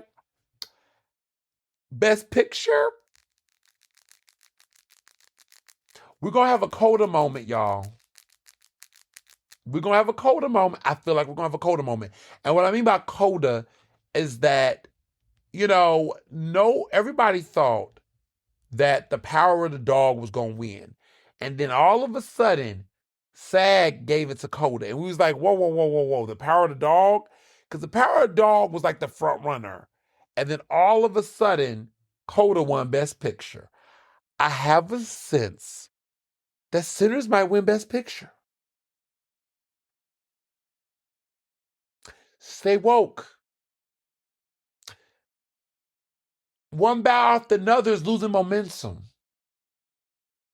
They cannot lock in a winner in acting categories. It keeps flip-flopping. Here's what I'll tell you. If one battle after another does not get a supporting actor win or a supporting actress win, that's going to tell me early on that Sinners is going to win. Now, at the Oscars party that I go to, we have a ballot. We do have a ballot. And we have to put our ballot votes in. I don't know what I'm going to do when I get to the ballot, when I put my ballot in, y'all. I'm still unsure. Right now, listen, you know what I'm going to do? I got a bet. I'm going to tell y'all, this is how I do my elections, okay? If Jasmine Crockett wins this primary, I'm going to vote for Michael B. Jordan for Best Actor. If James Talarico wins, I'm going to go white. I'm going to vote for Timothée Chalamet, and I'm going to vote for Sean Penn. Well, now I'm going to vote for Delroy. I just think Delroy going to get it. But I might switch up my Best Supporting Actress. Ernestly Speaking is recorded in Philadelphia, Pennsylvania, and can be found on Apple Podcasts, Google Podcasts. To stay up to date with the latest on the show, follow me on Facebook, Twitter, and Instagram at Mr. Ernest Owens. Use the hashtag Ernestly Speaking to tell me what you thought about this episode, and check out my website at ernestowens.com.